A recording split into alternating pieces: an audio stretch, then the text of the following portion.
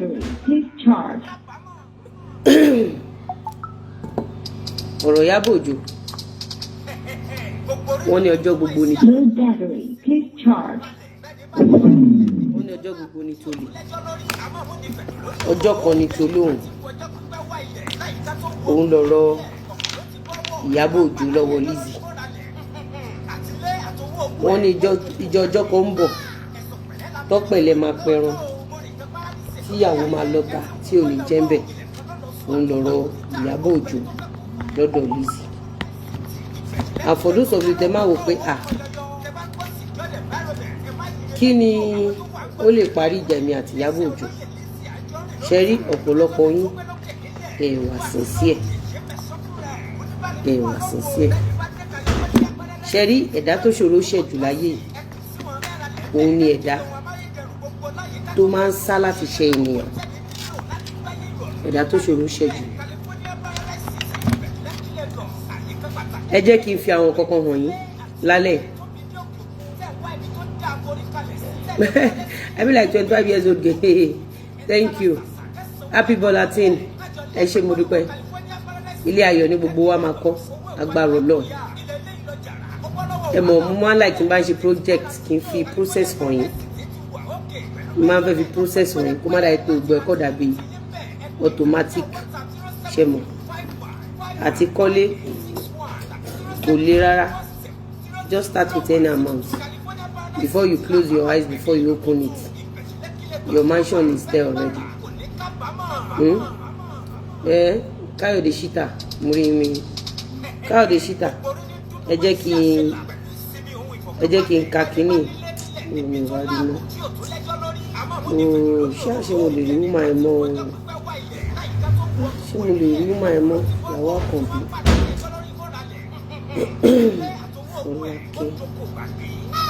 Fọlákẹ́ Akínwímọ́ kí ni máa bí òun rí? Fọlákẹ́ Fìkìjì. Okay, I think here. I think she should be this. Okay. Look at this beautiful woman. Right up here, that no. If I can right up here for me. If I can right up, I can read right up here. Okay. Let me read the write-up for you. She said now that Iyabo Ojo have backed off and told her fans to do same as well, I wish and hope that the peace will reign soon. I pray Lizzy can find a place in her heart to forgive and let go of what has happened in the past. I took my time as an analyst. I took my time as an analyst to go back and find out what must have gone wrong in the past. It was terrible past. Just immediately after Lizzy and Johnny got married, to avoid being called husband snatcher, she decided to bring all her husband family, both former wives including Fola, together as one big family, to live together in peace and harmony. Yes, it is possible to live together as one big family. Alhaji Lateef can do it, and that was why he told Fola in one of his voice notes that Fola should calm down and stay where he put her. He even mentioned that she keep her pussy for him and also should not involve any blogger in her family matters. I have the belief that, assuming Fola listened to Alhaji then, it is 80% possible for that by now Lizzy and Fola will live together as one co-wives. But Fola allowed herself to be manipulated by bloggers. Alhaji Lateef knew that Lizzy is a woman with a large heart. He knew she is accommodating. Lizzy is someone who had known for years, and that is the more reason. Alright?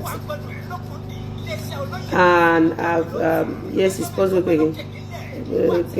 Even mentioned that she keeps I have the belief that, assuming Fola listened to Alhaji then, it is 80% possible that by now Lizzy and Fola will live together as a co-wives. But Fola allowed herself to be manipulated by bloggers. Alhaji Lateef knew that Lizzy is a woman with a large heart. He knew she is accommodating. Lizzy is someone he had known for years, and that is the more reason he went back to her and married her, at least. Looking at Alhaji 5 years throwback picture, any sensible human being will understand that the difference is clear. That shows he is being taken care of by his wife, Alhaja Lizzy. Like I wrote sometimes last year, I am not Lizzy's fan, neither am one of our warriors. What draws me, oh God, sorry, this thing is okay. What draws my attention to her is the way so many people are dragging her. The team up was massive. It was that bad in 2024 that almost everybody on social media hates her due to bloggers' manipulations, even in the film industry. Her colleagues were afraid to associate with her so that this lover blog won't block them. It was that bad then. If Lizzie could survive 2024 dragging, believe me sincerely, she can survive anything. When Iyabo made a video that she dares Lizzie to mention her name with black bonnet on her head, everybody was so curious and even afraid. Someone like me was like, please Lizzie, don't mention her name, so ẹ̀wọ̀n ni straight. I was even thinking that ayé máa parẹ́ until early last year that Lizzie mentioned her name and nothing happened. Even Lizzie started adding some words and still nothing happened. I thought by now Lizzie would have been behind bars, not knowing that Iyabo was just making a content. How I wish Lizzie should overlook some people, answering some people, dragging her doesn't even worth it. When we check the lives of most people dragging her, we would understand that they are low life. And when ilele people on norms, there is no place they and Lizzie can meet. Lizzie is a successful businesswoman who chooses to be under a man. She has tasted single motherhood and understand that no matter how successful a woman is, tí ó bá ti ní adé orí na wash, and expected our youth to emulate her. And I expected our youth to emulate her. Though I am not in support of Lizzie cursing on live show. Ìyá mi mo ṣẹ̀ṣẹ̀ bẹ̀rẹ̀ èpè yẹn ni o. Èpè yẹn gangan ló ń fọ́ wọn back. Ẹ mọ̀ wípé wọ́n ní ẹjọ́ là ń bògòrò ká tó sà. Ṣé mọ̀ kó take Iyabo Ojo ní over 20 years láti achieve aburú tó ṣe fọ́ta mi. Because mo overlook ẹ̀. Ṣé mọ̀ kẹ́mi náà tó máa sọ just like ìgbà tó ṣe dárúkọ mi. Tó bá yẹ pé ìjọ́ tó ti sọ pé dárúkọ mi mo ti wọ̀n yẹ́ ẹ̀ lè pè. Ṣó ti yẹyin ó ṣeéṣe kó má grow wings. But ìgbà tó ṣe dárúkọ mi gbogbo àwọn ọmọ tó wà lórí TikTok yẹn àwọn ọmọ ẹ̀ rò pé bóyá Iyabo Ojo jẹ́ nǹkan kan wọn mọ̀ pé ẹni lẹ́lẹ̀ ni nínú ayé. So bọ́n torí pé mi ìdárúkọ ẹ̀ people thought she was something. So èpè yẹn àdàbí làwa ṣe mi ò ṣe pé I only do àdàbí. That is what she wrote. She wrote 2024. So àwa kan la mọ̀ pé 2019, 2017. But so far so good. She's been fair with her write-up. Then she said, and I replied the person that any day I come for her business or her husband or Lizzie herself or team up or collect money to bully her, then she can go ahead and curse. Ẹni tí ò jẹ gbì kò lè kú gbì mí ní white ìyá mi. What I advise is for people to leave this couple alone. Let people leave Lizzie family alone. We shouldn't be intimidated by her success. Ẹ jẹ́ kí àwa náà múra sí ọ̀rọ̀ ara wa. Ojú ọ̀run tó yẹ fò láì farakanra. Dragging her doesn't have any effect on her. 2024 is the most dragged year of her life. Same year she opened 3 shops in different locations in Nigeria, and draggers is under umbrella in one selling recharge card. Most of these draggers has nothing to show for it. For Lizzie to be that bold and vibrant, we should all know that her backup is strong. She's fearless.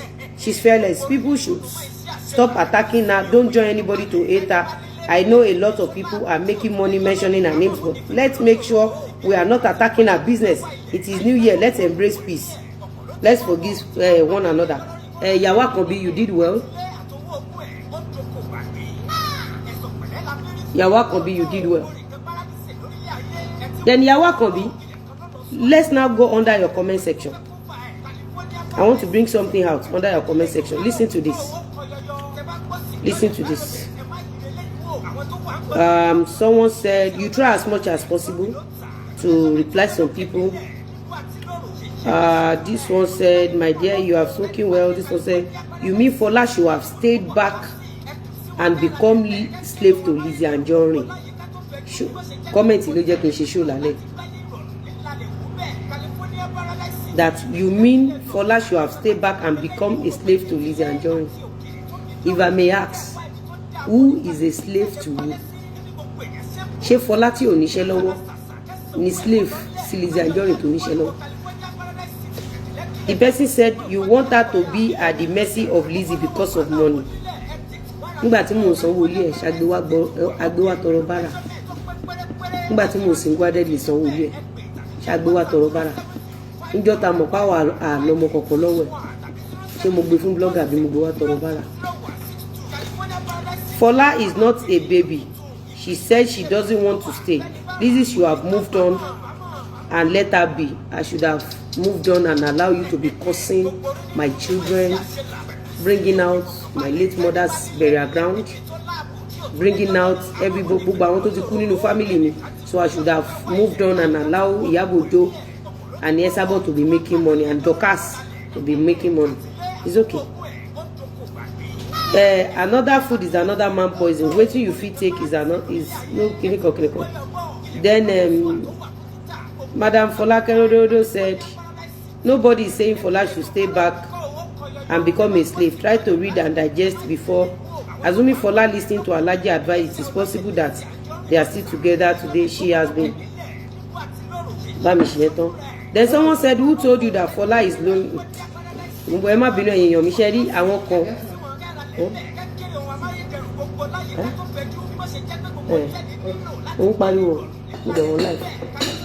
So àwọn kan ni mo fẹ́ ṣẹ́rí ìdí tí mo ṣe fẹ́ kakini síta ni pé ṣẹ́rí tó bá ń bá Iyabo Ojo rìn ṣé mo wí pé tó ń todí kí o kàgbá kò rí láyé ẹ̀ ohun ti gbà tí Iyabo Ojo fẹ́ mú lọ́rẹ́ àpàpàǹdodo ẹ jẹ́ ká pè ní baby. She was doing well. Her marriage was going smoothly.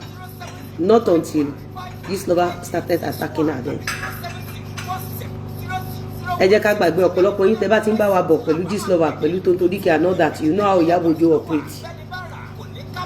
Ṣó ti yín ẹ má yẹ kí n lọ bẹ̀rẹ̀ ẹ jẹ́ kí n lọ síbi tí mò ń lọ gbọ̀ngàn. Eléyìí ni someone be able to feed her children doesn't mean she doesn't do well. Someone cannot stand alone. Any which be you run away under authority. Ilé ìkọ́ni mọ̀ ó ní kọ́tí mo boy you can't even type a pro. Ilé ni ìyá wa ẹ kú kó lè dá. Is that reason why if anyone dies now Iyabo Ojo ló pa gbogbo èèyàn? Can someone make a summary of this write-up? In as much as I like this your write-up, you seem to think to one side. When you say you are reconciling people, you don't take sides so that people will not see you in a bad bias in this, and some of your replies is all speaks for him. How on earth will you say she will not stop one thing or other until certain people do this or Lizzy did not end or let us be sincere and call spade is spade. All of them must have made mistake. Ilé ìkọ́ni mo wá ó ní comment yẹn ló jẹ́ kí n ṣe show. I have promised myself not to comment with any video of Lizzy, but due to this write-up I will have to say something. Lizzy is not mature enough. Kò sí wàhálà ẹnu ẹ̀nìwọ́ náà wà yẹn ẹni tó sanwó ilé ẹ̀ ẹni tó ràn lọ́wọ́ wọ́n á gbé jáde láti fi ṣe sàárè ọmọ tiẹ̀ náà. Èmi ò ní mo mature mo ṣáà rí pé mo mature níwájú Ọlọ́run. You can see how my success is speaking for me. That is definition of ènìyàn wojú Ọlọ́run wọkàn. My life right now is definition of ènìyàn wojú Ọlọ́run wọkàn. Ṣé rí ẹ̀yin kan tẹ́ máa ń tọrọ bárà tẹ́ bá comment tá bá rí èèyàn tó wà well reasonable ó yẹ kó máa click lórí profile yín kó tó tẹ̀lé yín. So comment yìí kọ́ ni mo fẹ́ ni mo need. Ó ní particular comment kan tí mo wá o lè do matter no go comot for people mouth ìyẹn ò kàn mí. There is nothing concern me than cause that cause is ẹ ṣẹ̀ṣẹ̀ bẹ̀rẹ̀ cause lórí àwọn ọmọ yín. Ẹ ṣẹ̀ṣẹ̀ bẹ̀rẹ̀ pé ẹ ṣẹ̀ṣẹ̀ bẹ̀rẹ̀ sí ní gbèpè lórí àwọn ọmọ yín. Ó ní particular one tí mò ń wá kọ́lọ́n jẹ́ kí n rí ẹ bá mi dúpẹ́ tí Iyabo Ojo tí ò rí Alhaji pa sí ọ̀tá mi lọ́rùn. Ẹ bá mi dúpẹ́ ẹ bá mi dúpẹ́ tí Iyabo Ojo ò rí Alhaji pa sí mi ní ọrùn. Ẹ bá mi dúpẹ́. Má sọ nǹkan fún ìbò ẹ jẹ́ kí n wá comment tí mo wá comment kan standing ovation. Iyabo doesn't have energy to fight and drag anymore cause she ó ní particular comment kan tí mo wá ẹni yẹn sọ níbẹ̀ wípé Iyabo Ojo ló kọ comment yẹn. Ó ní please leave them, don't try to explain to console anybody again. Ó ní I appreciate your right up, but she should stop all this cause. Alẹ́ ṣẹ̀ṣẹ̀ bẹ̀rẹ̀ èpè. Ṣé bó bímọ títí ẹ? Ṣé bí ìgbà kan gbé èpè ìyá Destiny Child jáde, ẹ̀yin lẹ ń pariwo. Ẹ ṣẹ̀ṣẹ̀ bẹ̀rẹ̀ èpè. Ẹ ṣẹ̀ṣẹ̀ tọmọ yín tìran yín. Èmi sọ fún yín pé màá lò yín. Ẹ ṣẹ̀ṣẹ̀ bẹ̀rẹ̀ èpè. Gbogbo yìí tẹ́sábọ̀dù ń ṣe yẹn. Iyabo lọ get ready, mò ń bọ̀ wá ṣe dá padà fún àtàwọn ọmọ ẹ àti gbogbo yín tẹjọ tí mọ̀. Èyí tí ò bá lọ́wọ́ bẹ̀ nínú yín ẹ free. Àmọ́ èyí tó bá ti lọ́wọ́ ń bẹ̀ nínú yín ti yín ta. From your words, you said Lizzy want to keep all the wives under the same room. Abikilo win here. If that is the case, it is the Fola that left or refused abiding or it's not by force. Kiniko. Èyí tí mò ń wá Iyabo Ojo ló wá kọ. Iyabo Ojo ló wá kọ. Ẹni kí ló sọ? Ó ń try láti validate. Ó ní Lizzy Anjorin lọ ti Fola mọ́lé. I want to show you that comment and I will make sure I find that comment. And Iyabo until yes, my queen. Boo boo, come. Mo wá ń bí mo ṣe show. Kí ló ṣẹlẹ̀ sí boo boo?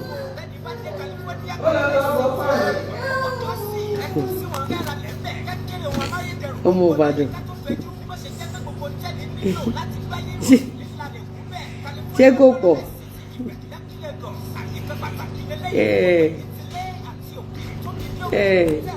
Ṣé kò pọ̀? Let me see.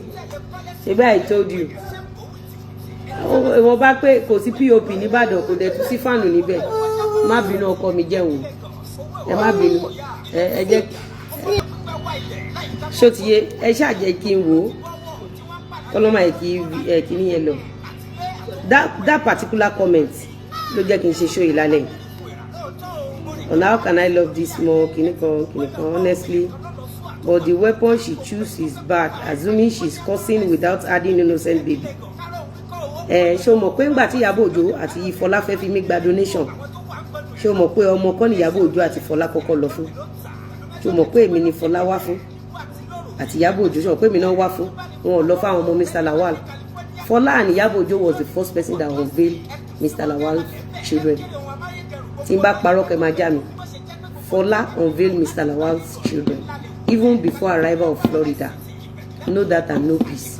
Ṣé lórí social media yìí ọ̀pọ̀lọpọ̀ yín bẹ̀lẹ̀ tí máa gbé èpè lórí yín àti lórí ọmọ yín. Ṣé rí orí social media yìí mo dúpẹ́ lọ́dọ̀ Ọlọ́run wípé mi ò bá wọn tẹ̀lé irọ́, mi ì dẹ̀ bá wọn tẹ̀lé èèyàn lọ ṣe orí aláìṣẹ̀. That alone ó máa ń fún mi ní confidence, ó máa ń jẹ́ kí inú mi dùn pé èèyàn kọ́kọ́ ṣe èpè fún ọmọ tí wọ́n ṣẹ́ baríbakú èpè. Ọjọ́ kejì wedding mi ní Fola ti gbé gbogbo fọ́tò àwọn ọmọ Mr. Lawal síta kí Florida tó dé rárá. Èpè yẹn pọ̀ tó bẹ́ẹ̀ gẹ́, wọ́n tún máa ń tag Mr. Lawal ní comment section pé ṣó o rí pé wọ́n ṣépè fáwọn ọmọ ẹni, ṣó o rí pé wọ́n ṣépè fáwọn ọmọ ẹni. Gbogbo bí Florida ṣe wà nínú oyún lọ́kàsí gan confam ẹ̀. A ní pé ibi láti máa fi èpè àti ègún yí ìṣẹ̀dá àwọn ọmọ yẹn padà. Yàsín mi ní purọ́ fún yín. Ṣé o mọ̀ pé ẹni tí Ọlọ́run gbàdúrà ẹ̀ jù lẹ́ni tó ń sọ òtítọ́?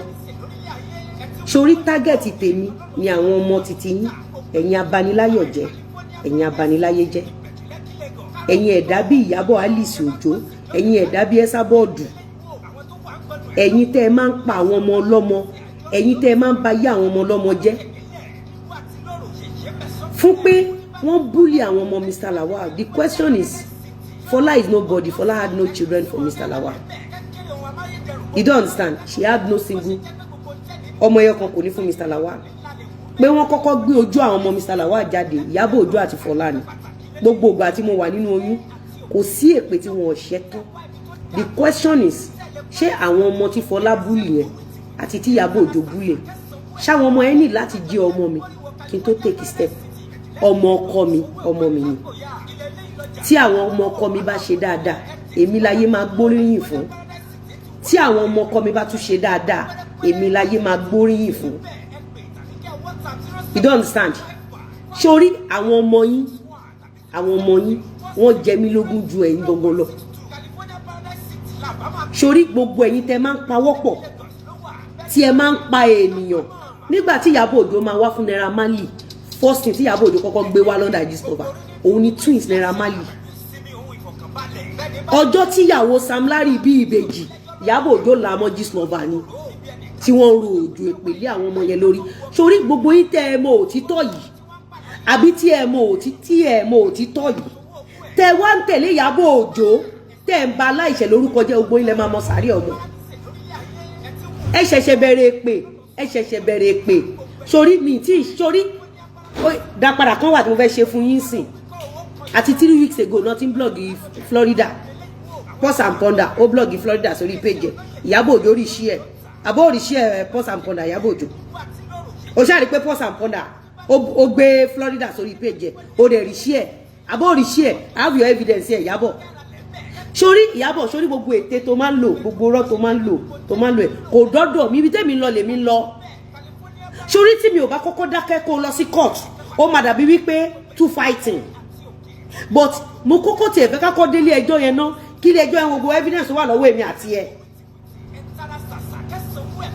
sotie àwọn ọmọ yín ní tágẹ́ẹ̀tì mi fún ìdápadà ń tẹ́ ṣe fún àwọn ọmọ mi. Iyabo Ojo has been reposting for Pause and Ponder and Pause and Ponder ẹ lọ mú bí tí mo ti lo picture ọmọ Pause and Ponder wa ẹ lọ mú bí tí mo ti lo picture àwọn ọmọ Iyabo Ojo wa you always react to my own reaction bẹ́ẹ̀ ṣe máa ṣubú tó bẹ́ẹ̀ ṣe máa mọ sàárì ọmọ yín tó òun ni reaction yín bẹ́ẹ̀ ṣe máa mọ sàárì ọmọ tó ṣó mọ̀ pé mo máa sọ nǹkan fún yín pé Bíbélì máa sọ wípé wádìí ohun gbogbo dájúdájú kó di èyí tó ń ṣòdodo mú sọ pé Bible sọ bẹ́ẹ̀ sórí Bíbélì jẹ́ kí n sọ nǹkan fún ẹ ṣó bí mo ṣe wà yìí ọmọ àgbà ni mi mo jáde gan mo rìn gan nínú ayé mo rìn gan mo jáde ojú mi wò kò sí ibi tí wọ́n rìn dénú ayé tí mi ò bá wọn rìn débẹ̀ mo lè sọ fún ẹ wípé tó bá ń ṣàdúrà fún ẹ tó bá débi tó fẹ́ gbé òótọ́ lé ẹ lọ́wọ́ kó tó kọ́ máa bè lọ́wọ́ ẹni pé ṣó jẹ̀bi àwọn ẹni tó bá rí àwọn babaláwo gidi tó fẹ́ ṣe oògùn fún ẹ wọ́n á kọ́kọ́ béèrè lọ́wọ́ Ifá pé oògùn tá fẹ́ ṣe yìí ṣé ká ṣe tí Ifá bá ti sọ fún wọn wípé ẹ má ṣe ẹni ló jẹ̀bi wọ́n máa sanwó wọn wọ́n ní kó mọ wọn domi síta wọ́n ní kó máa lọ wọ́n kò gbowó lọ́wọ́ wọ́n ní kó máa lọ kò sí nǹkan tó kó ogun jà ẹ́ kò sí nǹkan tó kó èpè jà ẹ́ kò sí àwọn ọmọ tó bí wọ́n máa ru òkú wọn wálé fún ẹni lẹ́yọ kọ̀ọ̀kan tó bá ti ń tẹ̀lé Iyabo Ojo torí pé kò sí èèyàn tó pa èèyàn tó Iyabo Ojo tẹ̀ ń wò yẹn Iyabo Ojo ló pa èèyàn jù ṣé ní àwọn Boko Haram Sambisa forest yẹn wọ́n kọ́ṣẹ́ lọ́wọ́ Iyabo ni ẹ bú mi tí mo ti post ọmọ Iyabo wá Pause and Ponder ó ń post Florida Iyabo Ojo dẹ̀ rí iṣẹ́ ẹ wá ń kọ́ ti ìyí tí mo sì ń fẹnu sọ ẹ farabalẹ̀ mo máa gbé fọ́tò gbogbo yín báyìí àtọmọ yín máa gbé síta báyìí tí máa tó máa oh my goodness let me see the red bubble let me see the red bubble bring the red bubble let's see kò sí èèyàn tó pa èèyàn tó Iyabo àfi kí Ọlọ́run bá wa fi ikú ọmọ dá lóró Iyabo ó ní ọmọ kan tó ń pè ní ọmọ kan ní ẹni pé ìgbà tí ò ráwọn Akim let me see ọba kò sí POP nìbàdàn kò sí red bubble níbí nítorí Ọlọ́run ọba okay let me kiss it yeah stop thank you love you you don't understand nítorí pé mi ò tí ì ṣe dá padà ó ń dùn mọ́ wọn wọ́n blog ọmọ mi wọ́n blog ọmọ mi wọ́n blog tí n bá parọ́ ẹ ṣáà gbogbo yín ṣe rí ibi tí Pause and Ponder tó ti ń blog Florida bẹ́ẹ̀ rí ṣé gbogbo yín rí abẹ́ẹ̀ rí ibi tí Pause and Ponder tó ti ń blog Florida ẹ rí abẹ́ẹ̀ rí ẹ dẹ̀ rí pé Iyabo Ojo ṣe kí ni ó ń repost yẹ that is how Iyabo Ojo has been killing people so Iyabo mo máa ṣe dá padà mi tó máa gbóná ó mọ̀ pé kí n bá ti ní ṣe rí pé ìgbà tó ti lo ojú abẹ tó ti lo Akim ó tún bọ́ sí ọ̀dọ̀ ọmọ mo tún ráyọ̀ yẹn ọ̀dọ̀ mo tún ẹ rí pé Iyabo Ojo bẹ̀rẹ̀ sí ní pèsè ọ̀dọ̀ mo tún tó sórí ó ní bí Iyabo Ojo ṣe máa ń ṣe there are times ẹ máa rò pé Lizzy nìkan Iyabo Ojo máa ń face nígbà mi wà tí Iyabo Ojo bá rí pé page ẹ tí Iyabo Ojo bá rí pé ó níláárí ó máa wá sórí page ẹ á tiẹ̀ kó lọ kó á lọ kọlù ṣẹ̀dá tí ò ní gbẹ́bẹ̀ sórí gbogbo reaction mi ten cut yẹn àwọn tó súnmọ́ mi àwọn tó mọ̀ mí wọ́n mọ̀ wípé Lizzy Anjorin kò ní sí wèrè bí Iyabo Ojo ó ti yẹn now ibi tí mò ń lọ lélẹ̀ Iyabo lára àwọn nǹkan tó jẹ́ wípé kéèsì èmi àti ẹ fi máa long tó máa fi long gan jẹ́ n fi wọ̀n kọ́ lọ jẹ́ kí n rí kọ́mẹ̀ntì yẹn màá wá kọ́mẹ̀ntì yẹn careful you welcome as certificate ò lè fly certificate wèrè Iyabo ò lè fly and mind you Iyabo Ojo ní followers so me I'm telling you she does not have any single followers. It's all these atlatenuje people like her that they have time, jobless people that are following her. She do if you want to know celebrity that that command fan base, now their success you go take no. If I no get authentic fan base, I go reach where I did today. Mo bo se man quantify, boy man measure fan base. Mo boy man measure fan base. Ko man measure fan base based on àwọn tó wà jobless bí Iyabo tó ń ba cyber stalk àwọn èèyàn. Let me see. Yawa kan be. Let me see. Yawa kan be. Let me see that your right up again. Let me see. I'm looking for the comment. Mo fẹ́ fi comment yẹn hàn ẹ̀yin èèyàn. Mo fẹ́ fi comment kí n dẹ̀ explain fún yín. Ṣé ti yín ma explain fún yín. Ẹ ṣáà hold on bẹ́ẹ̀.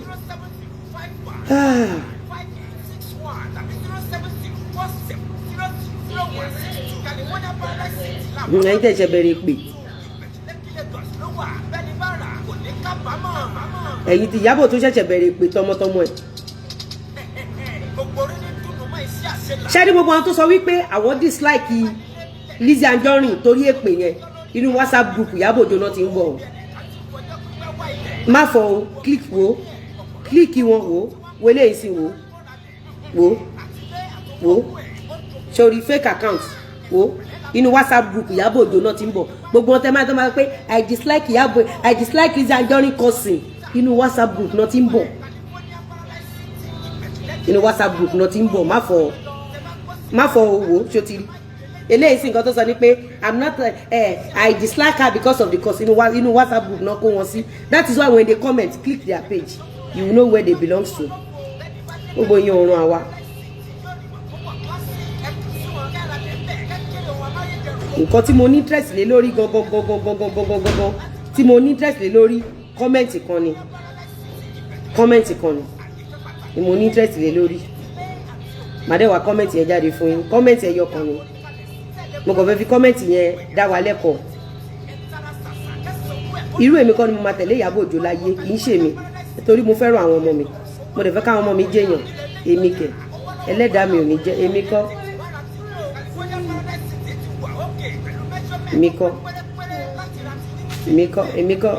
mo fẹ́ràn àwọn ọmọ mi ẹ mọ̀ pé mo àgbà ni mí mo dẹ̀ jáde dáadáa ẹsẹ̀ tèmi náà gùn. What do you want, mama? Ẹsẹ̀ tèmi náà gùn. So let me see. Where's the bobo? Where's the red bobo? Show me red bobo. Let me kiss the red bobo. Oh, oya go and meet Arike to put aboliki.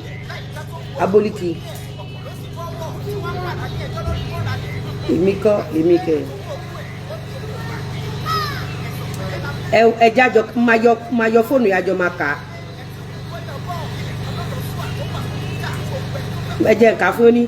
Lizzy is angry about what exactly? Even before Iyabo Ojo came into the picture, Lizzy had already gathered enemies when she did her wedding. Fola came out and said the man left her for Lizzy. To you. Arike, abolikida. Jọ nítorí Ọlọ́run. Amala sport we. Ere yembe fan base wo. Ẹ̀yin ò mọ̀ nǹkan tó ń pè ní fan base. Arike ò lè ṣe kíní fún mi orí pé mo busy. Bá mi fún ní aboliki. Ó wà gbé kó lọ gbé bá kí lórúkọ ẹ̀ wá fún alábòlíkì ẹgbọ́n tẹ́ni sóní.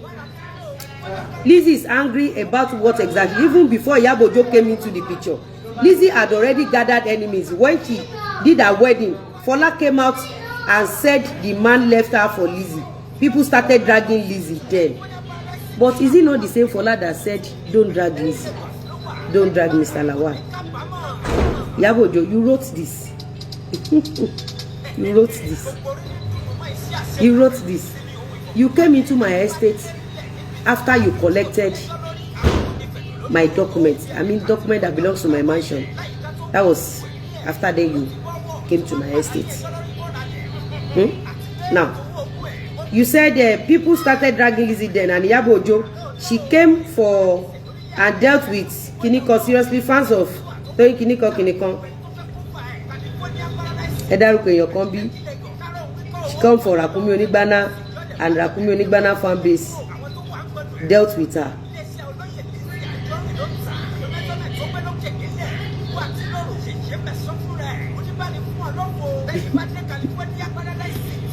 But 2019, how come the manager mi tí mo kó kọ́kọ́rọ́ mansion mi fún?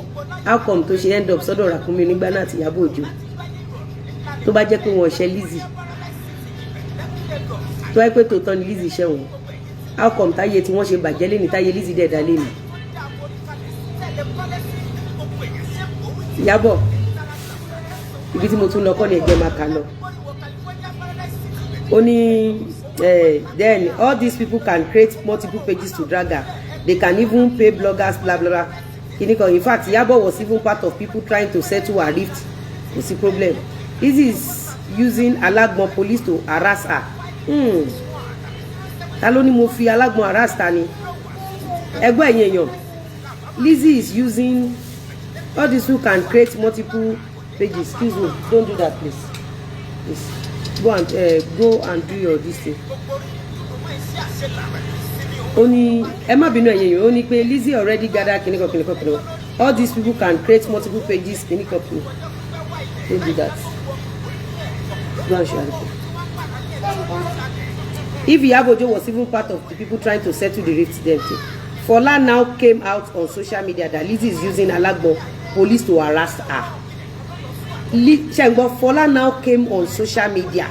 Fola now came out on social media that Lizzy Anjorin is using Alagbon police to harass her.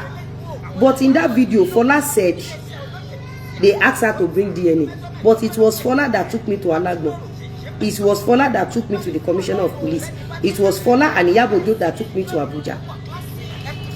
Ìtorí ẹ̀ mo sọ pé Sherry Iyabo ló kọ kíní láti validate her. Do you know what Iyabo did?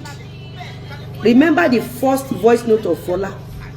Fola cautioned Iyabo and a killer blackmailers that do not drag Lizzy Anjorin. Sherry be me ṣe wà yìí. Mo jẹ́ dàpọ̀ tí Ọlọ́run fún ní ọgbọ́n ìmọ̀ àti òye. Ẹ rí pé tí n bá sọ̀rọ̀ máa sọ fún yín pé Fola ò ṣẹ̀ mí. Fola ò dẹ̀ lè sọ pé mo ṣẹ̀ òun.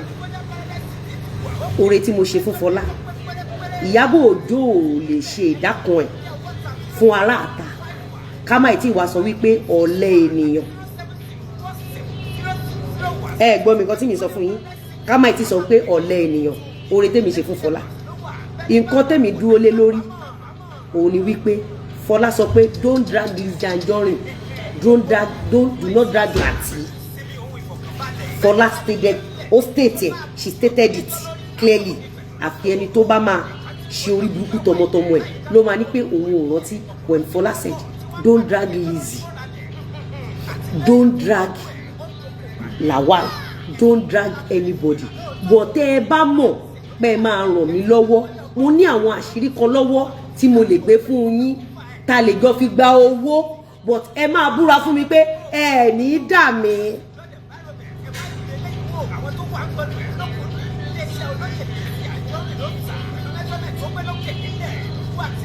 Sherry statement tí ọmọ yẹn sọ, that statement Sherry èmi torí pé mo fẹ́ jèrè ọmọ mi, èmi ò ní bá yín roll bẹ́ẹ̀ ṣe máa ń roll yẹn, ẹ̀yin tá ti gégùn fún pé ẹ̀yin jẹun ọmọ yín.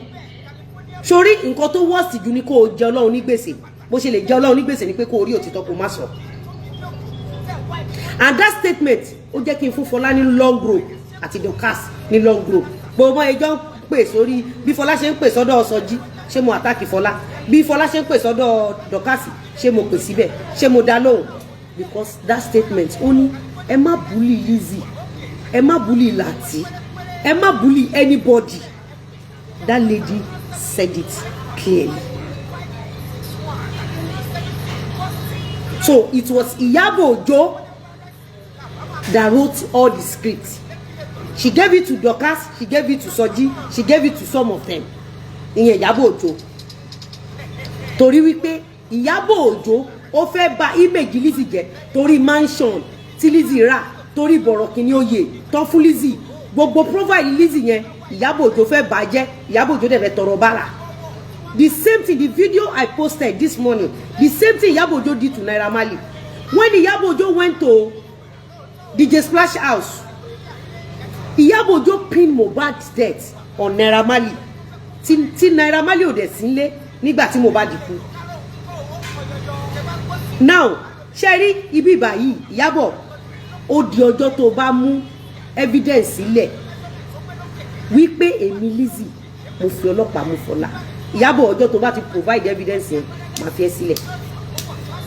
For those of you watching me, how many times mo ti challenge Iyabo Ojo fún statement yìí?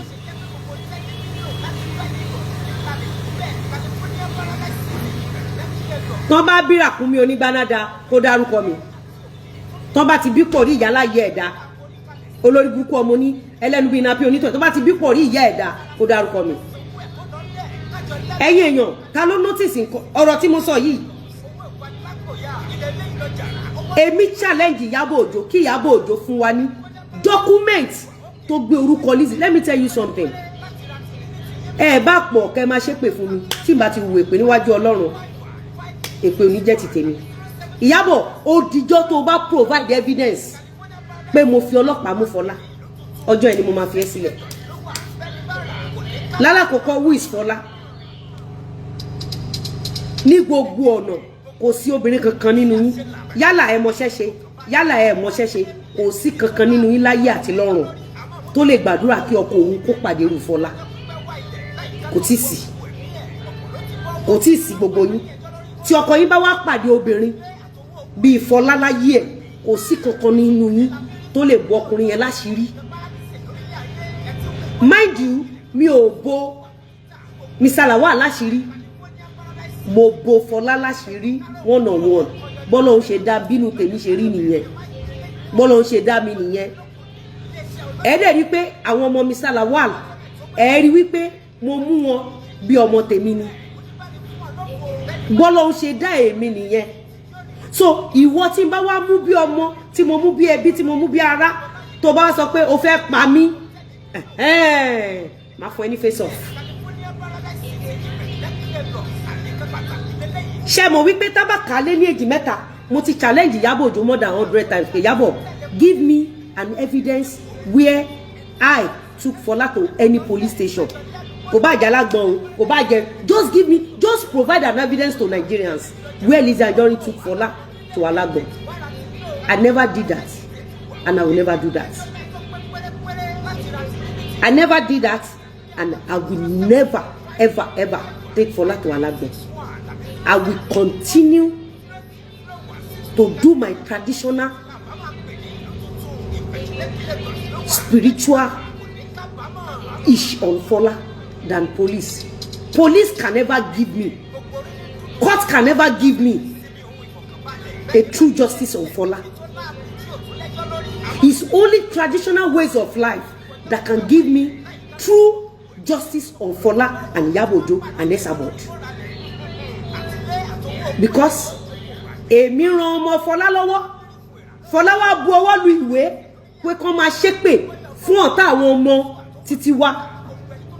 Mo sọ fún pé wọ́n ti ń ṣépè fún àwọn ọ̀tá ọmọ Mr. Lawal kí Florida tó dé rárá ni o.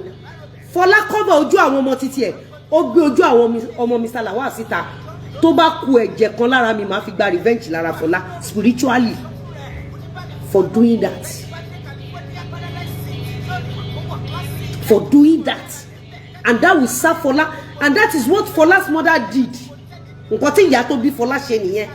nígbà tó kè ní kọ̀lá kí ìyá ẹ̀ jẹun ọmọ ìyá Fọlá rìn kúrò nílé ni o the same thing tí ìyá Fọlá ṣe fún obìnrin kan tó lọ fẹ́ ọkọ ẹ̀ ìyá Fọlá lé àwọn ọmọkùnrin yẹn pa gbogbo àwọn ẹ̀ sá kúrò nílé níjọ́ tí àwọn ìyàwó yẹn máa kúrò nílé wọ́n sọ fún ìyá tó bí Fọláṣadé Sàríyì wípé wọ́n sọ fún Kíkẹ́ lọ́mọ wípé tó bá kè ní kọ̀lá kó jẹun ọmọ wọn ò ní gbúrú ẹ̀ mọ́ láyé and it happens so I would rather deal with Fola and her cohort spiritually rather than police. Me, I don't believe that police or court can give justice.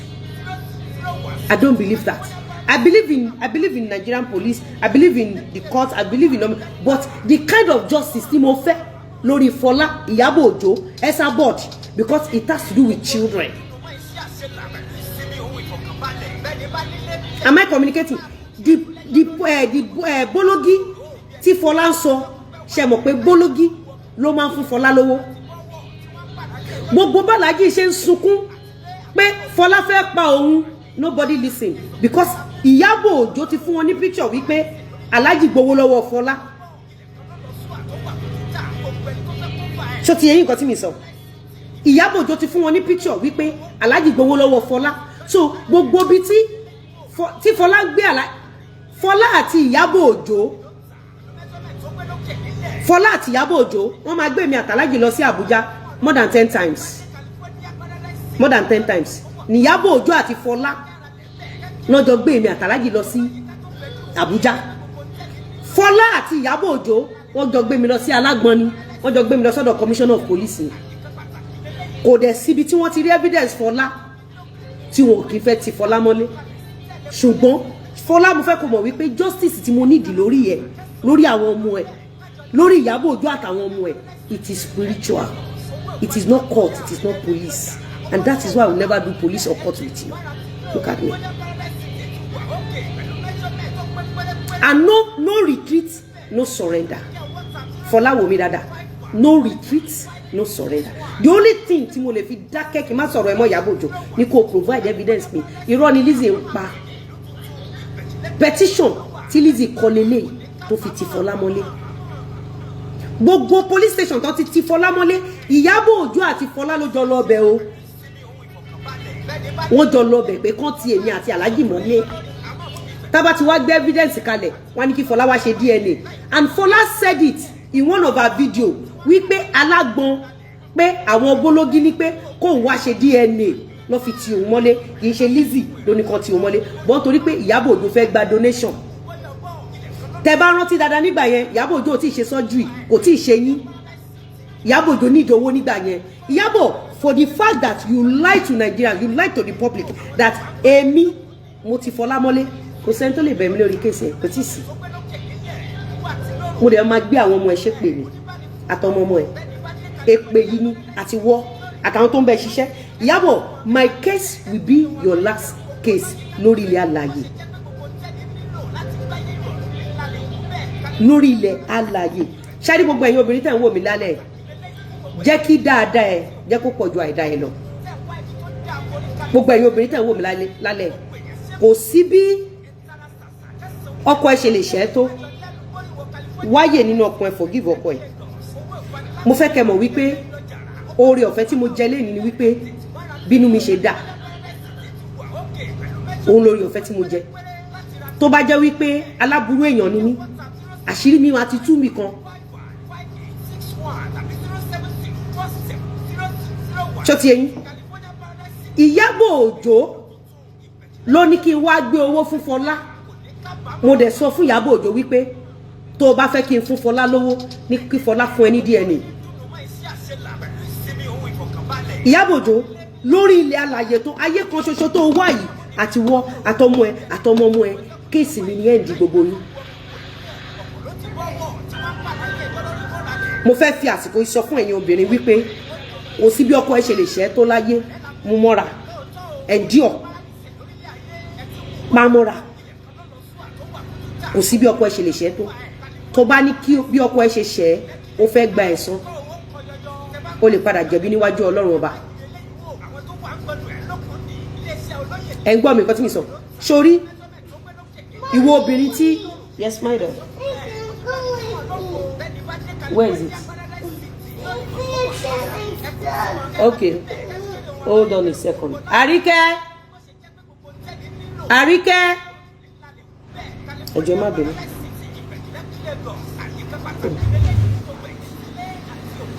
Ta ló wà ńbẹ̀ nínú yín? Ta ló wà ńbẹ̀?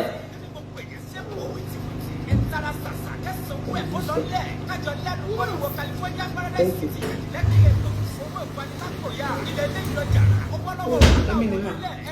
Ọba ni olóò stop sáàrin chair. Okay. Màlejò ńláńlá. Oya come ọba come. Wọ́n lò dá sí ẹ kó máa dá sí ẹ ní kíkẹ́. Ẹ má jẹ́ dáǹsì ní kíkẹ́ ẹ ṣàmù ṣé ó ṣe fàájì. Ṣé ń gbọ́ mi kan tí mi sọ fún yín? Sórí kò sí bí ọkọ ẹ ṣe lè ṣẹ́ tó láyé. Find a place in your heart. Forgive him. Ṣé ti yé? Find a place. Mi ò lè gbàgbé bí Iyabo Ojo àti Fola ṣe gbé mi lọ sọ́dọ̀ ọlọ́pàá. Ó mọ̀ pé a kì í ti kóòtù bọ̀ ká di ọ̀rẹ́. Iyabo kò sẹ́ni tó lè parí ìjà èmi àti ẹ láyé àti lọ́run.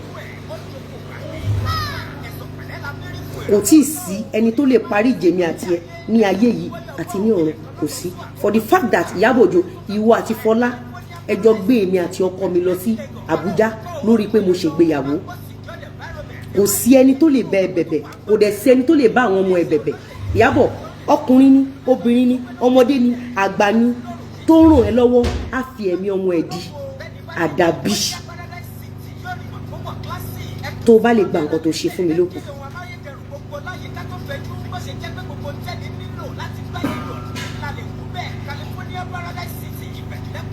Tẹ́ bá ń gbọ́ àwa ni bọ́ràn bá rí dá.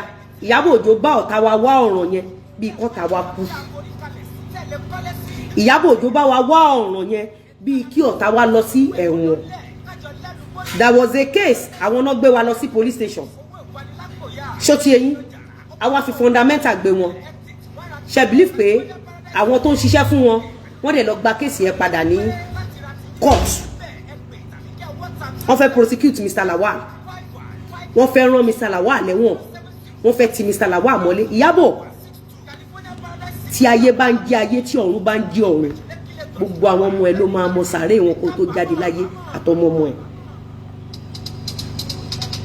Iyabo tó bá kú ẹ ní kọ̀ọ̀la kó jáde láyé wọ́n á gbé òkú àwọn ọmọ ẹ wá bá ẹ nílé àti àwọn ọmọ ọmọ ẹ.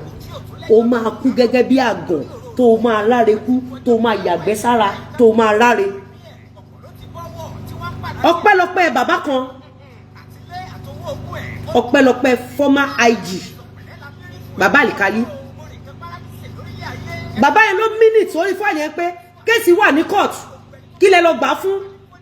Then they return the case to court. Tabakale ní èjì tí Iyabo Ojo attempt àti rán ọ̀tá Mr. Lawal lọ sí ẹ̀wọ̀n. Ṣẹ́rí gbogbo ṣó táwọn sọjá àti dọ̀kásì ṣe yẹn ni Iyabo Ojo gé.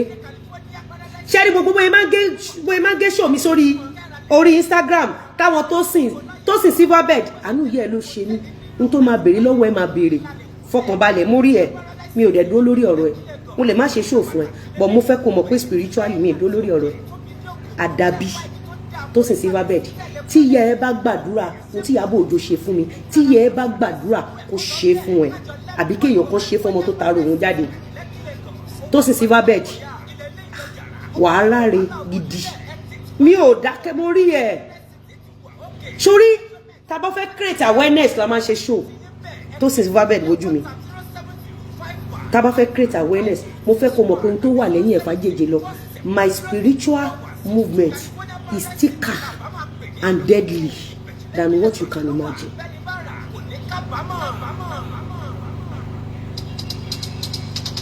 Pé kéèyàn attempt àti rányàn ní ẹ̀wọ̀n tí Iyabo Ojo ṣe fún Mr. Lawal for the fact that mo bí ọmọ fún Mr. Lawal Iyabo Ojo mi ní dáríjì ẹ mi ní láyé mi dẹ̀ ní dáríjì àwọn ọmọ ẹ mi ní dáríjì láyé ṣé bó rí wípé ṣó tó ṣe ní jarun ó pé bàbá ọmọ mi ní literate ó pé yẹ ní wèrè ó wá lóun ṣàdúrà fọmọ Iyabo báwo ló ṣe feel pé tí ọmọ yẹn bá dàgbà ó pé yẹ ní wèrè ó pé bàbá ẹ ní literate. That is how you operate. People don't know. But me, ibi ba ni mo ti mú ẹ.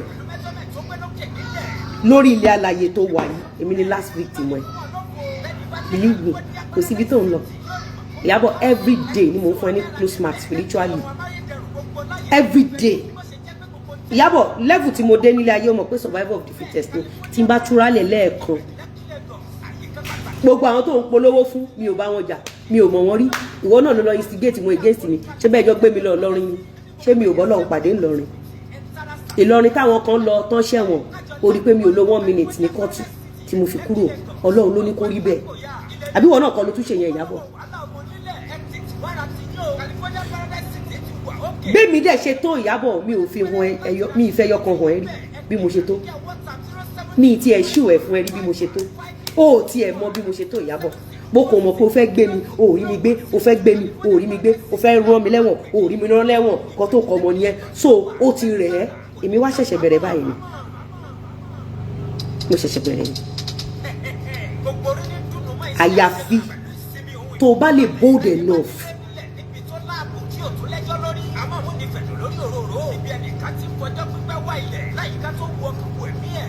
lórí burúkú lélẹ́lẹ́ ti ṣòfò ọmọ àyàfi tó bá lè mú evidence wá pé ibi ìbá ẹni Lizzy ló ti competition against Fola Iyabo tó bá ti mú jáde ó ti tán mi ní tí n bá tún ṣe show kan fún ẹ lẹ́yìn yẹn pè mí lọ́mọ àlè tí n bá tún ṣe èmi àti Alhaji gba oyè ní wọ́n fún wa ní oyè a fẹ́ ṣe party ní Oriental bí pé Iyabo Ojo lọ report wa sí zone 2 pé kó wá fọlọ́pàá gbé wa Iyabo Ojo ní pé àárọ̀ ọjọ́ party gangan ni kó wá gbé wa nínú hall party Iyabo Ojo sórí gbogbo ohun tí mo jẹ́ gbogbo ohun tí mo tó gbogbo ohun tèmi náà gbọ́kànlé gbogbo àwọn alágbẹ̀kẹ̀lé mi gbogbo sórí èmi ò tí ì lo agbára ẹyọ kan báyìí fún ẹ torí agbára tèmi mo fi ń kọ́lé ni mo fi ń ra mọ́tò mo fi ń ra gold mo fi ń ta gold mo fi ń taṣọ mo fi ń talé mo fi ń ta mọ́tò my power is not meant to send people to prison but Iyabo you wish you don't do it at all you wish máa gba ẹ̀san bàbá ọmọ mi lára ẹ̀ máa gba ẹ̀san bàbá ọmọ mi ní ara àwọn ọmọ ẹ̀ máa gba ẹ̀san àwọn ọmọ mi ní ara àwọn ọmọ ẹ̀ máa gbà tó máa pé máa jẹ́ kó mọ̀ pé ègún ni mí Iyabo read my lips máa jẹ́ kó mọ̀ pé ègún ni mí torí pé ọjọ́ tó ti ń dòdò kúdò ẹ̀ kiri mi ò fi ọjọ́ kan sọ pé àwọn àgbésùn ẹ̀ mo fẹ́ rán wọn lẹ́wọ̀n mi ò ń dá sọ̀rọ̀ lọ́rọ̀ Davina, I saw Davina video yesterday. That was fantastic. Davina said Lizzy Anjorin, she's a very coded woman. Pé òun ti máa ń wò ó tipẹ́tipẹ́. She doesn't talk to people, she doesn't roll with people, she doesn't have friends, and she travels a lot. She's still on her own. Iyabo, èmi gbogbo nǹkan tí Ọlọ́run bá fi fún mi. Iyabo, máa deal pẹ̀lú ẹ spiritually. Àwọn ọmọ ẹ wọ́n á gba ẹ̀san gbogbo tó ṣe fún àwọn ọmọ mi. Ó gbọ́ mi sórí gbogbo àwọn ọmọ ọkọ mi tẹ́ búlì tẹ́ gbójú wọn kí n tó bí Florida rárá ní Iyabo àti Fola ti ń búlì àwọn ọmọ Alhaji o kí n tó bí Florida rárá so a lot of you ẹ ti gbàgbé. Okay, she's trying to score points on what? Mommy. Let's make it. I will go too. Okay, love. Okay, score points pẹ̀lú ṣé mi àti ẹjọ́ lọ́rọ̀ ni àbí mi àti ẹjọ́ rẹ̀ èmi àti Iyabo Ojo kéré sí mi ní gbogbo ọ̀nà inú ramification pé èèyàn wálé ayé Iyabo Ojo kéré sí mi gan.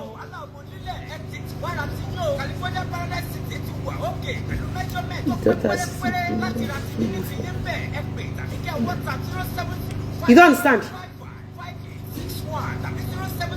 Gbogbo Iyabo Ojo kéré gan Iyabo Ojo ló pọ̀ jù nínú gbogbo Iyabo Ojo ló pọ̀ jù ní gbogbo film industry both English and Yoruba Iyabo Ojo ló tálíkà jù. I want you to know that. Iyabo Ojo no tálíkà jù but Iyabo Ojo that I will forgive you for what you made my husband. Ṣọmọ Iyabo ó wá jẹ́ kó dàbí wípé gbogbo àwọn ọkùnrin tó bá fẹ́ fẹ́ oní tíátà ìwọ ló máa ń fi ọ̀nà sàárè hàn wọ́n.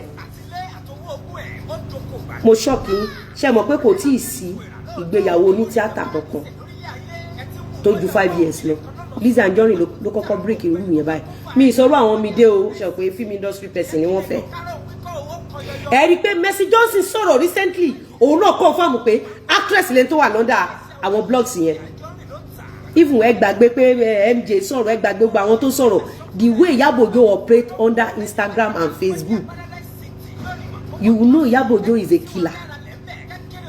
Okay, tí Iyabo Ojo tọ́wọ́ ẹ̀ bá mọ́ tí ò bá ń ṣàpàyàn kí ló ń fi gbogbo àwọn blogs yẹn ṣe blogs ni wọ́n wá ṣe láyé ìwọ ò lè bá wọn ṣiṣẹ́ kó jẹ́yàn o ò lè bá wọn kọ́lé o ò lè bá wọn rọ imagine Iyabo Ojo owning blogs than money when your mates are flaunting new mansions all you could flaunt on social media is blogs pẹ̀lú àwọn ọmọ tó kó sínú WhatsApp group àwọn ọmọ elébi tó kó sínú WhatsApp group àwọn ọmọ tí ò lè bẹ̀rẹ̀ àmàlà àwọn ọmọ tí ò lè wo fíìmù ẹ kó jẹ́yàn àwọn ọmọ tí ò lè sọ àkísọ̀rùn ẹ dáṣọ. Nigerians should ask Iyabo Ojo that why do you need blogs? What do you use blogs for? Blogs that you cannot use to promote yourself, is that blogs? Fan base you claim that you own that cannot promote your glory, is that one fan base? All of you following Iyabo Ojo, all of you supporting Iyabo Ojo to bring down innocent people. Relax. Afite bari lórí ilẹ̀. Tó bá ké ní kọlá ke jẹ wọn máa ru òkú ọmọ wa bá yín lé ni. Wọ́n máa ru òkú ọmọ yín wá bá yín nílé ni. Èmi ni mo mọ̀ bí tí Iyabo Ojo ti ṣe mí. It's not everything your mama saw. There are some things that you don't even discuss. You just keep fighting. Ẹ̀yin wo ni mo fẹ́ explain fún ẹ̀yin tẹ́ kí n gbàgbé nǹkan. Ẹ̀yin wo ni mo fẹ́ explain fún ẹ̀yin tó jẹ́ pé mo ṣẹ̀ṣẹ̀ rán yín létí lálẹ́ ni wípé Iyabo Ojo àti Fola wọ́n ti blog ọmọ Mr. Lawal kí Fola kí Florida gan tó dáyé. Ẹ̀yin tí mo ṣẹ̀ṣẹ̀ rán létí, a lot of you cannot even process it. Iyabo Ojo has been coming online lying to you that Lizzy Anjorin ó fọlọ́pàá mú Fola. Let Iyabo Ojo provide the evidence. At least ẹ fún mi ní nǹkan tá wá sọ against Iyabo Ojo bí tá mú evidence wá. Ẹ fún mi ní nǹkan ẹyọ kan tá sọ tí a mú evidence wá. Kí Iyabo Ojo jáde kó wá fàyè búra pé ńgbà tó ń wá sí court pẹ̀lú wa òun ò submit health document òun. Kó wá fàyè búra. Abi because they did not arrest me lọ́jọ́ party mi. Iyabo Ojo lọ blog àwọn ọlọ́pàá yẹn. Ó gbé phone number wọn sórí Gistlover. Ó gbé sórí orí amebo Gistlover. Torí pé àwọn ọlọ́pàá yẹn wọ́n arrest mi lọ́jọ́ party mi. Can I show you the evidence? Can I show you the evidence for you to know that I'm telling the truth? Can I show you the evidence?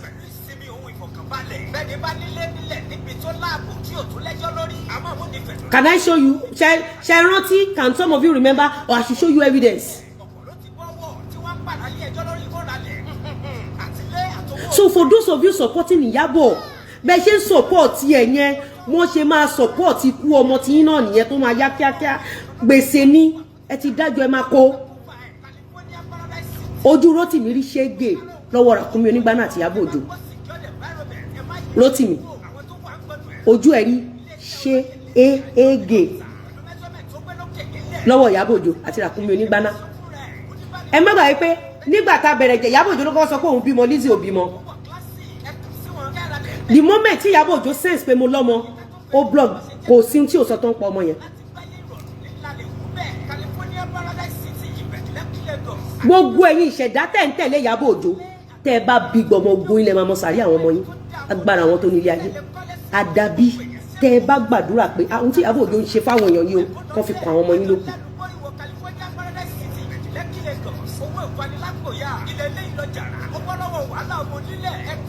Because Zone 2 police station torí wọ́n arrest mi lọ́jọ́ party, Iyabo Ojo posted their phone number, she posted my house address, she posted everything on Amebo and Gistlover, she posted everything.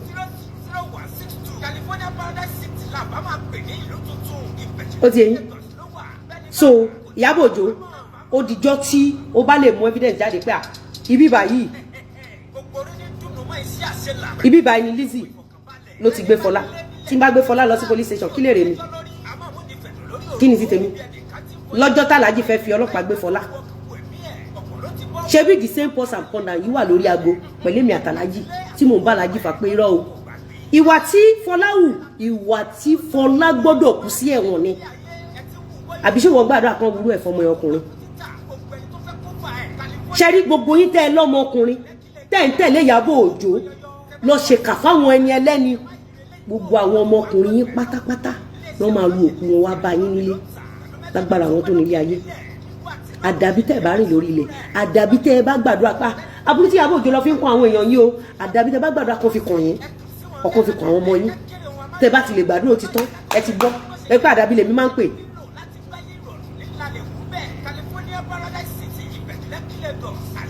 Even without her mental illness certificate, her behaviour most times is enough proof that she's not mentally stable. Iyabo, èmi fẹ́ mọ̀.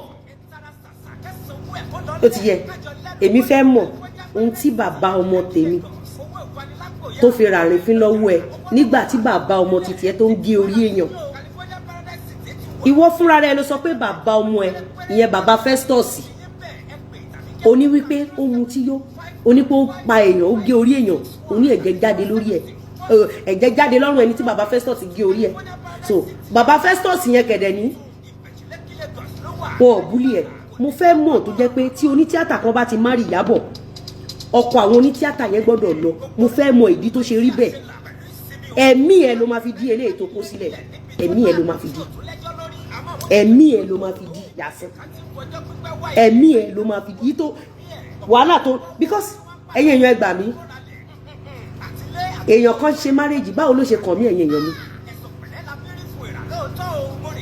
débi pé gbogbo àwọn ọkùnrin wá ń sá fún àwọn onítíátà wọn kì í fẹ́ wọn ọkùnrin wo ló fẹ́ kán búlì òun tí kan ní wọ́n bá jẹ̀jà wá rí ọkùnrin kan tó fẹ́ dúró báyìí tọkùnrin yẹn ò bá lọ Ìyábọ̀ Òjó ò ní sinmi o Ìyábọ̀ Òjó dẹ̀ máa gbé sójú tó máa gbẹ́ nìyẹn ṣépè ni tó máa ṣépè fẹ́ nìyẹn tọmọtọmọ ni ó máa rí ó dẹ̀ máa kọ́mẹ̀ntì kiri kò fi ń bò ó dijọ́ tí ọkọ ẹni yẹn bá lọ kí Ìyábọ̀ Òjó tó fi ẹni yẹn lọ́rùn sílẹ̀ o eléyìí tó o dá sílẹ̀ Ìyábọ̀ ẹ̀mí ẹ àtẹ̀mí àwọn ọmọ ẹ ló máa fi di ó ti pẹ́ tó ti ń ṣe Ìyábọ̀ Alice Òjó èmi ló máa fi ṣàṣemọ́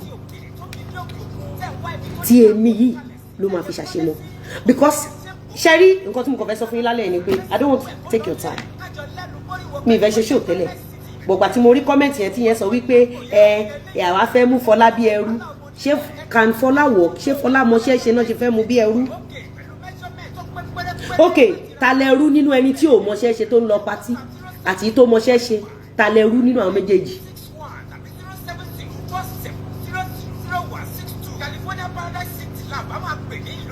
mo ń béèrè lọ́wọ́ yín ni mo ń béèrè ṣé ẹni tó ń ṣiṣẹ́ òun lẹ́rú àbí ẹni tí ò mọṣẹ́ ṣe lẹ́rú because ẹ ṣe máa sọ pé Fọlá ò fẹ́ ṣerú ta ni ṣé Fọlá ń fẹ́ Mr. Lawal mọ́ ni mo béèrè pé ṣé Fọlá ṣì ń fẹ́ Mr. Lawal ni kí ni Fọlá ní tó fẹ́ fi fẹ́ Mr. Lawal ṣé Mr. Lawal lọ́mọ lọ́wọ́ Fọlá ni ó yẹ kí Ìyábọ̀ Òjó ti ṣe mu wa kó fún wa ní birth certificate àwọn ọmọ Fọlá I have Fola's 4 children birth certificate here none of the 4 children bear Mr. Lawal's son name and I challenge Ìyábọ̀ ẹ bèèrè lọ́wọ́ woman kan woman ẹ wà lórí Facebook woman ẹni manager Fọlá tẹ́lẹ̀tẹ́lẹ̀ wọ́n ti jà nísìn wọ́n máa pe woman ẹni Princess Mopelola ẹ lọ bèèrè lọ́wọ́ Princess Mopelola wípé kó ro ọjọ́ àti sun ẹ̀ pé ọmọ mẹ́rẹ̀ẹ̀rin tó wà lọ́wọ́ Fọlá ṣé ìkọ̀kọ̀ jẹ́ sọ́ni Mr. Lawal ẹ lọ bèèrè from day one none of the children bear Mr. Lawal's name none of the children belongs to Mr. Lawal. So Iyabo Ojo just lied just to subject me, just to ridicule me, just to embarrass me.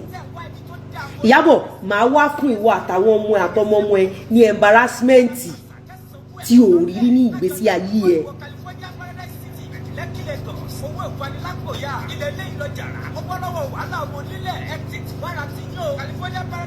Nígbà tí Fọlá lọ party, ṣé mo ní kó lọ pa, ṣé mo ní kó lọ nà. Ọjà tí Fọlá ń tà, èmi ló dùn mọ́ nínú jù. Ọjà tí Fọlá, èmi ló dùn mọ́ nínú jù. Sórí ọ̀tá ẹ tí ò bá ti more fún ẹ. Ìwọ náà gbàdúrà kó bẹ̀rẹ̀ iṣẹ́, kó mọ bó ṣe rí lára. Láti ìgbà tí Fọlá ti bẹ̀rẹ̀ iṣẹ́, àárí mú mi. Kí Fọlá tó bẹ̀rẹ̀ iṣẹ́ ńgbà tó wá fi ń gba bára. Àti ìgbà tó lọ ń bá wọn ṣe àgbàtà. Ìgbà wo la rí mú mi ju ẹ̀yin èèyàn. Ṣé bóun náà ń jọ á lóun copy Lizzy.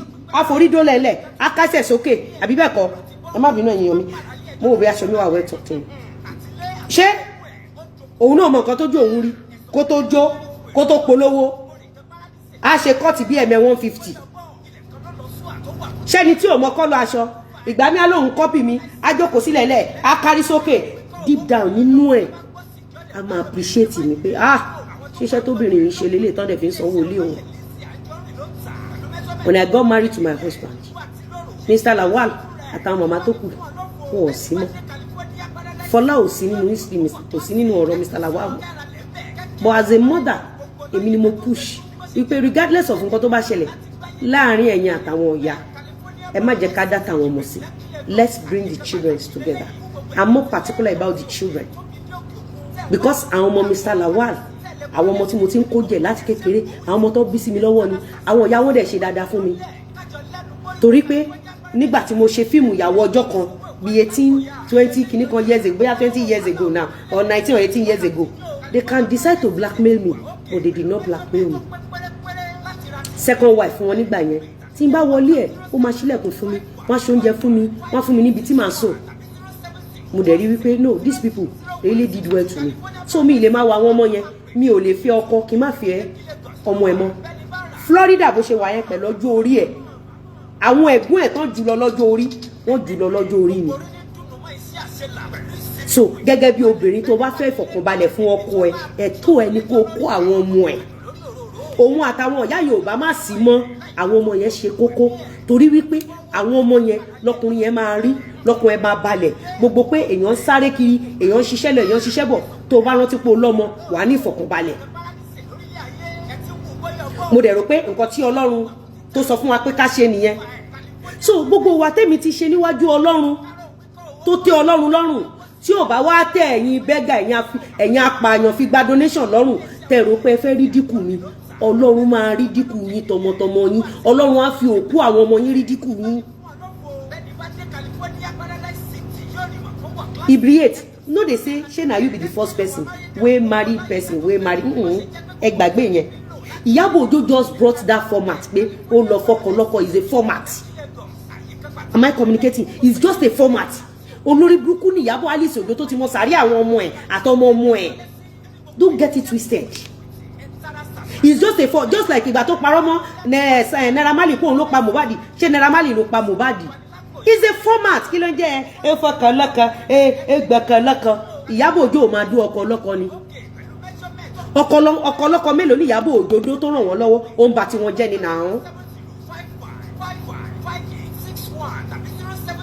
àwa ti conduct DNA secretly and none of the 4 children belong to us. And that was the reason nígbà tí Fola àti Iyabo gbé wa lọ sọ́dọ̀ ọlọ́pàá ṣótiyé Alhaji tẹ sọ pé okay let them conduct the DNA but tí Fola ṣe sá lọ nìyẹn Fola wá sá lọ wọ́n pè so ìgbà tó máa fi mú òun ló gbé wa lọ ìgbà tó máa fi mú wọ́n ní kó lọ kó ọmọ wa Iyabo Ojo bá jáde wípé èmi ni mo fọlọ́pàá mu Fola dẹ̀ sọ nínú fídíò ẹ̀ kan wípé wọ́n ń béèrè DNA go and rewatch Iyabo Ojo's video Fola said it the same thing Iyabo Ojo did with DJ Splash the same thing let me play I played a video today let me play it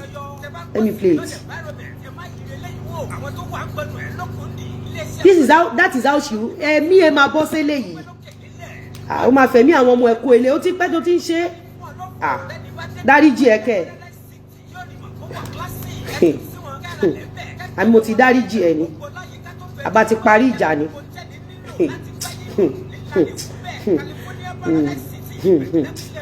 you guys mọ nǹkan tí Iyabo Ojo ṣe mọ ẹ̀yin kọ́ ló ṣẹlẹ̀ sí so gbogbo yín kò rí bíi fún ni ẹ má wọrí tí yín náà adé nǹkan tí mo sọ fún yín nìyẹn nǹkan tí mo sọ fún Jẹ̀ṣà nìyẹn nígbà tí Jẹ̀ṣà ní Lizzy ó bá ti má sọ̀rọ̀ tó bá jẹ́ mi ní mi ní sọ mo ní bàbá Jẹ̀ṣà wàláì tí yín náà adé dẹ̀ ní sọ̀rọ̀ dẹ̀ lo ẹ̀wọ̀n ní ràánú gbà bẹ̀ lọ́wọ́ Jẹ̀ṣà mi mo sọ ṣé tiẹ̀ náà dé lẹ́yìn ọdún méjì so gbogbo yín tẹ́ rí òótọ́ ọ̀rọ̀ tẹ́ ẹ̀ ṣe bí olórí bú tí yín náà adé ẹ̀fẹ̀ mi ọmọ yín di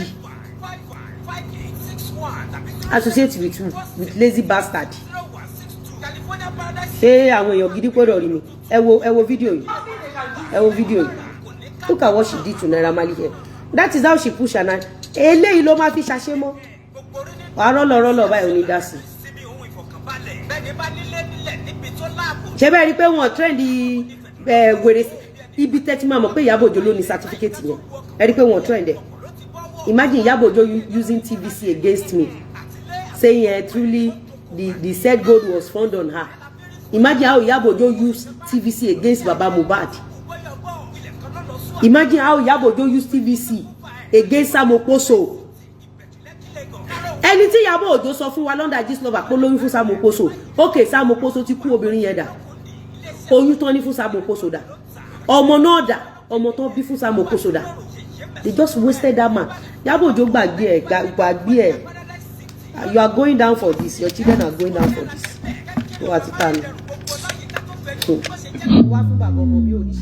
Welcome to WUF Music World. Bluetooth mode.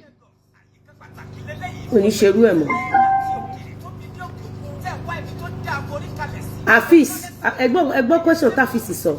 Afis ni, does that mean Iyabo Ojo never stop all these blackmailing characters? As at 5 days ago, or 6 days ago, or 7 days ago, Iyabo Ojo shared a post where they were cursing my enemy's children. You know Eleji Moto? Ṣebí Iyabo Ojo ń pè sórí page Moto. Ó ṣe jẹ́ pé nígbà tí Akimu tó ṣe bẹ̀rẹ̀ ground day fúnra ẹ̀ ni Iyabo Ojo pè síbẹ̀. You all don't know Iyabo Ojo. Mọ̀. Iyabo Ojo ma gbádùn mọ̀. And because a lot of you just come online, you judge me based on the video they are manipulating. And she purposely doing all those my videos. Akoti ibi tó wà sensitive so that ní rí pé òun pa àwọn èèyàn. But behold, she's a killer. She has wasted a lot of people's lives in your front. Lójú yín. Ẹ máa wo video yìí. You understand there is nothing that they can do to you. It is not possible. Yeah. The Bible says they shall die. It is not of me. But as long as it is not of him, it will scatter. And it has scattered. Who are they? Normally. Who is he? Is he God? No. He is not God. He cannot be bigger than God. It's not possible. And he that dwells in you is. This is a boy. Tony ya Tony Baba. This is a boy. To send the gift to Iyabo Ojo. Just because Iyabo Ojo wants to protect àwọn ó yẹ kí Nigerians dì mú fún òkú Mohbad. Just because Iyabo Ojo are protecting them. Tó náà jọ mọ̀ nípa tó ṣẹlẹ̀ sọmọ yẹn ni. Iyabo Ojo need to real Naira Marley. Naira Marley was not in Nigeria as at the day Mohbad died. Iyabo Ojo later said Mohbad died inside his house. So why is Iyabo Ojo now saying who is Naira Marley? Then ẹ jẹ́ kí n fi hàn yín. Ẹ wá wonder page tí Iyabo Ojo ti jáde. Ẹ wonder. It's not possible. And he that dwells in you is God. You understand? So you are his mommy. You are his. Kò sí wàhálà. Ẹ wá wonder page tí Iyabo Ojo ti jáde. Ẹ wo page tí Iyabo Ojo ti jáde. Kí lẹ rí? Kí lẹ tí Iyabo Ojo ṣe yìí? Gistlover. Ẹ wo pink. Ṣẹ́tìrí. Ẹ pé Iyabo Ojo ní liver gan. Ẹ rí pé Iyabo Ojo ní liver gan. Ṣé rí pé Iyabo Ojo ní liver. Àbọ̀ nǹkan ló pin ni. Iyabo Ojo àbí orí page Gistlover kan ló ti lọ live ìṣe gbogbo show yìí. Ó dẹ̀ bẹ̀ sí ní pin ikú yẹn mọ́ Naira Marley lọ́rùn. The same thing tó pin ọ̀rọ̀ wọn gbọ́ mọ́ mi lọ́rùn. Ibo mo ti gbọ́kọ́.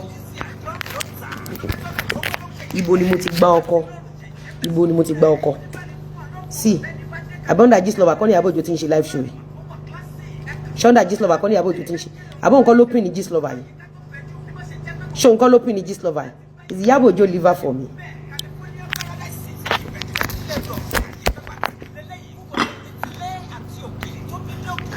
Òun kọ́ nìyẹn. Abọ́ndà Gistlover ló ti go live. Abọ́ndà Gistlover ni. Because ó mọ kú tó pa Mohbad, she need to pin it on Naira Marley. Go and listen to Yeyemesho's voice note tí mo máa ń play. Yeyemesho said, ẹ má bully Lizzy, ẹ má bully Lawal, ẹ má bully anybody. Àmọ́ òun ní àwọn àṣírí kan lọ́wọ́. Tẹ́ bá promise òun pé máa fún òun lówó, ẹ dẹ̀ protect òun. Òun á gbé àwọn àṣírí yẹn fún. Báwo ni Fola ṣe wá end up sílé Iyabo Ojo?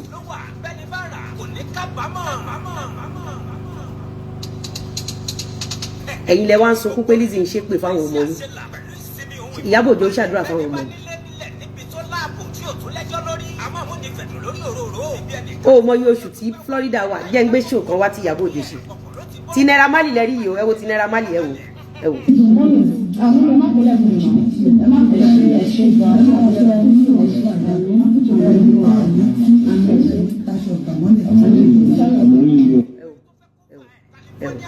There is nothing they can do to you.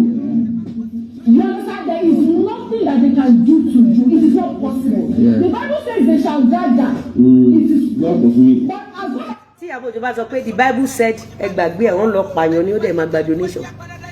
Tí Iyabo Ojo bá ti sọ pé the Bible said ó lọ pààyàn ní straight ẹ gbàgbé.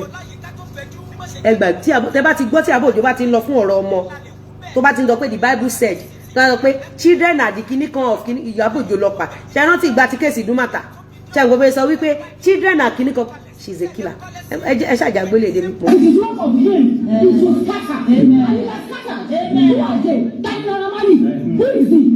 Is he God? No. He's not God. He cannot be bigger than God. Can he? It's not possible. And he has not. Na Naira Marley be your old man friend wey carry Mohbad go UK. Iyabo Ojo, na Naira Marley be that thing, that malfunction thing, that your man friend. Na him she, na Naira Marley be that thing wey carry Mohbad go London. Iyabo, if you know how much. Ṣé o mọ̀ pé Bíbélì ní wá òtítọ́ yóò sọ ẹ́ di òmìnira because I know the truth Iyabo. Because I know the truth. You see, sórí òtítọ́ yẹn, ó wá gbé mi wọ̀ bí agbára, ó ń gùn mí, ó mọ̀ kó mú òtítọ́ máa gùn ẹ́. So òtítọ́ ń gùn mí. Listen to this one again. Listen to this. Ẹ wá wo fídíò ilé náà. Come and listen to this video. Àbí mo ti fi ẹ́ sílẹ̀ ni.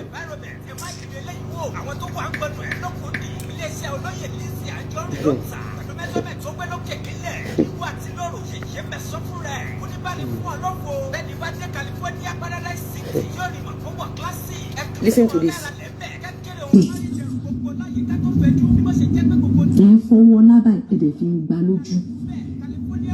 It doesn't make any sense.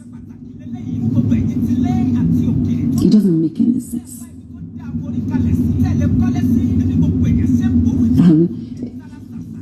I've never seen this kind of thing before. And I have seen though, but just this one is funny. It's funny. Ẹni tí ọkọ mi ò bímọ, ẹni tí kò bímọ kankan fọ́kọ mi. Ní Lizzy Anjorin fọwọ́ lágbá lójú. Nígbà tó dọ́dọ̀ Iyabo Ojo tó fẹ́ gba donation. Ẹni tí Lizzy Anjorin sanwó ilé ẹ̀. Nígbà tó dọ́dọ̀ Iyabo Ojo, Lizzy wá fọwọ́ lágbá lójú. Aló ò ní ṣerú ẹ̀ mọ́. Ó rò pé mò ń bẹ́ẹ̀ ṣeré ni. Ibi tí èmi àtẹ́jọ́ máa fọwọ́ dé. Ibi tí èmi àti Iyabo tájọ máa pò ó dé. Iyabo, ibi tí máa bẹ́ẹ̀ fà á dé.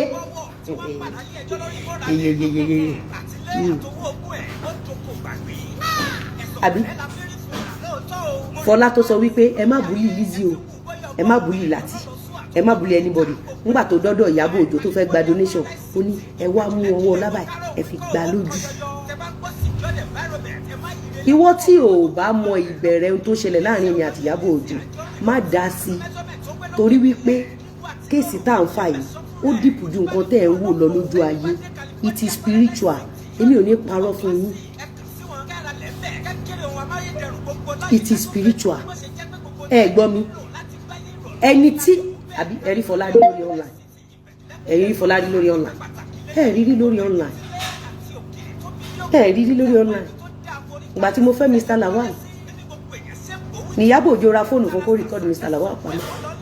Wọ́n dẹ̀ jọ parọ́. Mr. Lawal bá wọn gbalẹ̀, ó bá wọn talẹ̀. Mr. Lawal talẹ̀ sí bàbá ẹ̀ fún.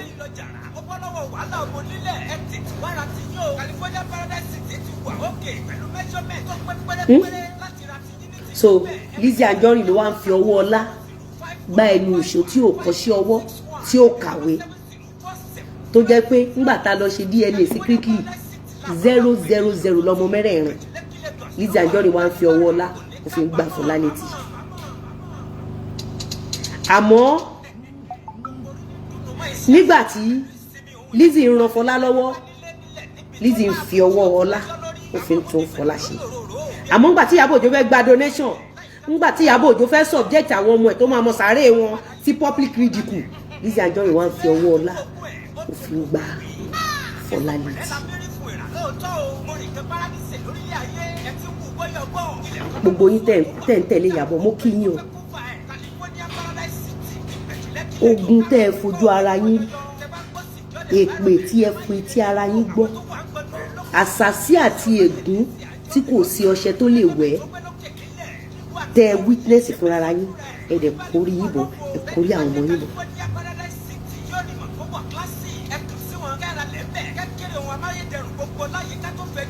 Láì ṣe Iyabo, láì rò Iyabo, the last time tí mo mọ̀ ni wípé mo sì kí fún òkú ìyá ẹ̀, mo dẹ̀ rántí, mo ná millions of naira, mo ná fún, mo rántí dáadáa, mo ná millions of naira. Sorry, pàtó lòun ṣe party, ohun tí Iyabo Ojo fi san mí lélẹ̀ yẹ̀yìn èèyàn mi. Ìjọ tán ti ń dó olórí burúkú Iyabo Ojo tó máa mọ sàárì àwọn ọmọ ẹ̀, tó máa mọ sàárì ọmọ ẹ̀, ìjọ tán ti ń do kiri tán ti ń fi voice ẹ̀ṣẹ̀ sín, mi ò ṣe báyìí fún Iyabo ẹ wò. Ṣe ilé lè tẹ́tí wá ń gbọ́ yìí, ilé ìkéré, ẹ jẹ́ kí n wo bóyá màá rí kan. Abalo àbábọ̀ ẹ wò. Where's the account? Oh, for account is free. Mo ti bí sí ma. Pin ẹ̀ now, pin ẹ̀ wá pin ẹ̀ so that ó máa wà ń bẹ̀. Àwọn ṣe náwó bá àwọn kí bá àwọn olóṣì tó àwọn olóore. Ẹ̀wílé ni mo fẹ́ fi wọ̀nyí. Ẹ̀wílé ni mo fẹ́ fi wọ̀nyí. Ẹ wò. There is nothing they can do to you. You understand? There is nothing that they can do to you. It is not possible. Yeah. The Bible says they shall gather. It is not of me. But as long as it is not of him, it will scatter. And it has scattered. Who are they? Who is he? Is he God? No. He is not God. He cannot be bigger than God. Few moments later. A few moments later. A few moments later. Mumbo. A few moments later. Are you ready to see the few moments? You will understand my point now. Who cares to see few moments later? Who cares to see few moments later? Who cares to do? Kilo fe? Yeah, look. Yeah, look. You want to see few moments later? You want to see few moments later?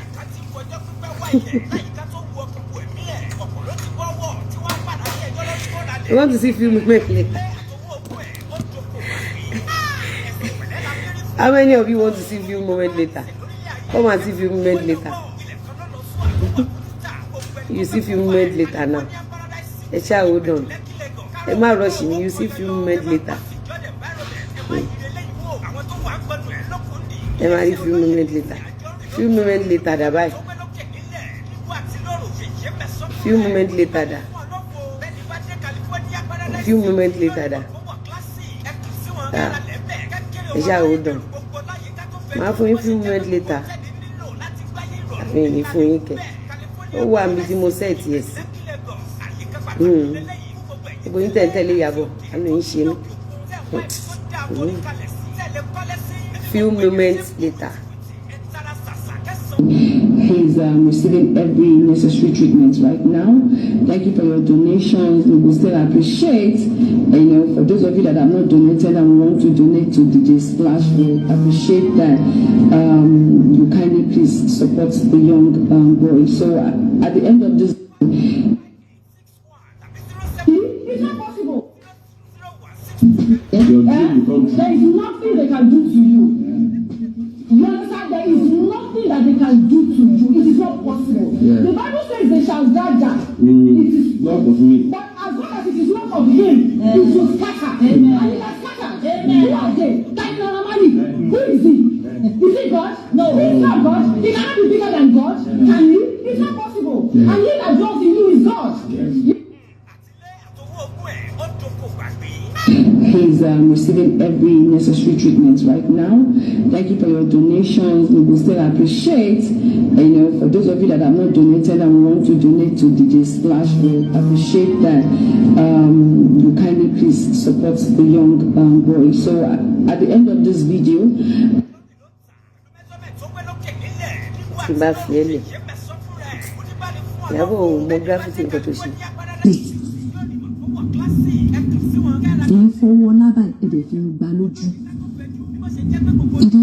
doesn't make any sense. It doesn't make any sense.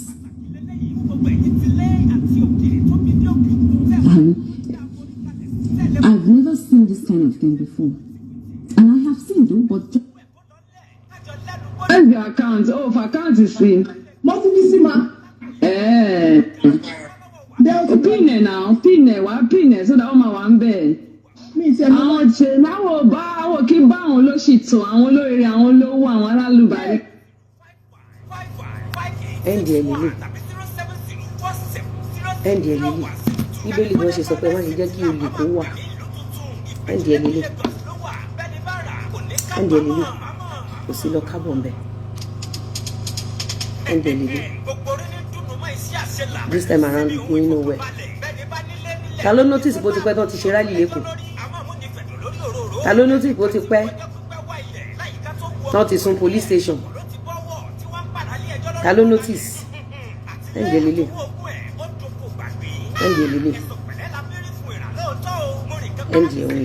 babẹ́ sẹ́ńtẹ́lẹ̀ bẹ́ẹ̀ NDLE owó kẹ̀ títọ́ tí ń ṣe tèmi ló máa fi ṣàṣemọ́. Fola tí mi ìlú, Fola tí mo ràn lọ́wọ́, Fola tí ilé kèmí àti Fola jẹ́ṣẹ̀ tèmi. Ẹ jẹ́ tún gbádùn ilé. Ẹ jẹ́ ká wọlé. You?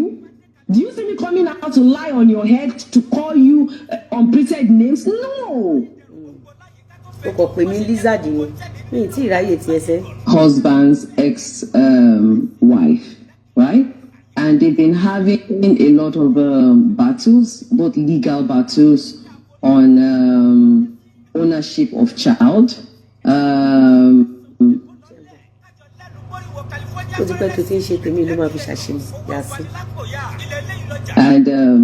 they actually asked her.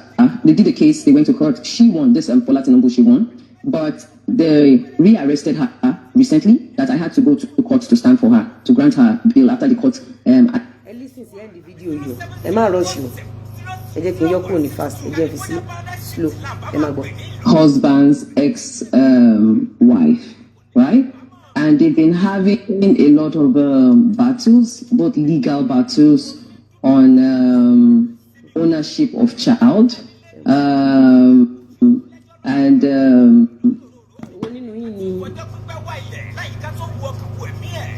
Ọkọ yín lè ṣe DNA fún ọmọ. Kẹ̀dẹ̀ mọ̀ ọkọ yín ò lọ́mọ kankan náà mo mẹ́rẹ̀ẹ̀rin. Kẹ̀dẹ̀ ṣe admit pé okay. Ẹ má jẹ ẹ ṣá má sọ kankan nǹkan tẹ́ bá lágbára ẹ ṣì má ṣe lọ. Èwo ni ló lè ṣe? Ẹ má gbọ́ lọ. They actually asked her. They did a case. They went to court. She won. This Fola she won. They did a case. They went to court. Who took us to court? Ẹ má wo lọ. Ìwọ kẹ̀ Iyabo a ní ẹ̀ǹdí ẹ̀ rèé. Má sọ fún yín ẹnu ṣé ò ṣẹ̀ mí? Kò ṣẹ̀ mí ṣẹ́rí gbogbo nǹkan tó ń kó lè ṣe. Nǹkan tó kọ́kọ́ sọ níbẹ̀ yẹn pé ẹ má bully Lizzy. Ẹ má bully Mr. Lawal. Ojo yìí tó ti ṣòfò ọmọ yìí. Ownership of child, but she said 4, 3, 2, 1 Iyabo 4-1 olórígbó. Ṣé náà pé bóyá ṣe ní kéèsì àwọn tí Mohbad náà nìyẹn tó ní kan sanwó gbogbo kí Naira Marley wá sanwó Mohbad fóun. Ẹ má gbọ́. But they rearrested her recently. That I had to go to court to stand for her, to grant her bail after the court adjourned. Iyabo orúkọ ta ló wà lórí charges. Béèlì Fola ò fi Bọ́lá tọrọ bára ni. Iyabo ìwọ àti Fola lè jọ lọ station. Sórí statement yìí èmi afẹ́ ẹ̀bọ èpè ní màmá fún ẹ tọmọtọmọ àtọmọ ọmọ ẹ ìwọ àti Fọlá lẹ́jọ́ lọ police station pé kàn tí èmi àti Mr. Lawal àbọ̀lé a dẹ̀ sọ fáwọn ọlọ́pàá pé kẹ́ẹ̀kọ́ ọmọ wa ṣe DNA ẹ wá sá lọ ó dẹ̀ jáde Ìyábọ̀ torí donation gbọ́n tó ń jáde lẹ́nu ẹ máa gbọ́ fúnra ara yín ẹ̀yin èèyàn ẹ máa gbọ́. Of the case till March and granted her bail. If you guys can remember, I did a video one night. That was a day before she was taken to court. I think that was last week, Thursday or Wednesday. I'm not too sure about the date now. I did a video whereby She's not too sure about the date. I said they asked her to come over to retrieve her bank account again because her bank account, according to her, was blocked by the police people because they said she refused to go for a DNA test for her children. Because of what? Because of what? Ṣé rí pé wòrí alátadé ní Ìyábọ̀ yìí. Because of kíni? Because of kí lọ́lọ́pàá ṣe gbé. Because of kí lọ́lọ́pàá ṣe block account ẹ̀. And Iyabo do have the audacity to come online and lie against my enemy, to subject my children. Iyabo, àwọn ọmọ ẹ máa gba èpè kú níṣẹ́. Ọmọ ẹ máa gba èpè kú níṣẹ́. Kò sẹ́ni tó lè bẹ̀ mí. Kò sí. This case has nothing to do with me or my husband. It was Iyabo and Fola that took me and Alhaji to police station. Kò dẹ̀ ṣe ẹyọ kì í ṣe police station 15 ni Iyabo àti Fola gbé mi àti Alhaji lọ.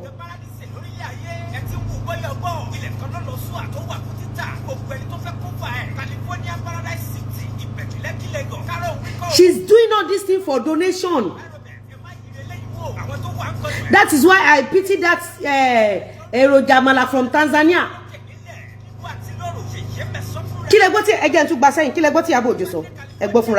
Because her bank account, according to her, was blocked by the police people because they said she refused to go for a DNA test for her children because they're claiming that the children are not his. Okay, so I asked.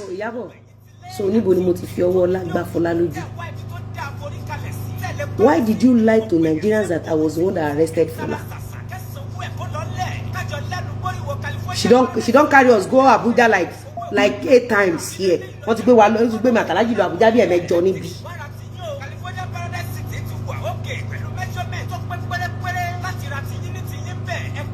She's harboring every woman that refused DNA.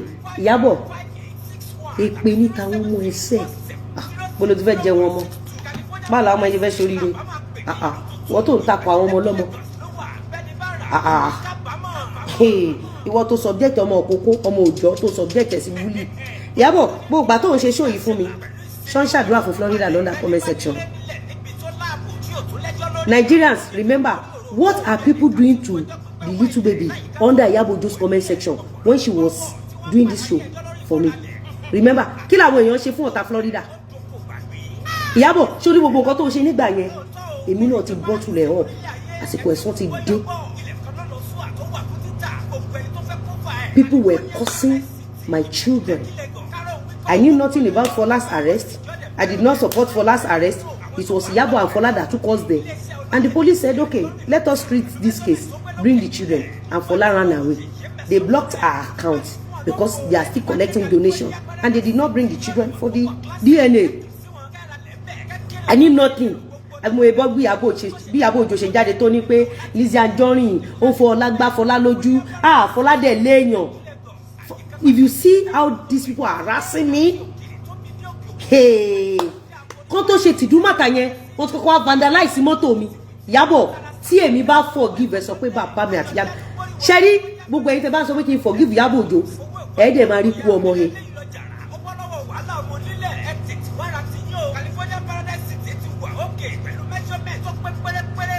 Iyabo, nígbà tó ń ṣépè fún àwọn ọmọ tó jáde lára ẹ àtọmọ ọmọ ẹ tó máa fọwọ́ ẹ méjèèjì gbé sin. Did you stop people cursing the innocent child under your comment section?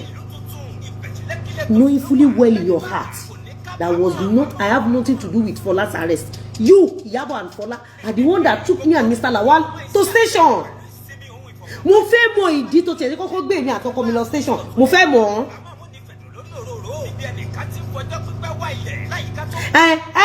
Lizzy ń ṣépè fọmọ ìyá àwọn ọmọ Iyabo Ojo tó máa ṣánkú lójú Iyabo Ojo tọmọ ọmọ ẹ máa ṣánkú lójú ẹ̀mí ẹ̀.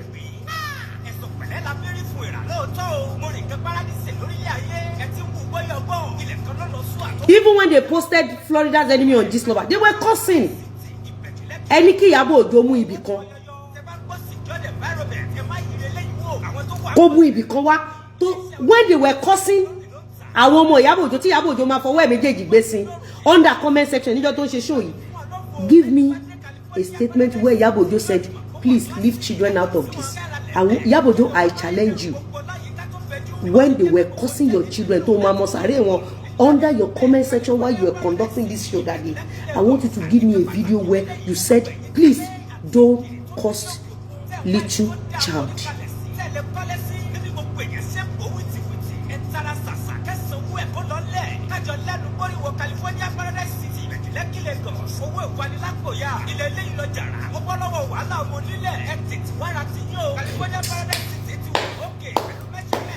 She want to turn all the woman to single mother.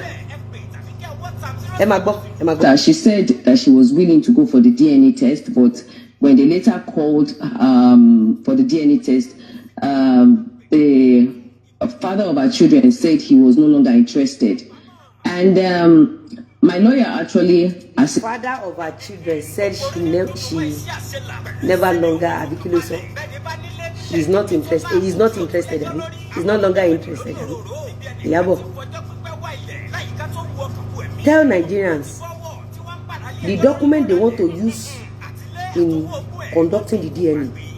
What happened to the document, Iyabo? Iyabo, the father of her children said he does no longer want to conduct DNA test. The document that the DNA people will use in conducting the DNA, none of the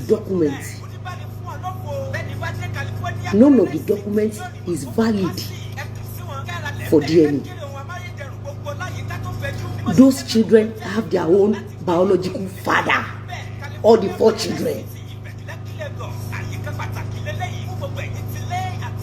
She's alleged to a woman in husband's house flash herself to deceive them, and some people don't know the genesis of all this attack. Ani pé Iyabo Ojo lè lọ gbàgbé ẹ̀ mo ní ẹ̀ǹjẹ̀ lélẹ́yìí ó lè lọ. When they wanted to conduct the DNA, none of the children belongs to Mr. Lawal. None of the children belongs to Mr. Lawal.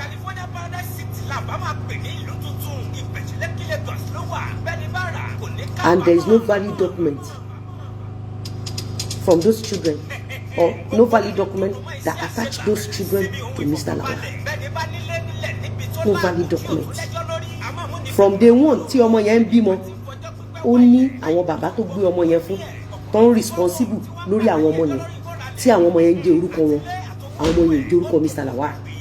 From day one, even right from the birth certificate àwọn ọmọ yẹn, I have everything with me. So gbogbo yín tẹ̀ ń dá sí ọ̀rọ̀ ṣe rí nígbà tí ẹ bá rò ó pé ó yẹ kí ọmọ yín ti ṣe oríire tó bá ń gbé òkú wọn wálé fún yín is because you refuse to know the truth. Bíbélì dẹ̀ sọ wípé kò sí ìdáríjì fún ẹ̀ṣẹ̀ tó mọ̀ọ́mọ̀ dá. But why take Lizzy to court? It was just a family feud. Ẹ bá mi lọ́wọ́ Iyabo Ojo. Iyabo NDLA. No going back between you and I.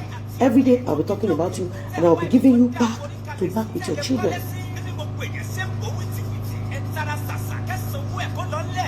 I have the evidence. I have everything here.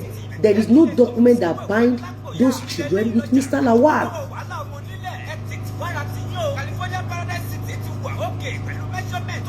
And I've challenged Iyabo Ojo. Iyabo, shame me. Bring those children document out. Shame me. Like I said, me, I have no issue with Fola. And I'll continue saying it. I have no issue with her. Ìwà tí Fola wù fún mi, tí n bá jẹ̀bi ẹ̀, ó lè máa lọ free àmọ́ tí n bá jẹ̀bi Fọlá ní gbogbo ògbà tí Fọlá bá ń rìn ní orí ilẹ̀ gbogbo ìṣẹ̀dá tó bá ran Fọlá lọ́wọ́ wọ́n á fi ẹ̀mí ọmọ wọn di wọ́n á fi ẹ̀mí ara wọn di àdàbí tó bá lè gba nǹkan tí Fọlá ṣe fún mi tó bá lè gbà lókù àbí tó bá pèrè ẹ̀fọ́ ọmọ wọn àbí tí Fọlá gan bá lè gbà kán ṣe fún wọn àbọ̀mọ̀ wọn. ṣe rí pé ownership of child ní títí wa kí Naira Marley submit record label àbí kí ló pè kí Naira Marley submit gbogbo álbọ̀mù Mohbad fún Iyabo ẹ wo bí Iyabo Ojo ṣe operate ní Nàìjíríà nílùú tó lọ́ba tó níjòyè nílùú tá a dìbò fún pírẹsidẹ́ǹtì.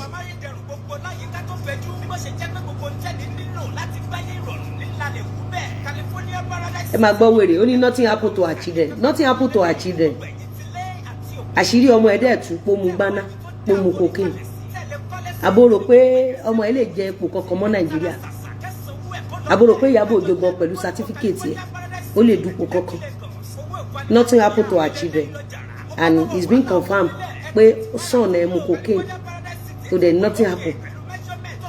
èyí ọkùnrin tó lọ rẹ́ǹtì ní Tanzania ọmọ ẹ̀ ò máa lọ́lé ọkọ dọ́là ṣé bó rí boys quarter tí Iyabo Ojo ń gbé pẹ̀lú ọmọ ẹ̀ pẹ̀lú ọmọ ẹ̀ o dẹ̀ ní kò sí nǹkan tó ṣe Iyabo Ojo ìwọ ò lè mọ̀ pé nǹkan ṣe tó bá jẹ́ pé o ní orí ọ̀fẹ́ láti wà nípò Iyabo Ojo ni wàá mọ̀ pé mẹ́wàá ń ṣe Iyabo ìwọ ò lè mọ̀ ìwọ ò lè mọ̀ pé nǹkan ṣe àwa la mọ̀ pé mẹ́wàá ń ṣẹlẹ̀ sí ilé tó rẹ́ǹtì tó ti purọ́ fún gbogbo yín pé òun san mọ́gẹ́jì lórí ẹ̀ handcuff náà wàá fi gbé jáde níbẹ̀ nǹkan ò dẹ̀ ṣẹlẹ̀ sí ilé tó purọ́ fún yín 3 story building gbogbo wa létàrí wípé apartment ni one room apartment ilé tí Iyabo Ojo parọ́ pé òun ṣẹ̀ṣẹ̀ rà ọmọdé burúkú ń bojú ẹ̀yìn òjò kọ́ lóhun lúwẹ̀rẹ̀ ń pààyàn mẹ́wàá ń ṣẹlẹ̀ sí wọn orí korúkọ wọn ń bàjẹ́ káàkiri àwọn go orí bí fẹsẹ̀ sí tó sórí gbàgbé social media ẹ̀yin tó ń fún ní 2000 gbàgbé yẹn real life àti Iyabo Ojo àtàwọn ọmọ ẹ̀ wọn ò jẹ́ nǹkan kan mọ́nú ayé. Oyè ẹja máa gbọ́ lọ ìtorí kí ni Iyabo Ojo sọ pé wọ́n ṣe ti àkáǹtì Fọlá ìtorí DNA. Instead her in writing a letter for her to retrieve her account because her bank account was blocked. Reason why her bank account was blocked was because they said she refused to go for a DNA test. So they wrote the letter. ṣẹgbọ́n abẹ́gbọ̀n wọ́n bá ṣe báyìí fún ọmọ yín kí lẹ máa ṣe fẹ́ nìyẹn wọ́n bá ṣe báyìí fún ọmọ yín if anybody try this with you what will you do to that person? I learned lesson from Aunty Lizzie don't close mouth or gentle for any enemy once you recognize him or tó bá ṣe báyìí fún yín ìtorí kí ni Iyabo Ojo ṣe sọ wípé wọ́n ti àkáǹtì Fọlá pa ìtorí kí ni wọ́n ṣe gbé lọ sátìmọ́lé ṣé èmi ni and when she was doing this show they were cursing my enemy's children and she never stopped them while they were cursing my enemy's children she didn't say no ẹ má ṣe pé fọmọ kókó ń bí abo sọ bẹ́ẹ̀ Iyabo Ojo ṣé o sọ pé kó má ṣe pé fọmọ kókó Iyabo náà tó ń tẹ̀lé ṣe níṣẹ́ àánú àwọn tó ń tẹ̀lé ẹ̀ ń ṣe Iyabo sórí ẹ̀kọ́ tí ìyá ẹ̀ tó ya wèrè tí ò dúró kó ẹ̀ wà kọ́ ẹ̀kọ́ yẹn ní àdúgbò wà kọ́ yẹn ní àdúgbò. Fola said they shocked with the kind of lie she did lie. Yeyemesho please those social media validation ní gbogbo ẹ̀ máa gbọ́. To the police people, the AIG and the police people in Alagbon. And then they called her one day and asked her to come over, that she should come with a picture or a passport photograph, that they were going to...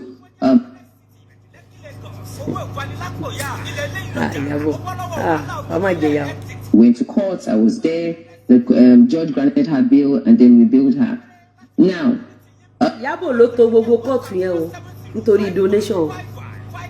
Iyabo Ojo ló tò gbogbo kóòtù yẹn o torí pé tí n bá ní èèyàn tó bá súnmọ́ mi kọ́lọ́ má jẹ́ kémi pàdé irú Fọlá yẹn o tí n bá ní irú Fọlá yẹn láàrin mi àti wọ́n wí ọ̀dọ̀ ọ̀dàgbà tí máa pàdé irú àwọn Fọlá yẹn náà nǹkan tá a máa sọ ni pé wá farabalẹ̀ ṣé bọ̀bọ̀ yẹn ló lọ mọ́ ó jẹ́wọ́ kò jẹ́wọ́ the moment tá a bá ti rí dọ́kúmẹ̀ntì àwọn ọmọ yẹn wà ṣe òpé dọ́kúmẹ̀ntì yìí ó ti fi hàn pé bọ̀bọ̀ yẹn kọ́ ló làwọn ọmọ má pariwo síta o farabalẹ̀ fún bọ̀bọ̀ yẹn kó máa bẹ́ẹ̀ tọ́jú àwọn ọmọ ẹ̀ lọ since tó jẹ́ pé bọ̀bọ̀ yẹn àwọn ọmọ ẹ̀ wọ́n ní bàbá mi ọmọ jayéjayé dẹ̀ ni wọ́n náà tó ń ṣe fàájì ara ẹ̀ má lọ dáàgì bọ̀bọ̀ yẹn o má dáàgì ìyàwó ẹ̀ o gẹ́gẹ́ bó ṣe sọ ní ká má dáàgì Lizzy ìwọ náà dẹ̀ ti mọ̀ ọmọ pé ó ní oore kan sí méjì tí Lizzy ṣe tí Lizzy ṣe èèyàn dáadáa sí ẹ̀ sórí èèyàn dáadáa ẹni kò dìbò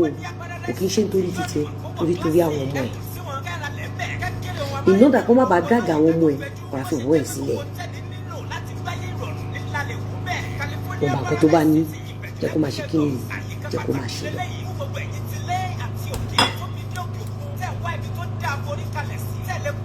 ẹ gbọ́ mi àwa náà ṣáà nílò àwọn bíi ọlọ́mọ ìkẹ́mi pàdé irú Fọlá yẹn ṣá but we have 1 or 2 people now tó ní issue tẹ́pá máa sọ kàsàrà ni o máa ṣe bẹ́ẹ̀ o àbí bẹ́ẹ̀ kọ́ so now ìwọ Ìyábọ̀ ìwọ ló gbé mi àti Mr. Lawal lọ sí station àti Fọlá ìjọ gbé wa lọ station Ìyábọ̀ ní pé kọ́ máa san 1 million kí Lizzy Anjorin máa san 1 million owó àwọn ọmọ tí ò ń ṣọmọ wa àwọn ìyàwó aláàjì gan tó bímọ original fàlàjì wọn ò máa dáàgì wa o àfolórí burúkú ọmọ Ìyábọ̀ Alice Òjó ọmọ olúgun mi fẹ́ túgà tí Ọlọ́run máa fi kú ọmọ dá lóró àìsàn tí ò gbóògùn àìsàn tágbára owó òkà tó máa pàyábọ̀ dànù láìpẹ́ ọjọ́ ẹ̀ tí àwọn ọmọ ẹ̀ máa fi kú ṣèfàjẹ́ rèwerèwe lójú ẹ̀mí ẹ̀ iṣẹ́ tí Ìyábọ̀ Òjó fi ń jẹun lélẹ̀ yẹn gbà.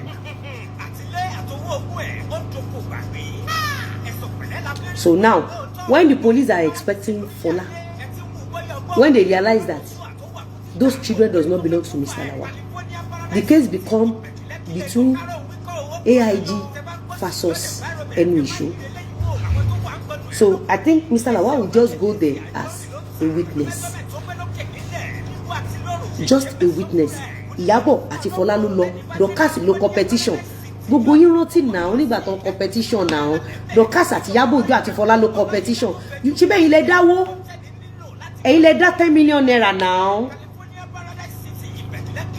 abẹ́ ti gbàgbé ni 10 million naira lẹ dá lórí Facebook pé kàn fi competition against mi àti Mr. Lawal. They actually donated 10 million naira to write the petition. Shitu, lawyer Shitu yẹn ó wà náà tó ń bá wọn competition. That lawyer Shitu, that was their lawyer. Ó wà náà tó ń bá wọn competition. Àwọn náà competition against me àti Mr. Lawal. Iyabo Òjó àti Fola. Orí Facebook ń bilẹ̀ ti dá 10 million naira. So lẹ́yìn tẹ́ dá 10 million naira tán, níbo ni Lizzy ti wá gbé Fola lọ sí court? Bó ló ti gbé lọ station?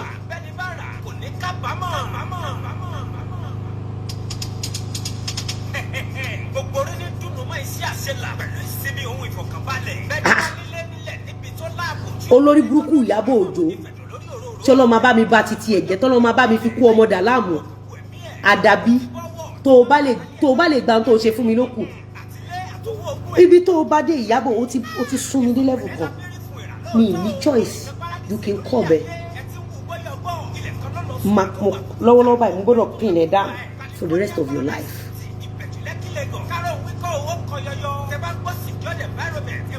Ẹ ti gbàgbé tẹ́ ẹ bá gbàgbé ẹ ní máa pe orúkọ mi ẹ ti gba orí Facebook mi náà ti dá 10 million náà wọ́n dá 10 million kan wọ́n dá 40 million kan owó court owó tí Dorcas àti Iyabo Òjó gbà owó tí wọ́n gbà pẹ̀lú monetization kì í ṣòro half a billion owó yẹn fẹ́ tó 1 billion wọ́n gbowó gan wọ́n dẹ̀ gba monetization àwọn èèyàn donate heavily. Iyabo, I want to know why you lied against me. That was the one that took Fola to police station. I want to know.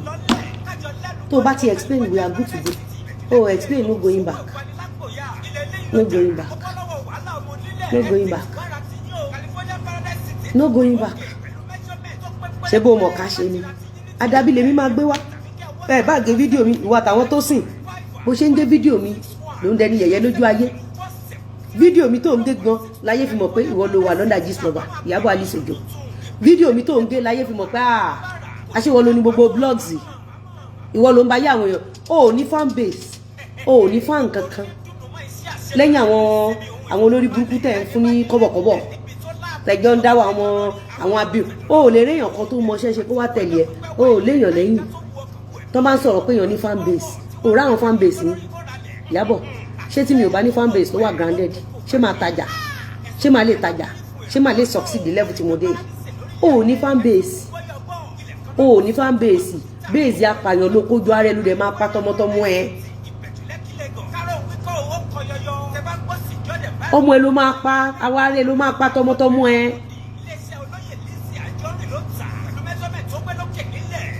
àbí wọ́n tún láwọn ra mọ́tò wọ́n jọ ń pinne pẹ̀lú Iyabo in fact Iyabo fídíò mi tó ń gbé láyé fi kúkú wáyé tiẹ̀ so ẹ máa gé lọ at least àwọn kan wo fúṣọ mi wọ́n dẹ̀ rí pàtì tẹ́ ń gé ohun tẹ́ fi ra pìtì fún mi nìyẹn ohun tẹ́ fi ra àwọn èèyàn ńláńlá sẹ́yìn mi nìyẹn ẹ̀yin láńlọ́ọ̀dù mi jọ nítorí Ọlọ́run mi ní wá yín tí ẹ̀ ní wá mi ti o bu ẹ̀ tẹ́ ẹ̀ bá mi ra lẹ̀mí yágùn o ojú òní tì yín o tẹ́ ẹ bá ti sanwó lẹ́yìn tán tẹ́ ẹ ti sọ penalty yín receipt penalty yín lẹ́ máa fi gba location o receipt penalty yín ẹ̀yin tẹ́ bá san cash kò kàn yín o ẹ̀yin tẹ́ bá san cash kò kàn yín o ẹ̀yin tẹ́ bá san díẹ̀ receipt penalty yín so tẹ́ bá ti san penalty fún mi tẹ́ẹ̀dẹ̀ tí ìgbà receipt penalty yín ẹjọ́ pè mí tí bá ti kó lórí bíbá then ẹ̀yin kan gbé aṣọ fún mi ò ní measurement yín lọ́wọ́ mo bẹ̀ yín ni mo bẹ̀ yín gbogbo ẹ̀yin tẹ́ ẹ raṣọ lọ́wọ́ mi tẹ́ ẹ raṣọ tẹ́ ẹ expect aṣọ yín ẹ̀ ń wò mí èmi náà ń wò yín aṣọ yín ti dé láti Àbújá sẹ́kọ̀ọ́ ọ̀pọ̀lọpọ̀ yín mi mọ orúkọ tí mo fi store nọ́mbà yín Ọlọ́run ló fi yín kẹ́ni ẹ ti pọ̀ jù ẹ̀ẹ́dẹ̀ tí pọ̀ tó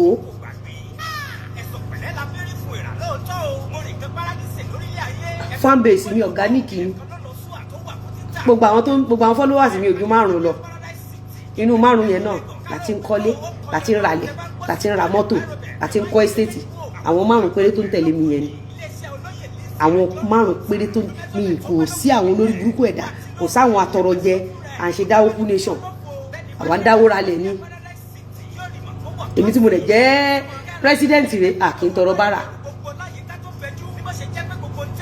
kí ẹ gbọ́ Iyabo tí ẹ ta o èmi fẹ́ kó o mú bi tí mo ti fọlọ́pàá mú Fọlá mo fẹ́ kó o ṣèmù mi kó o fi hàn gbogbo Nàìjíríà wá rí pé gbogbo allegation ta fi kún ẹ wọn bí yẹ ẹ dá o ò lè o because àdàbí jẹ́ òjé pé o ò lè padà bí pé àdàbí tó bá ṣe léyìí.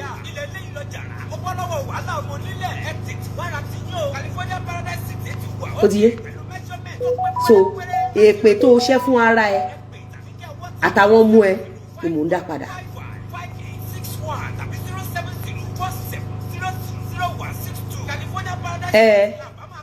àwọn olórí burúkú olóṣè olódo ó ti èpè tó subject àwọn ọmọ ẹ tó máa mọ sàárè wọn Iyabo Alice Ojo èpè tó subject àwọn ọmọ ẹ sí èpè yẹn là ń fún ẹ padà. Ibriye ti sọ pé have you ever seen Iyabo Ojo talking with evidence níbo kò ní ìdí ìlú bẹ̀rẹ̀ evidence ṣe.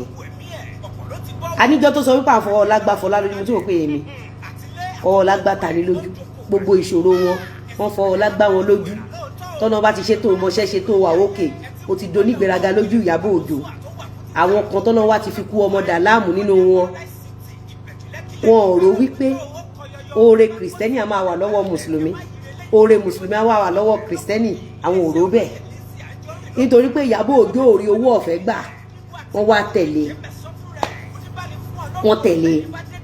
wọ́n jọ ń parun papọ̀ ọ̀pọ̀lọpọ̀ yín tẹ̀lé ń tẹ̀lé Iyabo ẹ̀ẹ́rí tó ṣẹlẹ̀ sójú abẹ ni a ní kò lè yé yín ṣe rí ẹni tó rí bá kó yọ abiyamọ tó lọ́wọ́ sọ pé ó máa padà jẹ wọn mọ́ ló máa tètè sá fún Iyabo abiyamọ tó bá ti kọ́ pé àìwọ́ yóò wá jèrè ọmọ wá jẹ wọn mọ́ oúnjẹ àwọn ọmọ ẹ máa ṣojú ẹ o á tètè sá fún Iyabo á tètè sá. Did you see when they edited medical report you showed clearly like the print wasn't clear like what Yeyemesho tí Yakubu kí Iyabo Ojo jáde kó lóun ò send kó wá fayé búra wípé òun ò gbé medical report wọnú kóòtù tó ní ṣe pẹ̀lú wèrè kó wá fayé búra.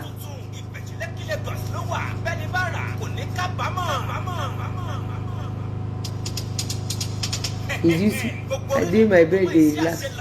Tí Lizzy bá fẹ́ fi ọwọ́ ọlá gbá Fọlá lójú ẹ̀wọ̀n ló yẹ kó lọ. Túndé ìrèlé Olúwa ṣé ń epo àbí tá ìrówó rà mo mọ evidence máa gbé jáde against ẹ but ẹ̀ṣẹ̀ tí Fọlá ṣẹ̀ ni kò kí ń ṣe ẹ̀ṣẹ̀ kóòtù kò kí ń ṣe ẹ̀ṣẹ̀ station.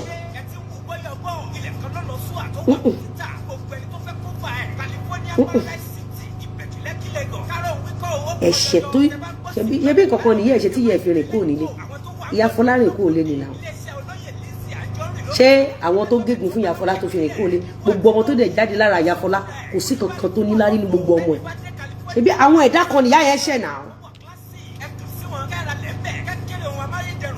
àwọn ẹ̀dá kan nìyá yẹn ṣẹ̀ kì í ṣe gbogbo cases nìyẹn ń gbé lọ station kì í ṣe gbogbo cases nìyẹn ń gbé lọ sí court àáfàá tóun àtàwọn ojú abẹ́jọ́ ń ṣorí burúkú ṣebí Nàìjíríà ń bẹ̀ ló wà mo kàn máa sọ ní àwọn báyìí ṣe báyìí na go for you adé sọ àsọtẹ́lẹ̀ yẹn pẹ̀lú àdàbí sínú ayé ẹ máa bá yí.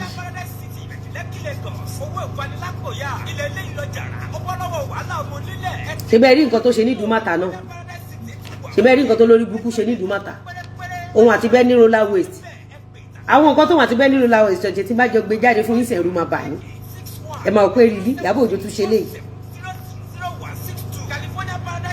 kò síbi tó ń lọ èmi ní last victim ẹ gbàgbé ẹ káwọn ọmọ ẹ dẹ̀ máa gbé pé òjò ni wọ́n máa gba òjò èpè ni àtọmọ ọmọ èpè wo Iyabo tí wọ́n bá fogún ọdún ré èpè fún ẹ gbójọjọ kan ìkan aré ṣebí èpè kan lọ́ṣẹ́ fún ìyá ẹ èèyàn kan ló ṣépè fún ìyá ẹ tí ìyá tiẹ̀ fi ya wèrè kú èèyàn kan ló ṣépè fún ìyá ẹ tí wọ Iyabo Ojo náà tó rọ náà gbégbà táwọn ọmọ ẹ tó ń ṣorí burúkú kiri ọjọ́ tí ẹ̀sìn ọmọ ẹ wá yọ pọ́mọ ẹ mú cocaine ṣé èmi ni mo gbé jáde ìwọ Iyabo ọmọ nǹkan tó ń pè tán gbéyàn gégùn ó pèyàn ṣépè ni téèyàn bá ń pè àdàbí dìpù gan gẹ́gẹ́ bí abiyamọ o ò gbọ́dọ̀ dúró síbi tó bá ti ń pè àdàbí tó bá mọ̀ pé òun parọ́ Khalifa Sulu o ò gbọ́dọ̀ dúró ṣó ẹ tí mò ń play lọ ní àná ṣó ẹ tí mò ń play lọ lánàá má gbàgbé jẹ́ ìfìyẹn ṣàpẹtáìsà ká tó máa lọ jẹ́ ìfìyẹn ṣàpẹtáìsà ká tó máa lọ jẹ́ ìfìyẹn ṣàpẹtáìsà ká tó máa lọ. tẹ́ ẹ bá ní aṣọ lọ́wọ́ mi ẹ pè mí ẹ send measurement ẹ send measurement yẹn ẹ jọ̀ọ́ ah oh God jẹ́ ká fìyẹn ṣàpẹtáìsà. My love, how are you? Good evening. How is my son?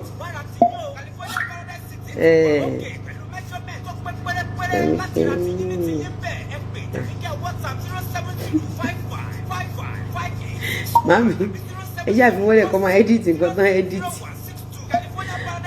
Báwa là nílà káyé, báwo náà nílà káyé máa wo ti. Ẹ jẹ́ ká fi lè ṣe.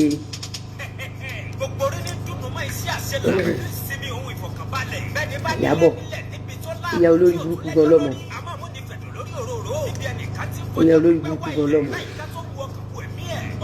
ìyá olórí burúkú gan kí ló ṣẹlẹ̀ sí.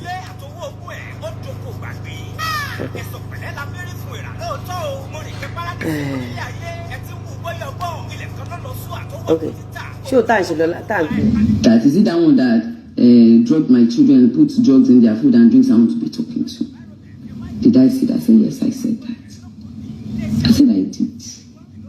Because innocently I went to help this boy called DJ Splash. Iyabo, you said innocently you went to go and help DJ Splash. Mabo, ìwọ ló kúkú sọ̀rọ̀, ìwọ ló sọ pé innocently ló lọ help DJ Splash. Ìwọ ló sọ. Ṣé innocent lele má bínú o. Innocent lele Iyabo. Facebook lọmọ Iyabo Ojo ayé Iyabo Ojo ti ta Yasin iṣẹ́ àmọ́ kákọ̀ fi lè ṣe àbí mo ti fi ẹ́lẹ̀ ni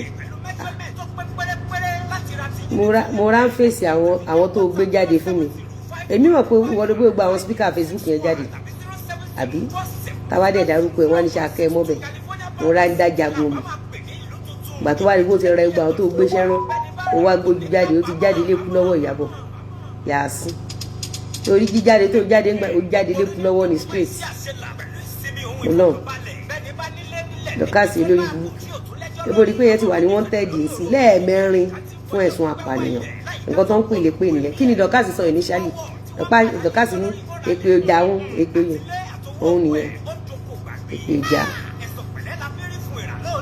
ìgbà mọ̀ọ́kọ́ tó ń pè ládàbí ni wàá gbé ẹ̀mí ẹ̀ sá that is the worst thing ẹ ṣáà máa wo innocently ẹ máa wo innocently o Iyabo Ojo ṣe lè ní innocent. He's receiving every necessary treatment right now. Like he's receiving. ẹ jẹ́ kí n tó gbogbo ẹ̀ kó dùn mọ̀ pé mi ò láìkí máa sọ without evidence yẹn ni máa fi ń tú fúru ẹ̀ síta dáadáa evidence yẹn ló máa ń dùn mọ́ mi that evidence used to be.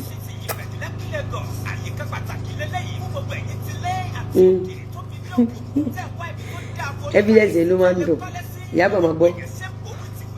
That is it that one that drugged my children and put drugs in their food and drinks I want to be talking to. Did I say that? I said yes, I said that. I said I did. Because innocently I went to help this boy called DJ Splash. Máa bọ̀ ṣé ẹ̀pù lélẹ̀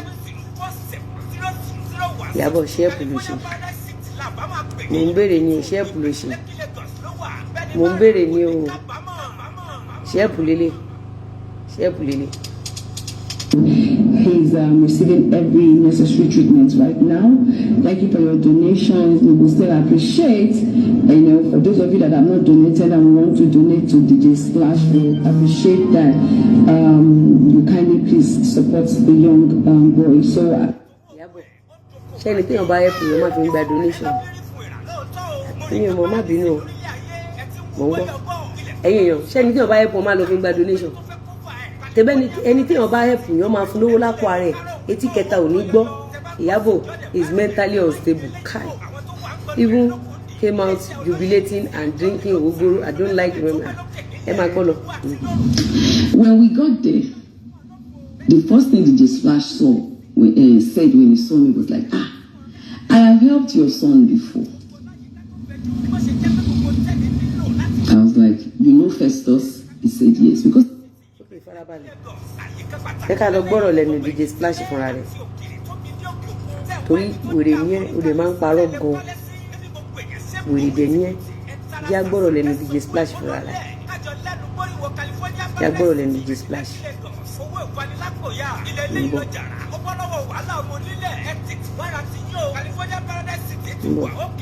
tí a kọ́kọ́ gbọ́ ilé. You understand? There is nothing that they can do to you. It is not possible. Yeah. The Bible says they shall judge. It is not of me. But as long as it is not of him. Oh God. Okay, who is he? Is he God? No, he's not God. He cannot be bigger. Okay, Naira Marley lọ fi ṣe help fún DJ Splash. Okay, ṣé o ti yé yín bẹ́ẹ̀ yẹn? DJ Naira Marley ló lọ fi ṣe help fún DJ Splash. Okay, ẹ jẹ́ ká gbóhùn ọmọ yìí náà fún ẹ. Alright, so I have here with me DJ Splash and his brother.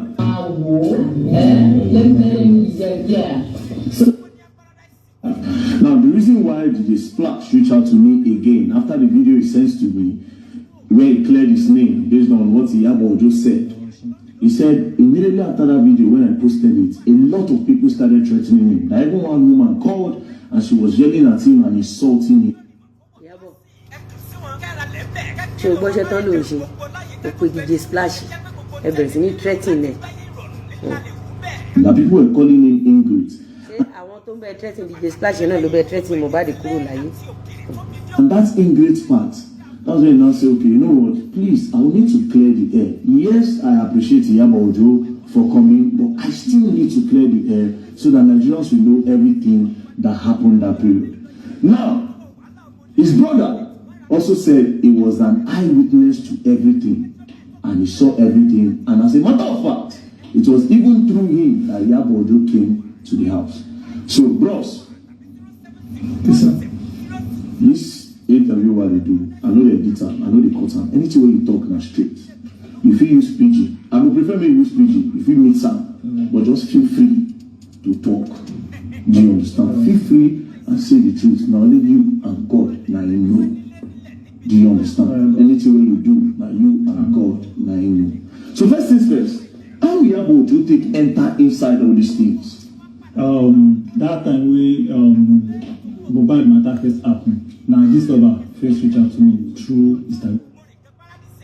Now this lover first reach out to me. So he can't tell me say he ask people around how he will take meet a splash. So some people come forward my page to that. So he can't chat me up like, are you DJ Splash brother? I say yes.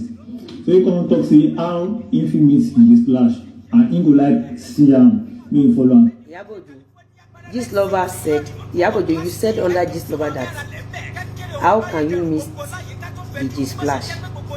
And you said you did not know that your son took drugs. So if truly you did not know that your son used to take drugs, probably if you, Iyabo Ojo, did not involve in drugs, if your family, your children did not involved in drugs at all, how come you are that less busy to chat DJ Splash brother up under this lover and ask DJ Splash? So, talk for like video. I can't go miss my brother. At that time, if you could go miss Splash, say one person won't follow and talk about video, all these things, you know they agree. You go fight everybody like. You can't say no deal, you don't want to follow anybody talking. And I can't tell this lover say my brother don't want to follow you talking. This lover kí ni mo sọ fún yín pé gist lover ṣe fún mi ẹ ṣáà ń gbọ́ tí gist lover bá ti bẹ̀rẹ̀ ìjà pẹ̀lú yín tẹ́ ẹ̀ bá ti sanwó Iyabo Ojo ló máa happy alẹ́ náà lé yín. Tell me say maybe I fit just take his snap or any video. I can't say that video no go work, but that snap I fit just sneak take that video. Iyabo Ojo ní pé consequently snap DJ Splash mo ṣe wá snap lé wa tán wá snap ọ́fíìsì mi ṣe rí iṣẹ́ tí Iyabo Ojo ń ṣe abẹ́ rí gbogbo ẹ̀yin tẹ́ ti fojú sunkún òkú ọmọ yín tẹ́ ń tẹ̀lé tẹ́ pera yín ní fáǹsì ẹ̀ ṣe ń gbọ́. So snap Splash sent to her. Yes, okay. So I can't take the picture, can't send that video. He can't say this were not really they were true. But ilé wa secretly snap gbogbo àwọn tó bá kú náà gist lover ló kọ́kọ́ máa ń gbé òkú síta. He go send my number give. Iyabo Ojo. Gist lover said he go send the number give Iyabo. Why gist lover no send DJ Splash elder brother number to other artists? Why Iyabo Ojo? He go call me say she won't come, so you go feel take care of my brother. Then I can't drop my number. Then after like some minutes, she can't call me, ask me say she na the Splash brother. I say yeah, na Splash brother. Iyabo Ojo wá pè. This lover chatting yan, ìwọ Iyabo Ojo wá pè. O lè bọ́ mi lé. He come say okay, make I send address. Say he won't come to our house, so I can't send address give am sha. Ṣé ẹ lè wọ mọ́tò kẹ́ lọ lé DJ Splash? Can you ever enter motor and go to DJ Splash house? Even tí DJ Splash bá need help, ṣé bóyá kó send owó sí ni kó fi ràn lọ́wọ́ lábẹ́lẹ̀. Now next day she come. So you send address that first day after you and Gistlover talk. Okay. This talk when you and Gistlover talk. Now we on a day talk. Nice. You still get the chat? I go still get, but you know say that account don't go, but the chat still ready. So okay, so Man delete Instagram name. Okay, now true. That their old account don't go. So it's possible say you know get the chance. Now before you continue, before the issue of mobile, these people they reach out to now to say okay whether anything happened to the splash. Nobody reach out. Okay. There's no wahala. So after she collect the address, then she come the next day. Yeah, she come the next day. Now me even go pick am. As she don dey come, I come tell my brother say, Miss Iyabo dey come. Say thank God, you go dey okay. We fight that. My brother change am for me. Say, wetin we know this one? She better tell someone follow everybody talk. People interview, do anything like that. Wey be say I wan even break here because I don vex. Na mama dey hold me that day say, "Mo una calm down." Why we go dey talk say how things go better? We go dey fight everybody. Facebook ṣe ṣì wà ń bẹ̀ bí ṣe ṣì wà ń bẹ̀ yìí ti Facebook ẹjọ́ ṣe Facebook mi ṣì wà ń bẹ̀ ẹjọ́ yìí ti Instagram ẹ bá mi check Facebook mi ṣì wà ń bẹ̀. The Tasha he can calm down. Then when Miss Iyabo come, he come ask am say how far how your body now? That one say fine. If they do as if they talk, wait. It be as if they talk with fear. No. I no dey fear at all. Why go dey fear where I dey talk truth? I wetin happen I dey talk now. So you calm down, make you not be as if you dey fear or maybe the way you under duress. You don't understand. Okay. So calm down, just talk. Between you and your God now, you know. Sure. Do you understand? So as she come, continue. As she come ask my brother how life like the house and all the Malian house here. So now come. Iyabo ó fi ọmọ ẹ lẹ̀ ó wá lọ sí ilé DJ Splash ó lọ bèrè nípa how Malian house be. Tell am say brother is like that they do for that too. So we come ask am maybe my brother know am. My brother come say yes I know you now. I even know your son Festus. So she come be like wow you know my son. How do you know my son? The Splash come tell her say get one time when your son come into the household where your son don't dey alright. Say our son come meet him like that the Splash say where the restroom dey. Ṣé ibi tí mo lọ ẹ ó dàn ẹ máa gbọ́ ẹ máa pick point lọ.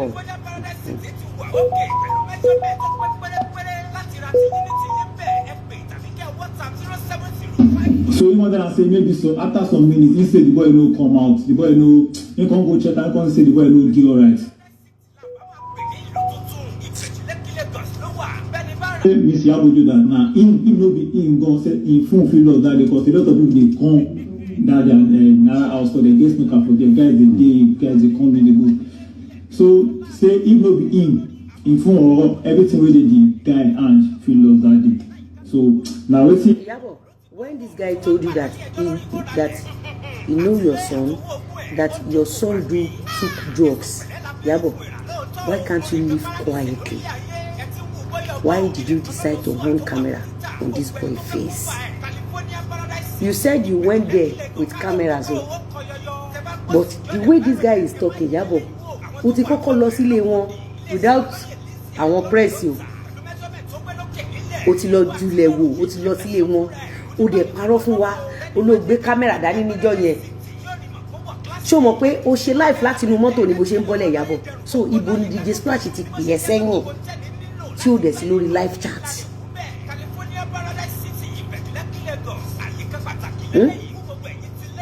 Ibo ni DJ bóyá ń bọ́lẹ̀ nínú mọ́tò báyìí ní roller waist ẹ lọ rẹ́ǹtì bóyá ń bọ́lẹ̀ náà ti gbé ẹ live so níbo ni DJ Splash ti pè é sẹ́yìn nínú live video yẹn. Àwọn press àwọn tó gbé dání wọn ò dẹ̀ kọ́ nípa ọmọ tiẹ̀ pé ó mu cocaine pé DJ Splash ràn lọ́wọ́ àmọ́ ó gbé kámẹ́rà sójú DJ Splash kẹ̀dẹ̀ ní wọ́n ní yòókè mu drugs. See when you run after shadow sórí àwọn Yorùbá máa sọ kankan wípé ó gbé ẹrù ẹ sílẹ̀ kò fa tẹnilẹ́ni lórí Iyabo consequence ẹ̀ ló ń kọlu ẹ yìí tó bá yẹ pé o mójútó ara ẹ kó o mójútó ayé ara ẹ ò bá má máa ṣẹ̀sìn tó ń ṣe lẹ́nu. Ẹ máa gbọ́ lọ. Because one of my brother even still dey there, me Splash and that other my brother dey there that day we Splash dey tell her this thing. Say your son don come. So that time nothing like say drugs or no drugs. Anyways, so wetin come happen next? So from there she come arrange, she even talk say this kind thing don happen to her mama sef before. Kílẹ̀ tún gbọ́ Iyabo just talk say scoin don happen to her mama before. The way she even treat her mama say ibi táwọn ti wò yá àwọn sàn wọ́n máa gbé DJ Splash lọ́bẹ̀ ṣe ń gbọ́ alósọ mi ti dọ́kúmẹ́ǹtì wèrè sẹ́ẹ̀ kò fi bo. Which kind thing? Well, come. First of all, wetin dey really be dey happen to Splash for that video? Wetin happen be say that time he no dey alright, he no get himself, he no know wetin he dey do, but no be.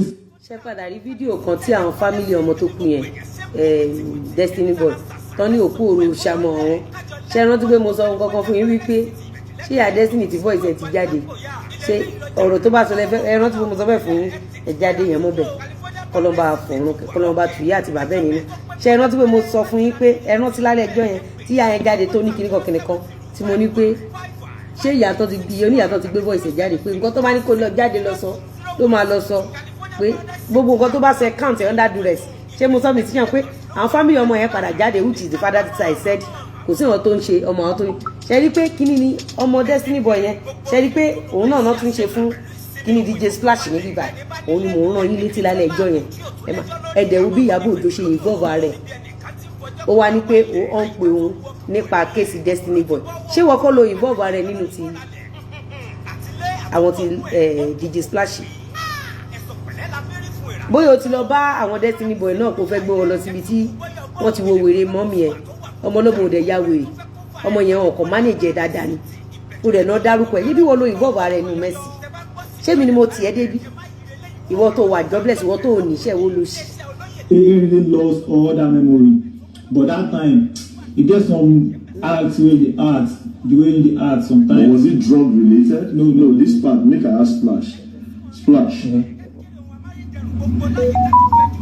You listen to wetin your brother talk. Yeah. Na ma hear from. Iyabo wọ́n ní ti DJ Splash is not drug related but títọ́ mú ẹ wọ́n ní drug ni how come tó ṣe wá gbé kámẹ́rà sójú DJ Splash títí tí o kì í ṣe drugs ẹ máa gbọ́. When you see Iyabo Ojo, wetin happen?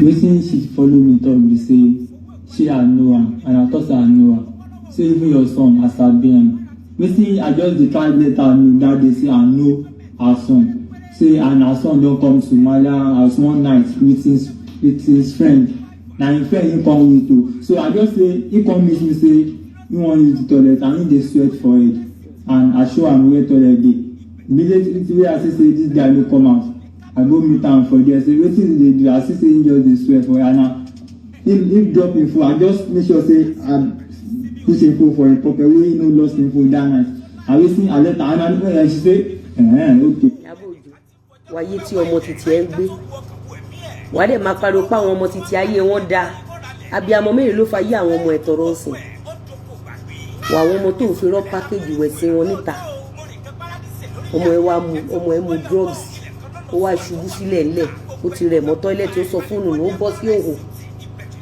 wàá dẹ̀ bọ́ síta wàá máa háyà ṣé bí mo sọ fẹ́yìn abiyamọ wípé your children are doing well má tẹ̀lé Iyabo Ojo ò ní òtọ́rọ̀ lẹ́nu mo sọ fún yín pé love your children embrace your children they are doing well ṣé mi sọ bẹ́ẹ̀ fún ẹ wo bí ọmọ Iyabo Ojo ṣe ṣẹ̀ sí.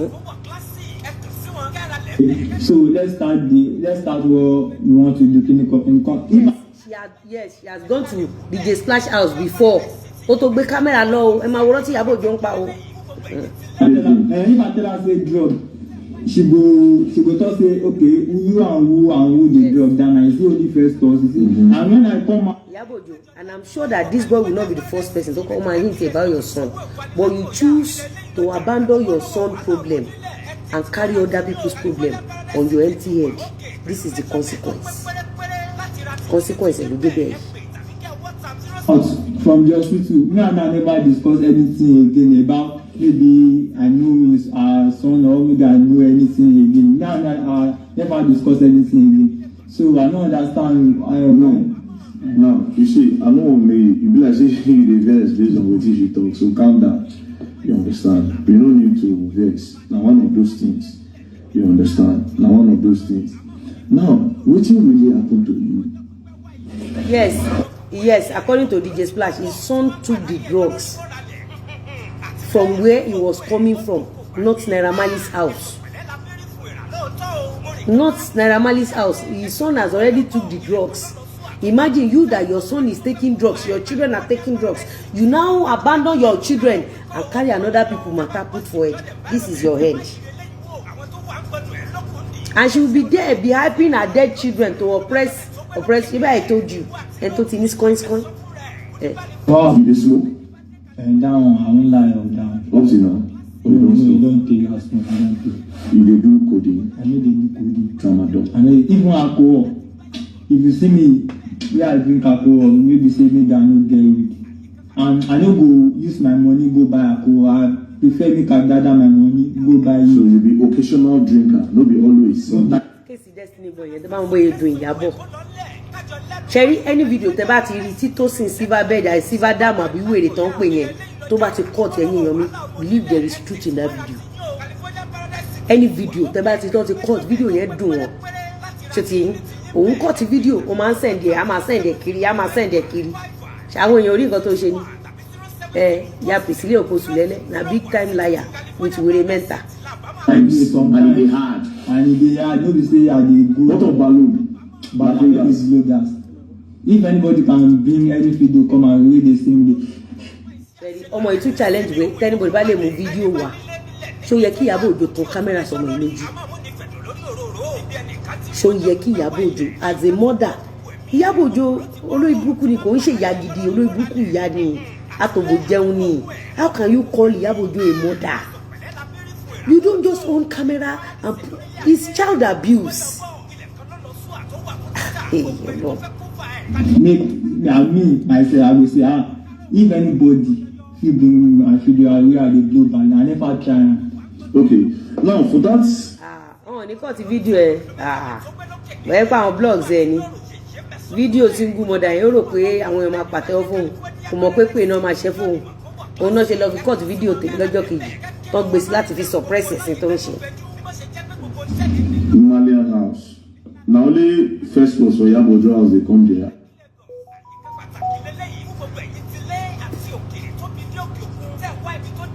Malian house. Na only first was for Iyabo Ojo house dey come there. Abi another person still dey. It's a tactical question. You know what of that one? I don't know. I don't know about anything. We can go and see the other. No worry. Don't talk. Happy birthday. Don't talk. So that particular day, first was the sweat for head, and that was it. Anyways, let's leave that side. You say you appreciate Iyabo Ojo for what you should do for you. Yeah, I really appreciate. Like I'm grateful. The boy said he's grateful for owning camera, for using him to collect donation. Iyabo Ojo, now let's listen to you now. Let's listen to you. That is it that one that drug my children, put drugs in their food and drinks I want to be talking to. Did I say that? I said yes, I said that. You said that you agree that your son takes drugs. Iyabo. Surely ìdí tí gbogbo abiyamọ ṣe máa mind the business ẹ̀. You see why good mothers don't put their mouth in other people's topic. So you admitted that your son took drugs. You admitted that your son has been taking drugs. And you carry your own son down. People wey no dey carry drugs like you, wey no dey carry drugs like your children, wey no dey carry drugs like your papa, you go dey put your mouth for their matter. You see your life. You see your life, Iyabo. You see your life. I said I did. Because innocently I went to help this boy called DJ Splash.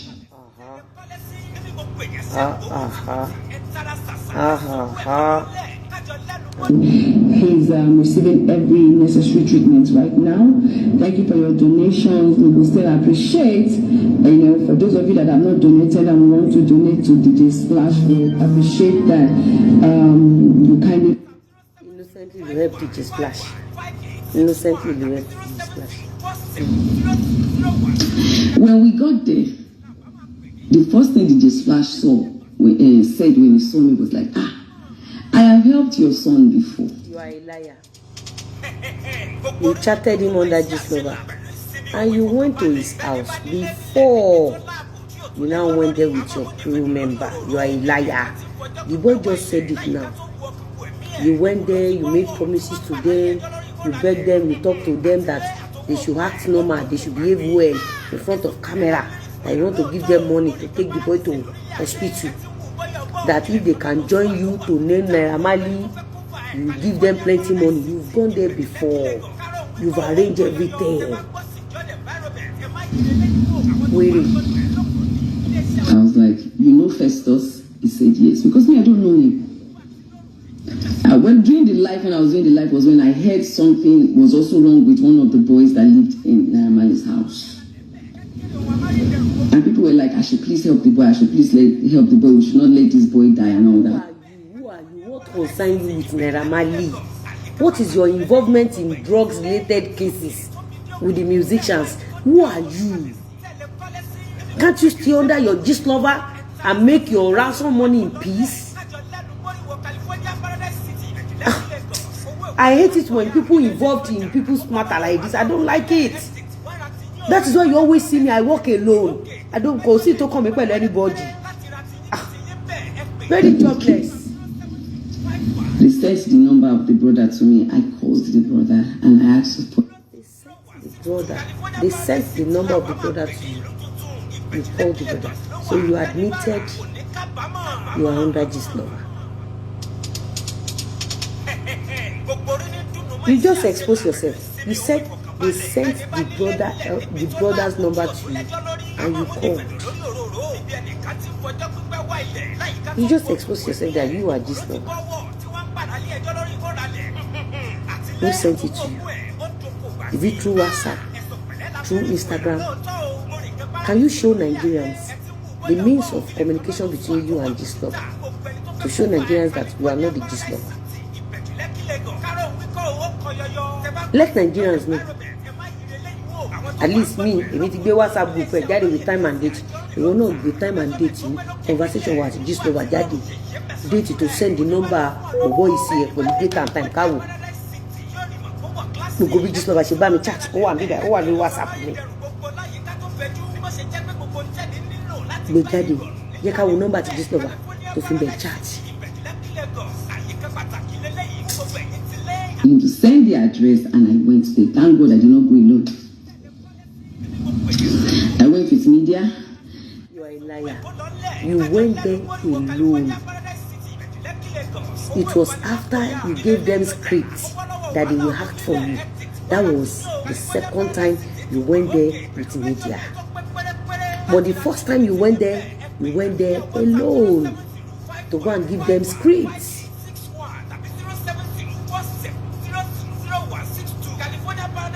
You are a liar. Wèrè ni ẹ́. O ti máa ń gbàgbé ọ̀rọ̀ ju wèrè ní ọ̀lẹ́ àtòbò jẹun tó ṣe lè rí pẹpẹ súpù ta nìyẹn. Lò sí ní ẹ́. Nígbà tó ti dédé gidi splash tó ti sọ fún ẹ pọ́ mọ́ ẹ mú kó kéré ẹ kó ti kúrò ń bẹ̀. Gẹ́gẹ́ bí abiyamọ tó lọ́pọlọ. Gbogbo ọ̀rọ̀ kọ́ là ń kẹnu bọ̀. There are some cases you look away. Ó fẹ́ pa Naira Marley in process ó ti parí ó pa ọmọ ẹ̀ báyìí. You went there alone initially to go and give them scripts. Thank you, Jare. Ajiaze, congratulations, Dr. Mrs. Lawal. It's Shop Labella. Ogugba donation said you are evil. The analysis is with them. Ó ti múrí lọ́wọ́ Naira Marley. Lizzy Anjorin ti fún ẹ lówó rí. Naira Marley ti fún ẹ lówó rí. Ìjẹ̀ṣà ti fún ẹ lówó rí. Kai. I went with my production team. Yes, I went with my people. You went with your production team. When did Mohbad's death becomes a film? Ó tún ti ń jó kiri ilé onípòsí. Wèrè ni ẹ́ o Iyabo. Wèrè gidi, wèrè alátadíndín ni ẹ́ o. Ó gbá. Epo ẹ gbá. Wèrè ẹ. Oh, le bombe. I went with one of my friends and I went with some police officers, so I did not go there alone. When I got there, he nearly did Follow video online. Mo ti follow rí. A ti follow rí dáadáa. Nǹkan méjì ló bá ìṣẹ̀lẹ̀ kò follow under gist lover. O kò ṣe party kò follow. Ó máa ń gbowó. Class saw me. He said, "Ah, Mama, Mama, I know you. I said, me, I don't know you. I thought maybe he was talking about me being an actress. He said, no, I know your son. He said, your son had come to the Malian's house before. I was there. And in fact, I was one of the people that helped him. I said, which of my son? He said, Festus. You said, which of your son? Nígbà tó mójútó àwọn ọmọ, ó ti dóko lọ, ó ti wá sórí onísórí lọ, ẹ tó máa bá títí ẹ̀jẹ̀ ló ń wá. Olórí burúkú ọmọ mu cocaine lábẹ́ òun. Oríṣi tó ti ń du ọ̀rọ̀ lọ́rọ̀ kí ìwẹ̀ sí tó ń ṣe. He helped him as at how. Now, I had already done the video. I was just there to see DJ Splash to help him out. I never knew anything of this. DJ Splash out. He's receiving every necessary treatment right now. Thank you for your donations. We will still appreciate. For those of you that have not donated and want to donate to DJ Splash, we appreciate. Donate. Had ever happened? When I'm not mad, me I will know. Yeah, boy. Wọ́n sọ pé Naira Marley ò sí bẹ́ẹ̀, wọ́n lọ́mọ ẹ ti mu drugs níbi tó ti ń bọ̀. Ó lè mọ̀ pọ́mọ ẹ mu drugs, àgbàdẹ́pọ̀rọ̀ ọlọ́rọ̀ jẹ́ lójú ìgbésí ayé àwọn ọmọ ẹ lọ.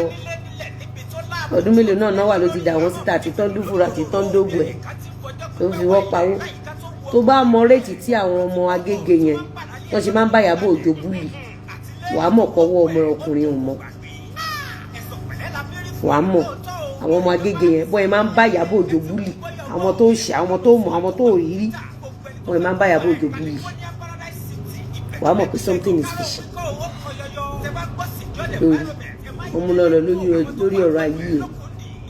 Padà yìí máa ṣe ṣó yìí tó ti fẹ́ tán, èmi máa parí ẹ̀.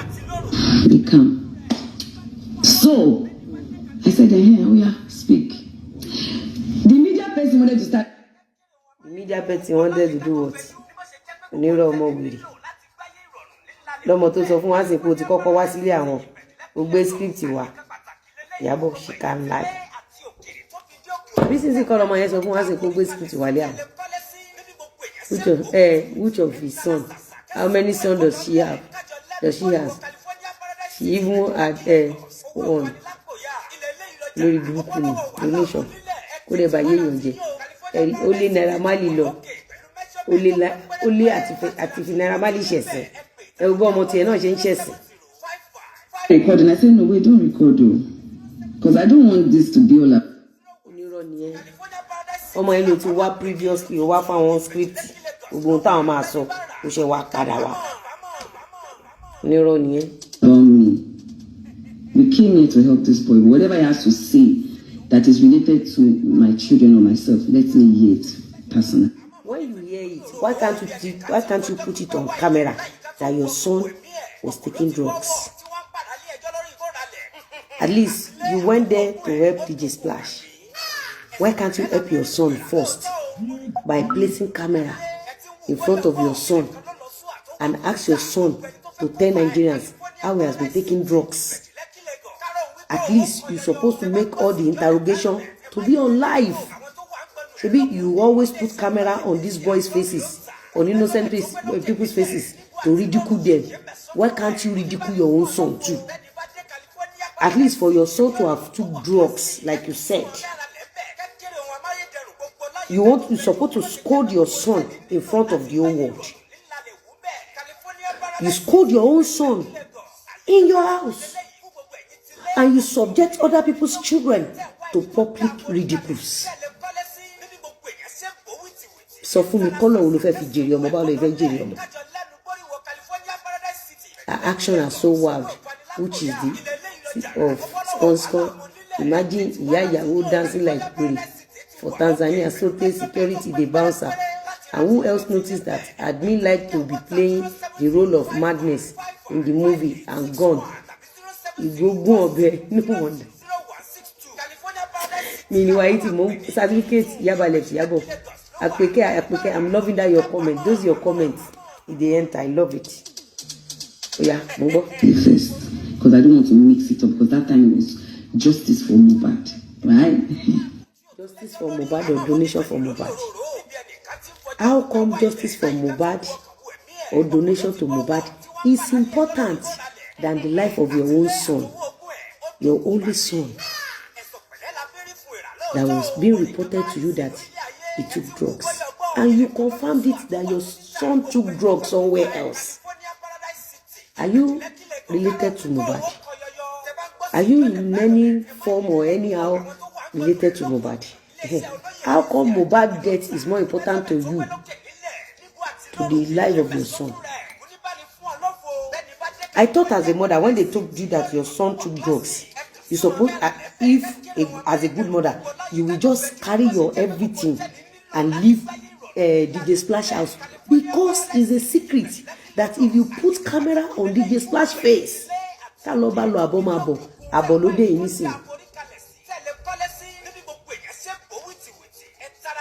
Mohbad is still in mortuary, and you did not tell Nigerians that your son took drugs. Nobody knew your son was using drugs. Iyabo Alice Ojo, you will suffer till you die a painful death. Kì í ṣe mi.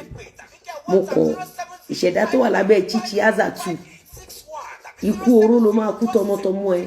Ìṣẹ̀dá tó wà lábẹ́ chichi azatu. Eléyìí wọ̀ lára. Ó wọ̀ lára.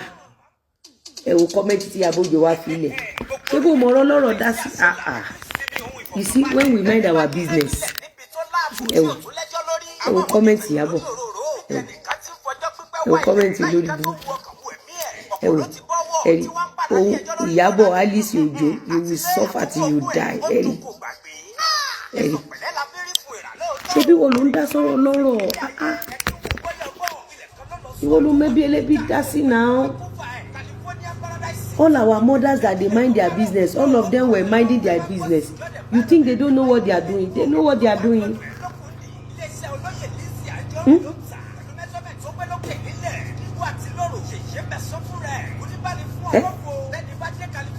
So, when that boy told you that your son has been using drugs, as a reasonable mother, you're supposed to do what? Leave the place.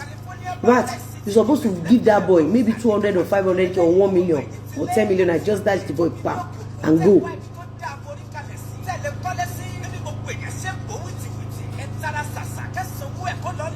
Irú ìyá wo náà máa sọ pé ọmọ ẹ mu drugs?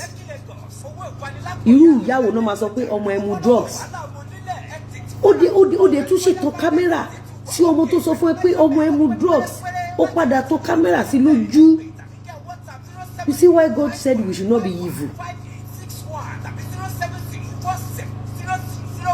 You see why God warned us? The Bible, the Quran warned us. Even the traditional way of life, they told us that whatever you do will be done to you. DJ Splash, that guy is sick. He needed help.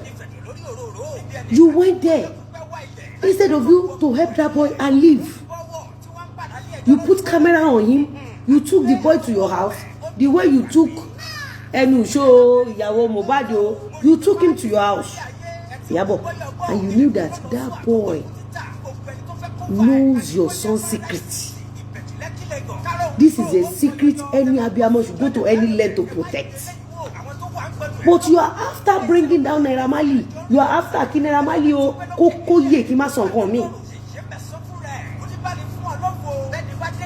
What do I use for my knuckles? If you see me in life, it's more clear and beautiful than this. Ask anybody. Ask anybody that see me in life. If you see my knuckles in life, so clean. Forget camera. Camera doesn't do justice. My face, my skin, my knuckles, camera doesn't do justice. If you see me in real life, if you see my knuckles clean, bah. My face clean, bah.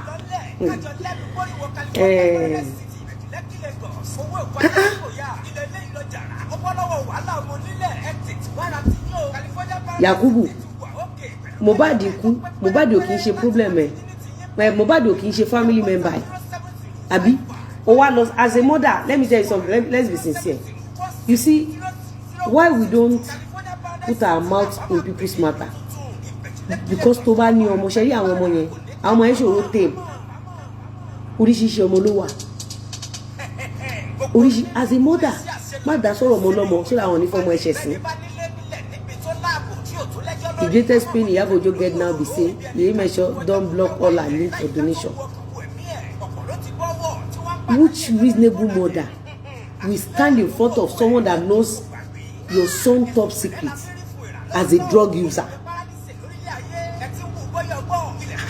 Ẹ̀yin èèyàn ẹjọ́ ẹgbàá mi ṣé tó bá délé èèyàn kan tó dẹ̀ mọ̀ pọ̀ ọmọ ẹ̀ mu cocaine wàá tan kámẹ́rà sọmọ ẹ lójú.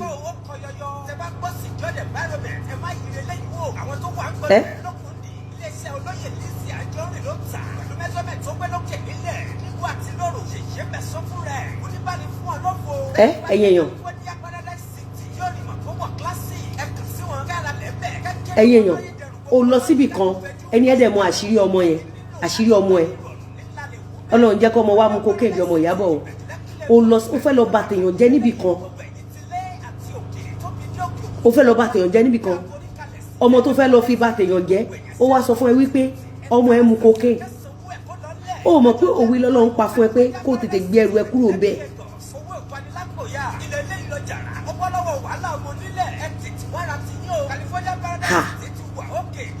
Ẹ gbà mí ẹ̀yin abiyamọ ó lọ sí ibì kan èèyàn kan wá sọ fún ẹ wípé ọmọ ẹ ń mu cocaine kò sírú agenda tó lè ní wàá bọ̀ tẹ̀yìn kò sírú agenda tó lè ní láyé. God has spoken to you, Iyabo Alice Ojo. The moment that boy told you that your son has been taking drugs, God has spoken to you. As a rightful person, you're supposed to leave immediately. Just bless that boy and leave.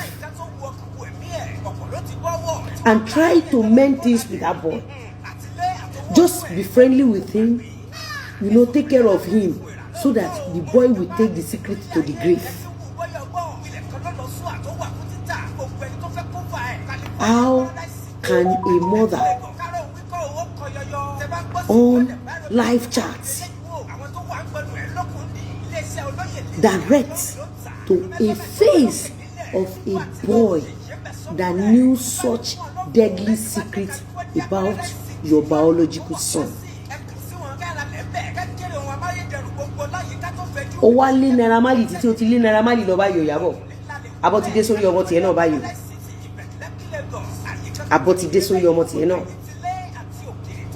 Your son will have to live with it for the rest of his life as a drug user. You were doing everything to bring down Naira Marley. This is a boy that has helped you. Iyabo mo eto na pa fún ẹni oògùn tí Naira Marley yọ tó fi fẹ̀rín sí ẹ lẹ́nu oògùn yẹn ló ń bí ẹ báyìí oògùn yẹn ló jẹ́ kó ọmọ tiẹ̀ náà ṣẹ̀sìn bọ́mọ ẹ mu cocaine. How come Discover did not block your son for the drugs and Discover blocked Naira Marley for drugs?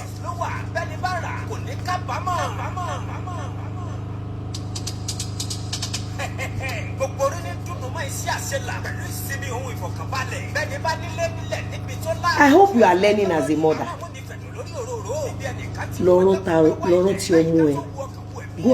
Go and pay attention to your children. Go as a mother, pay more attention to your children. It will help you.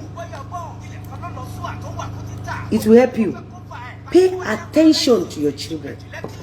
Masare pe komo lomo kan ṣubú, in process ẹ̀mí àwọn ọmọ ẹ máa lọ sí.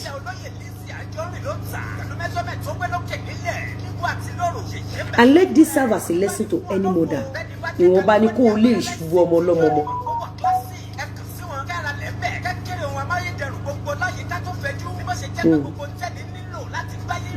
Dr. Lizzie, on 2 separate occasions, God spoke to her like she claimed one with DJ Splash and one with Jigan, but she was still hell-bent on destroying another person's children. God has spoken to you, Iyabo. The moment that boy told you that your son took drugs, let's listen to you. What did you say? So he said that Let's just skip to that. It's a very long video. It's a very long video. We all know this is a very long video. Iyabo, ó mọ̀ pé ìgbà tó fẹ́ subject mi sí bully. When you started, that was àwọn náà láriwo wọn kọ́ máa pariwo lọ. Mi mọ consequence ìwà tó ń wù fún mi. Ìwà tó ń wù fún mi Iyabo máa jẹ́ kó taste ẹ̀. Wàá mọ̀ pé orúkọ rere ó sàn ju wúrà àti fàdákà lọ. Tó o bá tún ayé ẹ wá, you will learn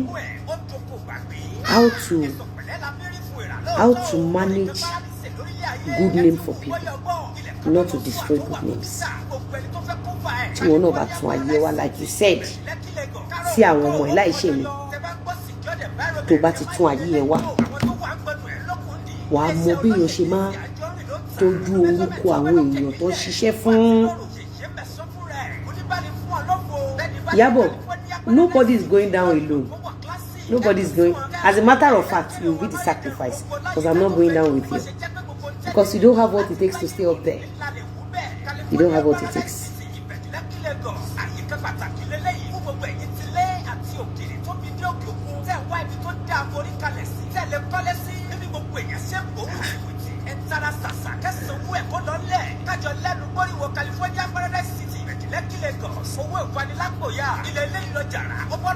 I hope you learn one or two things tonight. Má sáré kọ́ ọmọ lọ́mọ bàjẹ́, má borúkọ ọmọ lọ́mọ jẹ́, orúkọ táwọn èèyàn ti build fún ọdún ọgbọ̀n ọdún, má bà wọn bà á jẹ́, má bà ṣé àwọn èèyàn jẹ́, má bà yé aláyé jẹ́, má bà yé ọmọ lọ́mọ jẹ́.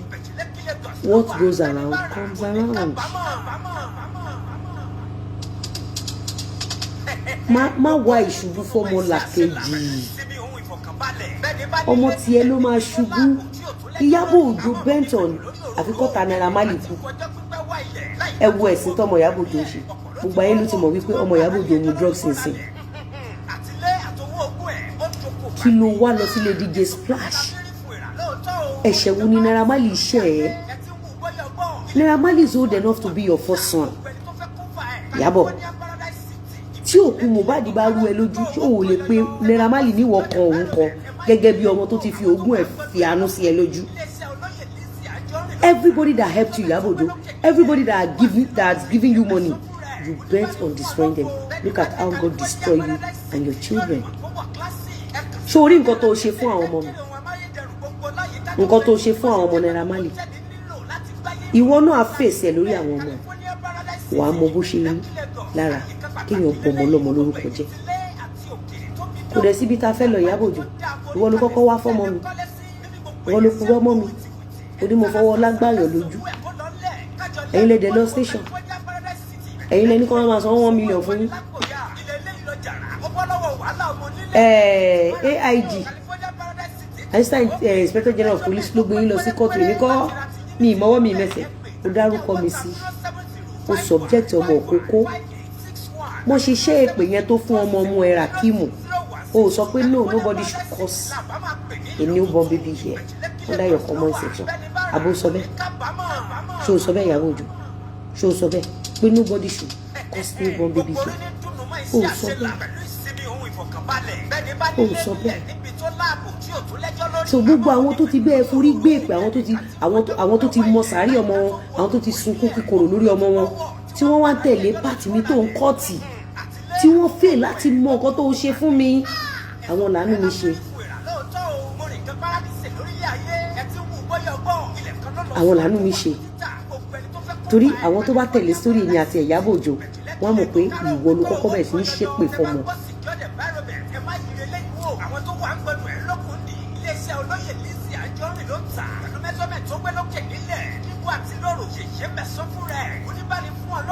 Wọ́n mọ̀ kọ́ ọ̀dọ̀ sí kíni ìwọ ló kọ́kọ́ bẹ̀rẹ̀ sí ní ṣépè fún.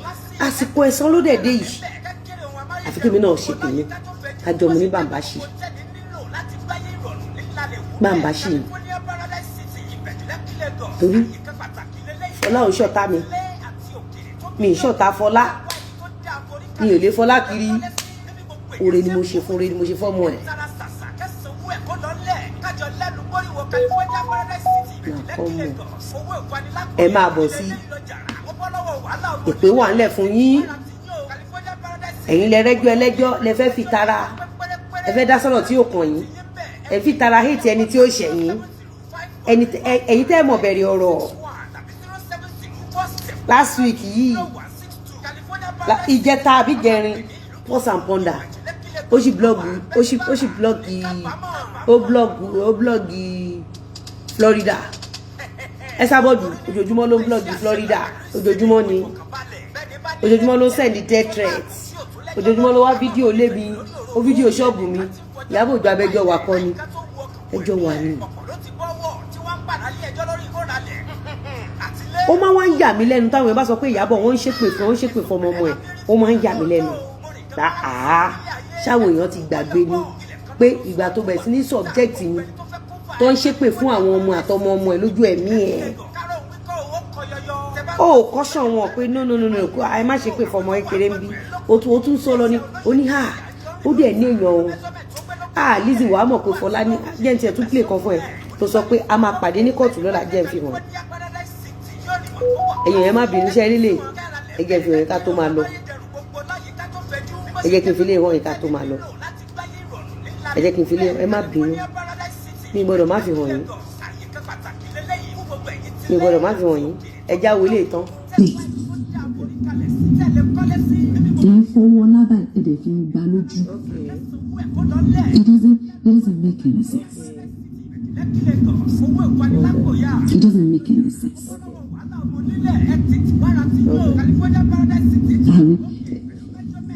I've never seen this kind of thing before. And I have seen though, but just this one is funny. It's funny. And I await. So they said they are taking her to court tomorrow. Abi, we go there. We go there with. We go there with what? Media. I want to see how this thing is going to unfold. Kí lẹ gbọ́ tó sọ. Kí lẹ gbọ́ tó sọ.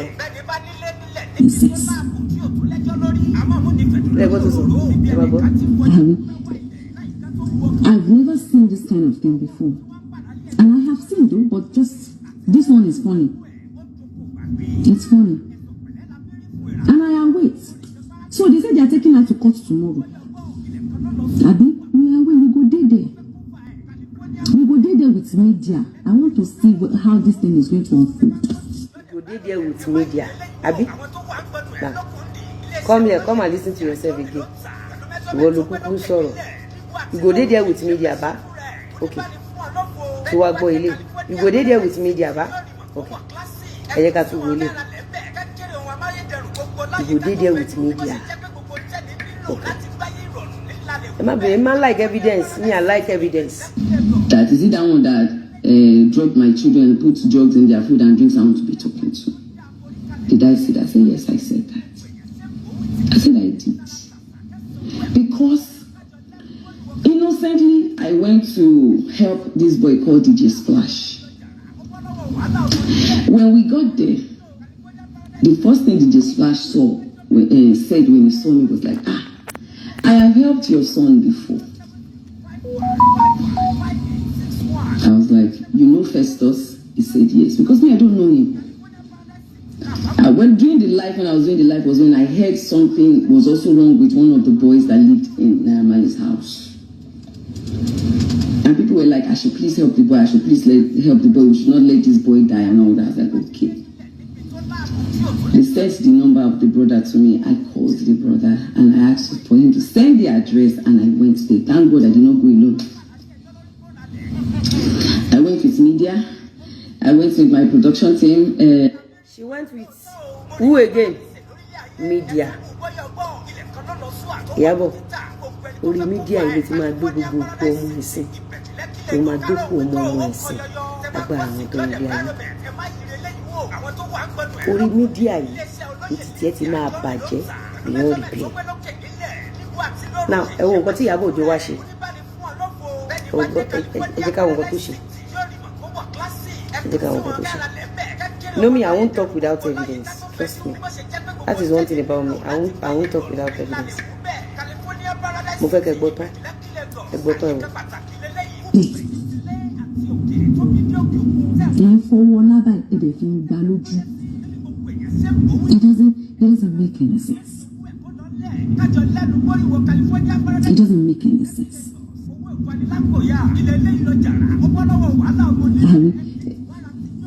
I've never seen this kind of thing before. And I have seen though, but just this one is funny. It's funny. And I await. So they said they are taking her to court tomorrow. Abi, we go there. We go there with media. I want to see how this thing is going to unfold. Because Fola Leon, I want to see how this thing is going to unfold.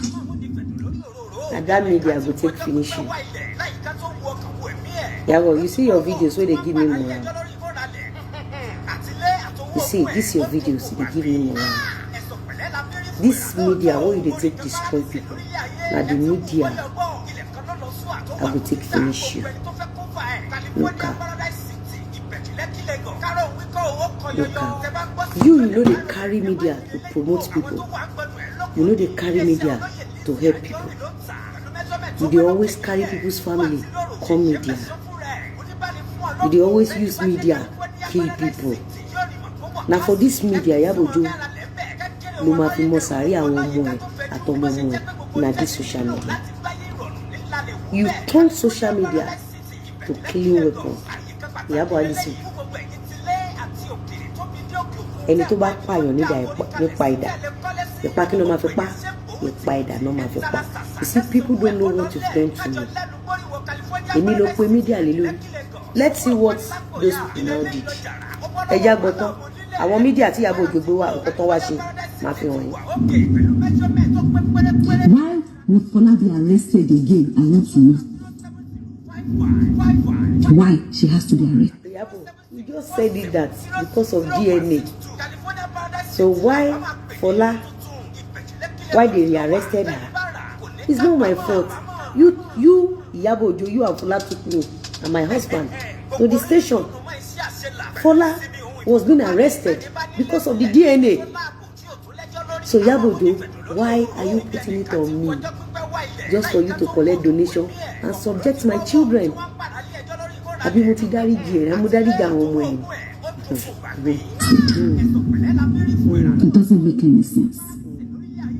We will see to it. They said they are not going to release her today. She has to go to court tomorrow. So she will go to court tomorrow.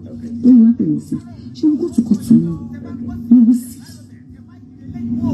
Nínú tọ̀hún yẹn, ó ní kí Ronke kan máa pò ó.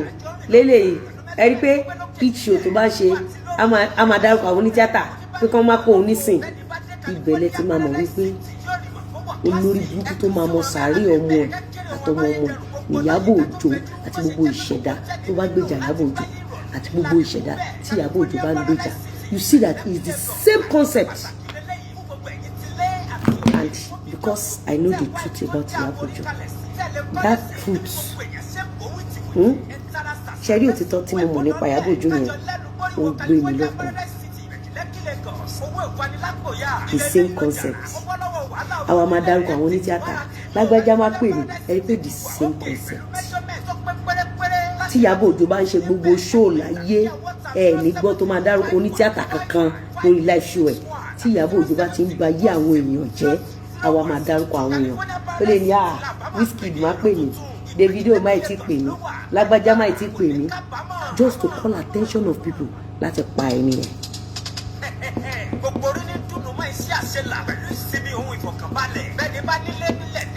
Ẹ máa gbọ́ lọ, máa gbọ́. And we need to understand. We need to understand. She said that she sent Taya killer. Fola, pushing struggle láti wọn tó máa jẹ. Pushing struggle láti. The same thing you said Mohbad's wife is struggling to eat. The same concept Iyabo Ojo. When we now said the same concept nígbà tí ọmọ kékeré yìí, ọmọ kékeré tó kú recently, ó ní pé o mọ̀ nípa ẹ̀. Ó sì jẹ́ pé gbogbo ẹni obìnrin tí ó bá ti ní ṣe pẹ̀lú ọ̀rọ̀ DNA ló máa ń struggle àti jẹun lọ́dọ̀ títí Iyabo.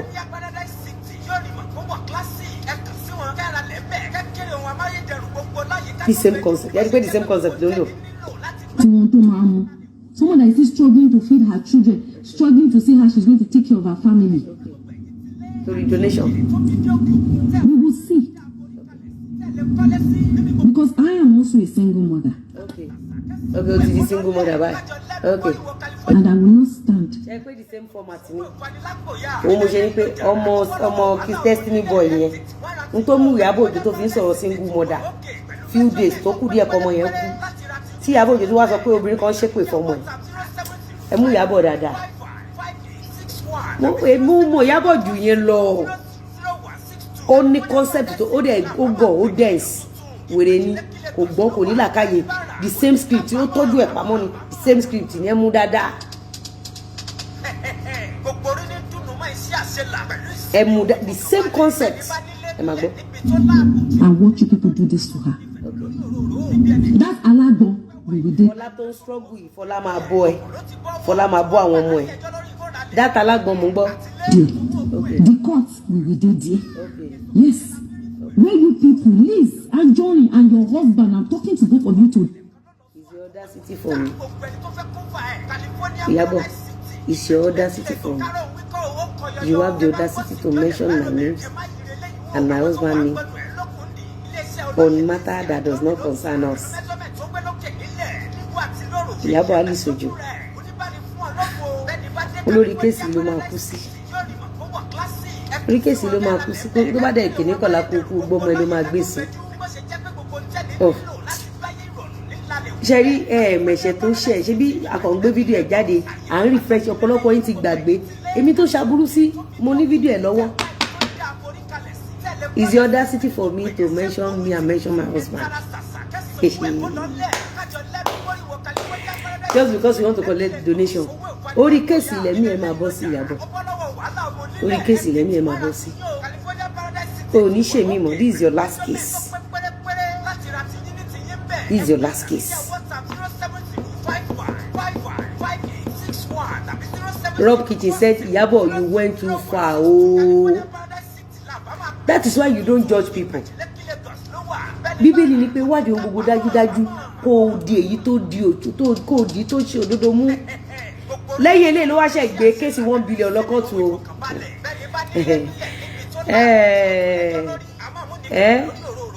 Kéèsì eléyìí lẹ́mí ẹ̀ máa bọ́ sí Iyabo Alisojo lágbára àwọn tó ń tilẹ̀ pọ́njú ẹni tí wọ́n tún ní ṣí mọ́.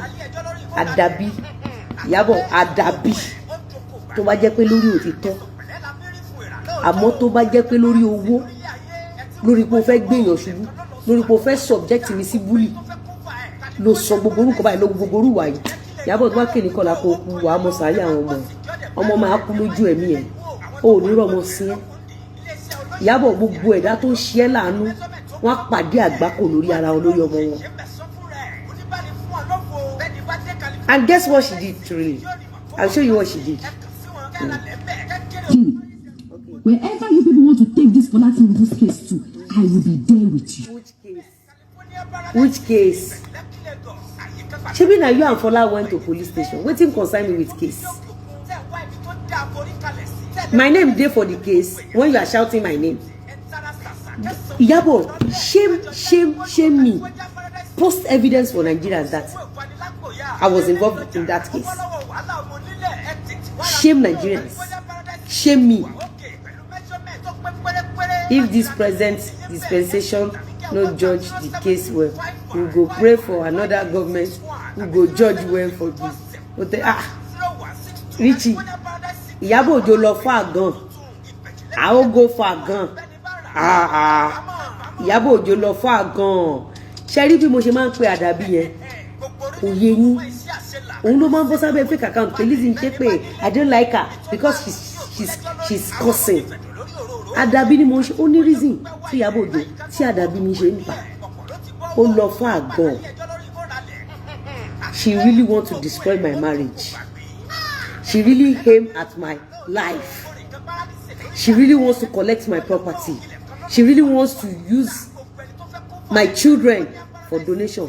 Ṣùgbọ́n Ọlọ́run ó wá pa Iyabo àtàwọn ọmọ ẹ̀. Ọlọ́run fi ẹ̀mí ẹ̀ ó fi ṣe ètùtù ògùn owó fún èmi. She went too fucking far.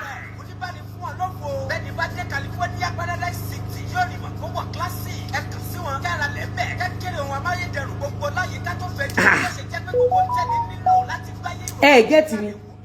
Ìwọ tó o bá fẹ́ gbọ́mọ sí má dá sí. Ẹwọ́ ìṣe bí wèrè. Ẹwọ́ ìṣe bí wèrè. Abuja ló wà tó ti ń ṣe show yìí o. Abuja ló wà tí Iyabo Ojo ti ń ṣe show yìí. The following day, Iyabo Ojo brought 15 policemen to arrest my husband. And Iyabo Ojo lied against one prominent Oga. Unfortunately for Iyabo, Oga tó dárúkọ tán ló ní kó máa gbọ́kọ mi bọ̀. Ọkọ mi kàn mú fóònù ni. Ẹ sà, ẹ gbọ́ kó máa gbé mi bọ̀. Bàbá ní bàbá ní bo, ta ló sọ bẹ́ẹ̀? Me sign. So this is how Iyabo Ojo has been using fake people to kidnap people.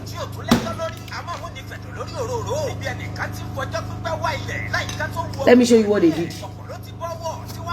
Èmi ò lè bá wọn lọ kóòtù torí èmi kọ́ ni witness. Alhaji ni wọ́n jọ ní case, Alhaji ni witness. AIG, Inspector, Assistant Inspector General of Police ni wọ́n jọ ní case.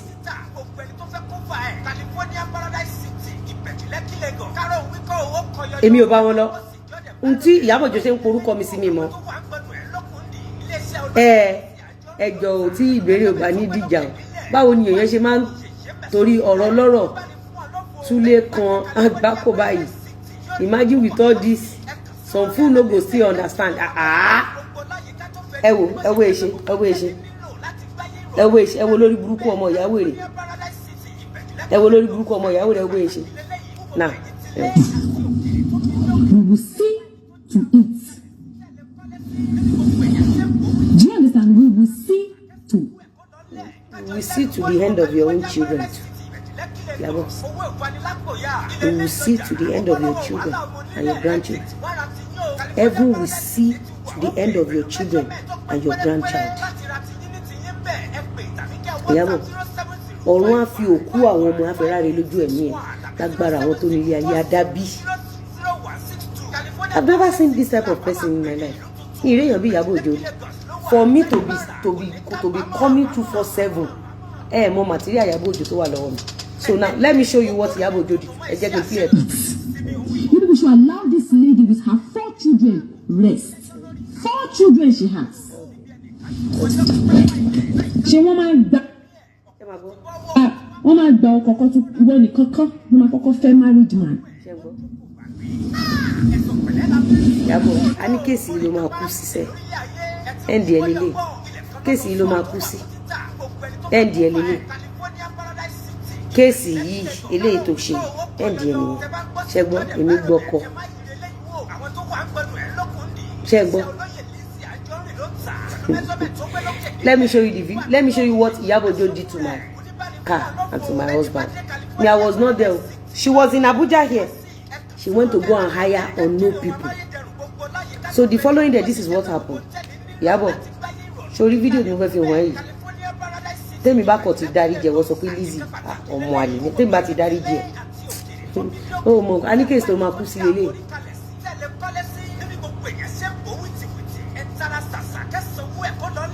Case do my pussy, they say. Case do my pussy. Walking. Osaye for him. This is what Iyabo Ojo did the following day. Odela ajọwọnu flight kan náà láti Abuja dé Èkó ni. Ó wá rent mọ́tò, ó lọ sí court. Ṣé ó ti arrange press. Ó ti wá lọ kó àwọn èèyàn wá kidnap ọ̀tá Mr. Lawal ní court. Iyabo Ojo ó ní ṣe bẹ́ẹ̀ mọ́. Ó ti mọ̀ kankan. Gbogbo àwọn tó sì ń bẹ sọ̀rọ̀ yẹn ní tí ṣe pé fáwọn ọmọ ẹ̀. Ó tó ṣe lélẹ̀. This must happen to Fola, like nothing must happen to Fola. Nothing must happen to Fola Tinubu. Nothing must happen.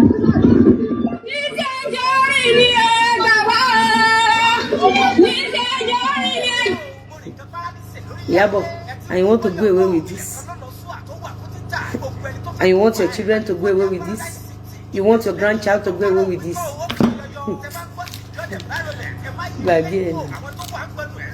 Àwọn press tó kó wá nìyẹn. Àwọn press tó kó wá nìyẹn. So ọjọ́ kẹta ni wọ́n ká mi mọ́ Dùmátà. Ọjọ́ kẹta, these same people. Ọjọ́ kẹta. If you listen to this voice and those people that came to Idumata, they are the same people. Ọ̀rọ̀ kan yẹn ni mama repeat every day. Iyabo tí tẹ́ máa fi bọ́ lẹ́nu ẹ̀. Táwọn ọmọ ẹ̀ máa fi ṣe orí burúkú nínú ayé. Ọ̀rọ̀ kan yẹn ni. Ohun tó ṣe fún mi mama sọ.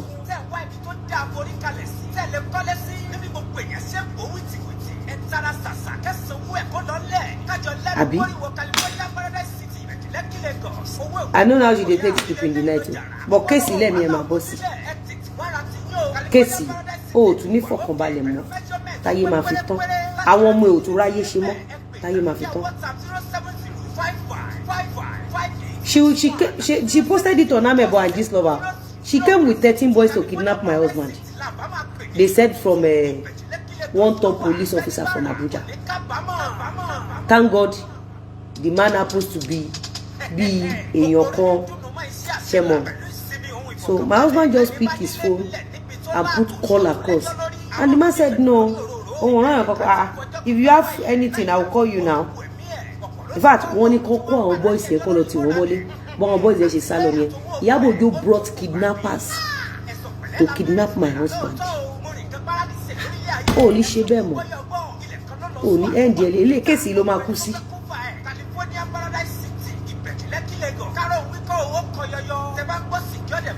Go and check those that shouted Ole Idumata on me. They are the same people. They vandalized my car here. These are the press. Iyabo just support. For the fact that you went to go and hire people to kidnap my husband. Iyabo, NDN forget here. Surely gbogbo gba yẹn. Mo ma ta sí ẹ. Mo fẹ́ wo gbogbo strategies ẹ. Mo fẹ́ wo gbogbo ṣe operate. Mo dẹ̀rù fún ẹ ní time yẹn. Mo dẹ̀rù fún ẹ. Mo fẹ́ wo èyí tó ṣe tó worst jù ní pé Iyabo, you went to go and hire people to kidnap my husband within the court premises. NDN.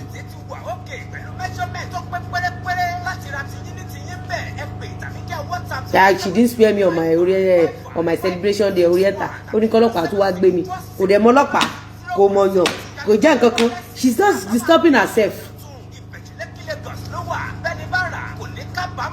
Kò jẹ́ nǹkan kan, kò mọ̀ yan, kò ní connection, kò jẹ́. She was just after killing people. She was just after killing people.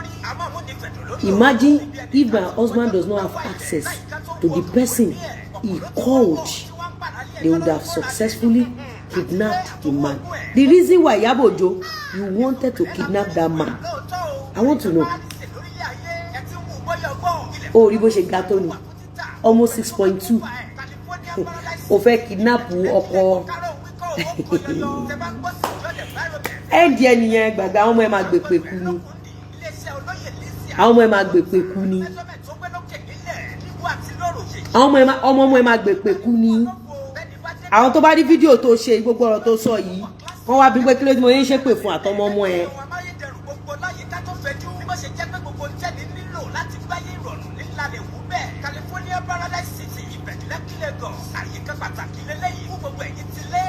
Sorry, àwọn tí ó mọ̀ bẹ̀rẹ̀ ọ̀rọ̀, àwọn tí ó mọ̀ nǹkan tó ṣe tani let accident Lizzy that is Iyabo he's jealous tani Iyabo Ojo ẹ lákìsà.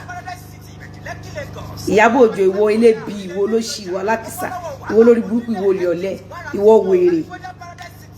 Jealous tani ìwọ tó rọ́wọ́ mú lọ sẹ́nu, ìwọ tẹ́bi ń pa, ìwọ tán wá fáńkọ̀ fún gbé jáde ní estate ní tó rówó lé san, ìwọ tó lọ lo a week ní short stay. Jealous who?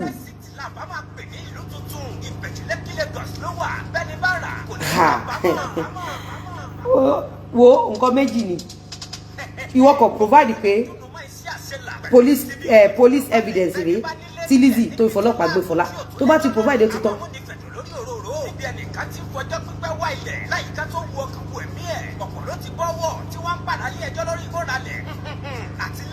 Àwọn people yìí ló wá ká mi mọ́ Idumata with 3 days after. Àwọn press tí Iyabo Ojo sọ pé Iyabo mo fẹ́ mọ reason tó ṣe pé press lé ọ̀rọ̀ wedding ni, mo fẹ́ mọ reason tó ṣe pé press lé family mi lórí, mo fẹ́ mọ̀. ìdí tó ṣe ń pe press lé family mi lórí mo fẹ́ mọ̀ gbogbo àwọn nǹkan tó ń ṣe tá à ń gbé jáde tá a fi hàn àwọn èèyàn yìí olórí burúkú tó bá máa sin òkú ọmọ ẹ̀ tó máa sọ pé nǹkan tó ṣe yìí ò ṣe dà mo fẹ́ mọ̀. She brought 13 able bodies to the court. 13 able bodies. Kódà àwọn ọlọ́pàá àwọn ọdí alájì ló dúró tán tó ẹ pàlájì ò gbé ọdí ni n táwọn ìkọlà máa wí.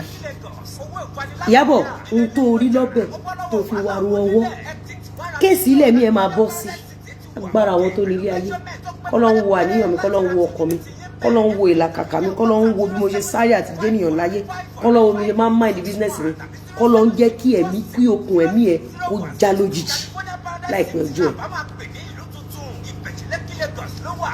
Ìyábọ̀ Adésòjò màá mú sí fún ẹ Ìyábọ̀ àwọn tó ń gbèjẹ lánàá wọn ṣe mí o àwọn tí ò mọ tó ṣe àwọn tí ò mọ tó ti kọrùn bọ̀ àwọn tí ò mọ spiritual consequence gbogbo nǹkan tó ṣe lánàá wọn ṣe mí o do àwọn èèyàn bíi titi ẹ náà ni wọn torí pé tí wọn bá kí n ṣe lórí burúkú ẹ̀dá nǹkan tó ṣe fún Naira Marley àti Mohbad ṣe náà bí abiyamọ gbé ọmọ ẹ̀ kó sá but they choose to ignore aburú tó ń ṣe wọ́n decide okay àwọn fẹ́ jẹ́ fans ẹ̀ kò sí problem Ìyábọ̀ kò sí problem tí o bá ti pẹ́ tà ń dàbí áyàn ọwọ́ dẹ̀ ń bà ẹ́ nǹkan ń ṣe ẹ́ gan ṣé èèyàn máa ń jẹ́ lọ́sí olófo àbẹ́yìí ó fi comment section sọ fún rẹ̀ títí ó tún wá òun ṣe oríire wo lórí burúkú ẹ̀ ń ṣe oríire wo kí dánidáni àwáyé má ṣe ríire ẹ̀ ń ṣe mi ní fiẹ́lẹ̀ o àmì ní fiẹ́lẹ̀ kẹ̀ ọ̀pọ̀ nǹkan tẹ̀ ṣe fún mi sálà wà lẹ́ wá ṣe nílé ọ̀dọ̀ mi ló wà táwọn tẹ̀ ń polówó lẹ̀ fún ọ̀pọ̀ nǹkan tẹ̀ wá ṣe nílé ọ̀dọ̀ mi nìyẹn ẹgbẹ́ àwọn èèyàn wá lóru ẹbẹ́ jọ́ta mi gbé Ìyábọ̀ ẹ̀ ń di ẹ lélẹ̀ mo kéèsì lè ló máa kú sí gàsí.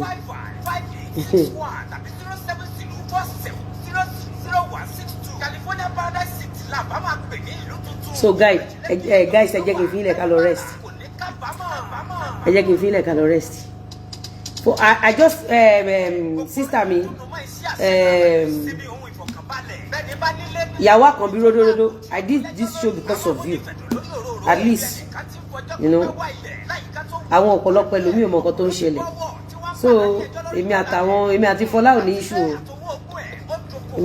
issue o then I was trying to unite the children àníyàn tèmi dẹ̀ ní sí àwọn ọmọ ọkọ mi lọ́nà fi gbọ́ àdúrà tèmi náà lóṣù mẹ́sàn-án gẹ́rẹ́gẹ́ pẹ̀lú èjì mi believe pé mo lè bímọ lóṣù mẹ́sàn-án gẹ́rẹ́gẹ́ so it shows pé àníyàn mi dáa Ọlọ́run dẹ̀ rí inú mi I was just trying to unite the children because àwọn ìyàwó yẹn lára wọn ti lọ remarry Fola náà ó lẹ́lòmíì tó ń fẹ́ ṣé ti yẹn me I was just trying to unite all the children ṣé ti yẹn so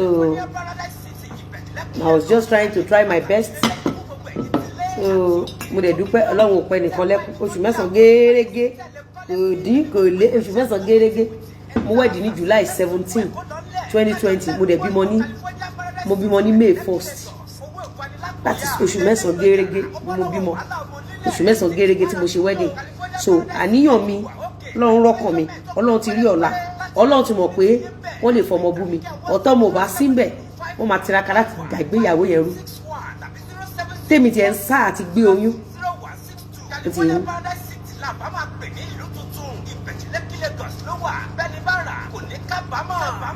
ẹ̀rí gbogbo oríire tí mò ń ṣe ẹ̀rí pé àníyàn mi ni pẹ̀ṣẹ̀pọ̀ tó tẹ̀ ń ṣe pètò èpè tèmi ló ń ja ẹ̀yìn.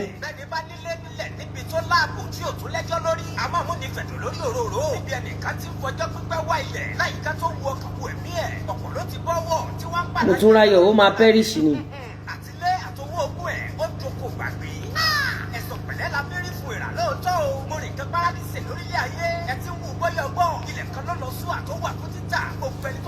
ó ti yé yín àníyàn ni o gbogbo dáadáa ẹni tí mo ṣí shop s'Abuja igba gbogbo ire tẹ́rí tí mo ṣe àníyàn ni o mindset ni o mindset mi àníyàn mi òun lẹ́ ń wò yẹn o tó bá jẹ́ pé mi náà ń sáré pé kán kú mo ń sáré pé kán ṣubú ńgbà yẹn nígbà tó ń lé mi ni àbí kọ́ ẹ pé ìgbà táwọn ò tí ì wá fún mi tó jẹ́ pé mi ni mo kọ́kọ́ lọ fún wọn lábẹ́lẹ̀ ó ṣe ṣe kí n má débi tí mo délé mi bọ̀tọ́ lọ́run rínú mi àwọn náà ń gang up àwọn náà ń plan àwọn náà ń ṣépè àwọn náà ń ṣépè Iyabo Ojo ló kọ́kọ́ bẹ̀rẹ̀ sí ní ṣépè fọmọ orí platform Iyabo Ojo náà ti kọ́kọ́ bẹ̀rẹ̀ ìpèdè ìfọmọ orí platform ẹ̀ ni and she never stopped them so I have every right to return it tani ẹ ti mi ní ṣépè fọmọ tí mi ní ṣépè fọmọ ọmọ ẹ you started it.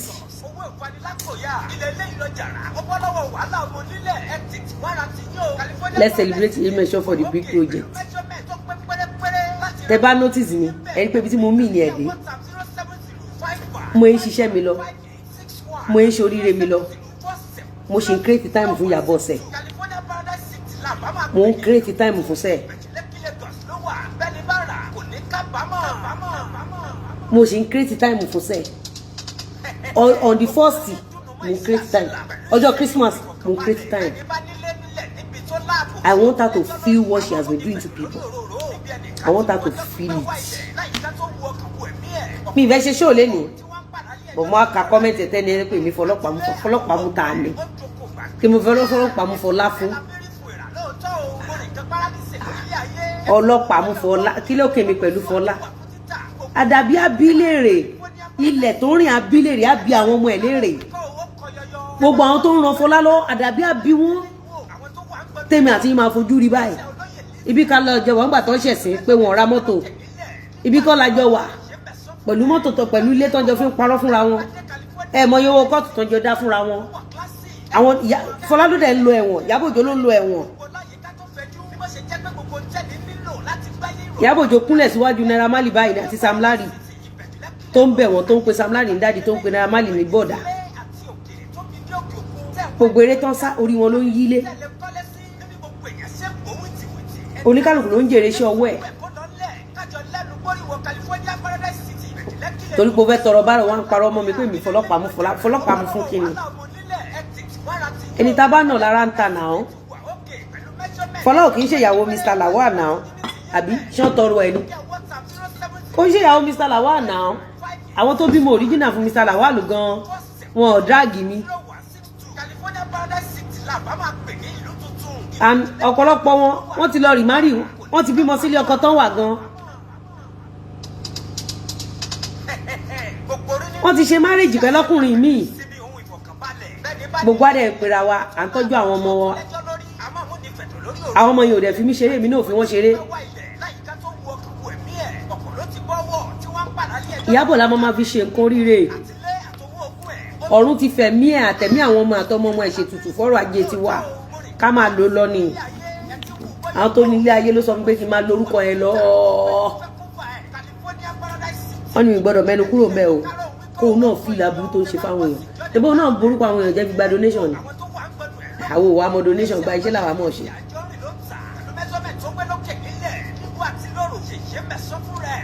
Fatima Bọ́lára yín ẹlẹ́mi.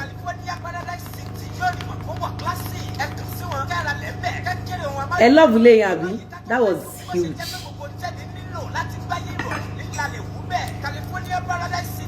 It's an empire, not even mansion. It's an empire. That building, it's an empire. Beautiful. Beautiful. Beautiful empire. Bàtà sọ pé Alhaji onílé funfun. Mo gbọ́ tán ní fake ni. Mo gbọ́ tán ní tán bá bí mi dá kí n dó síwájú ẹ̀. Èmi ò ń ṣe social media validation. Èmi ò ń parọ́ làbẹ́pà alá nìkan. Fola na Mr. Lawal condom and he don flush am since.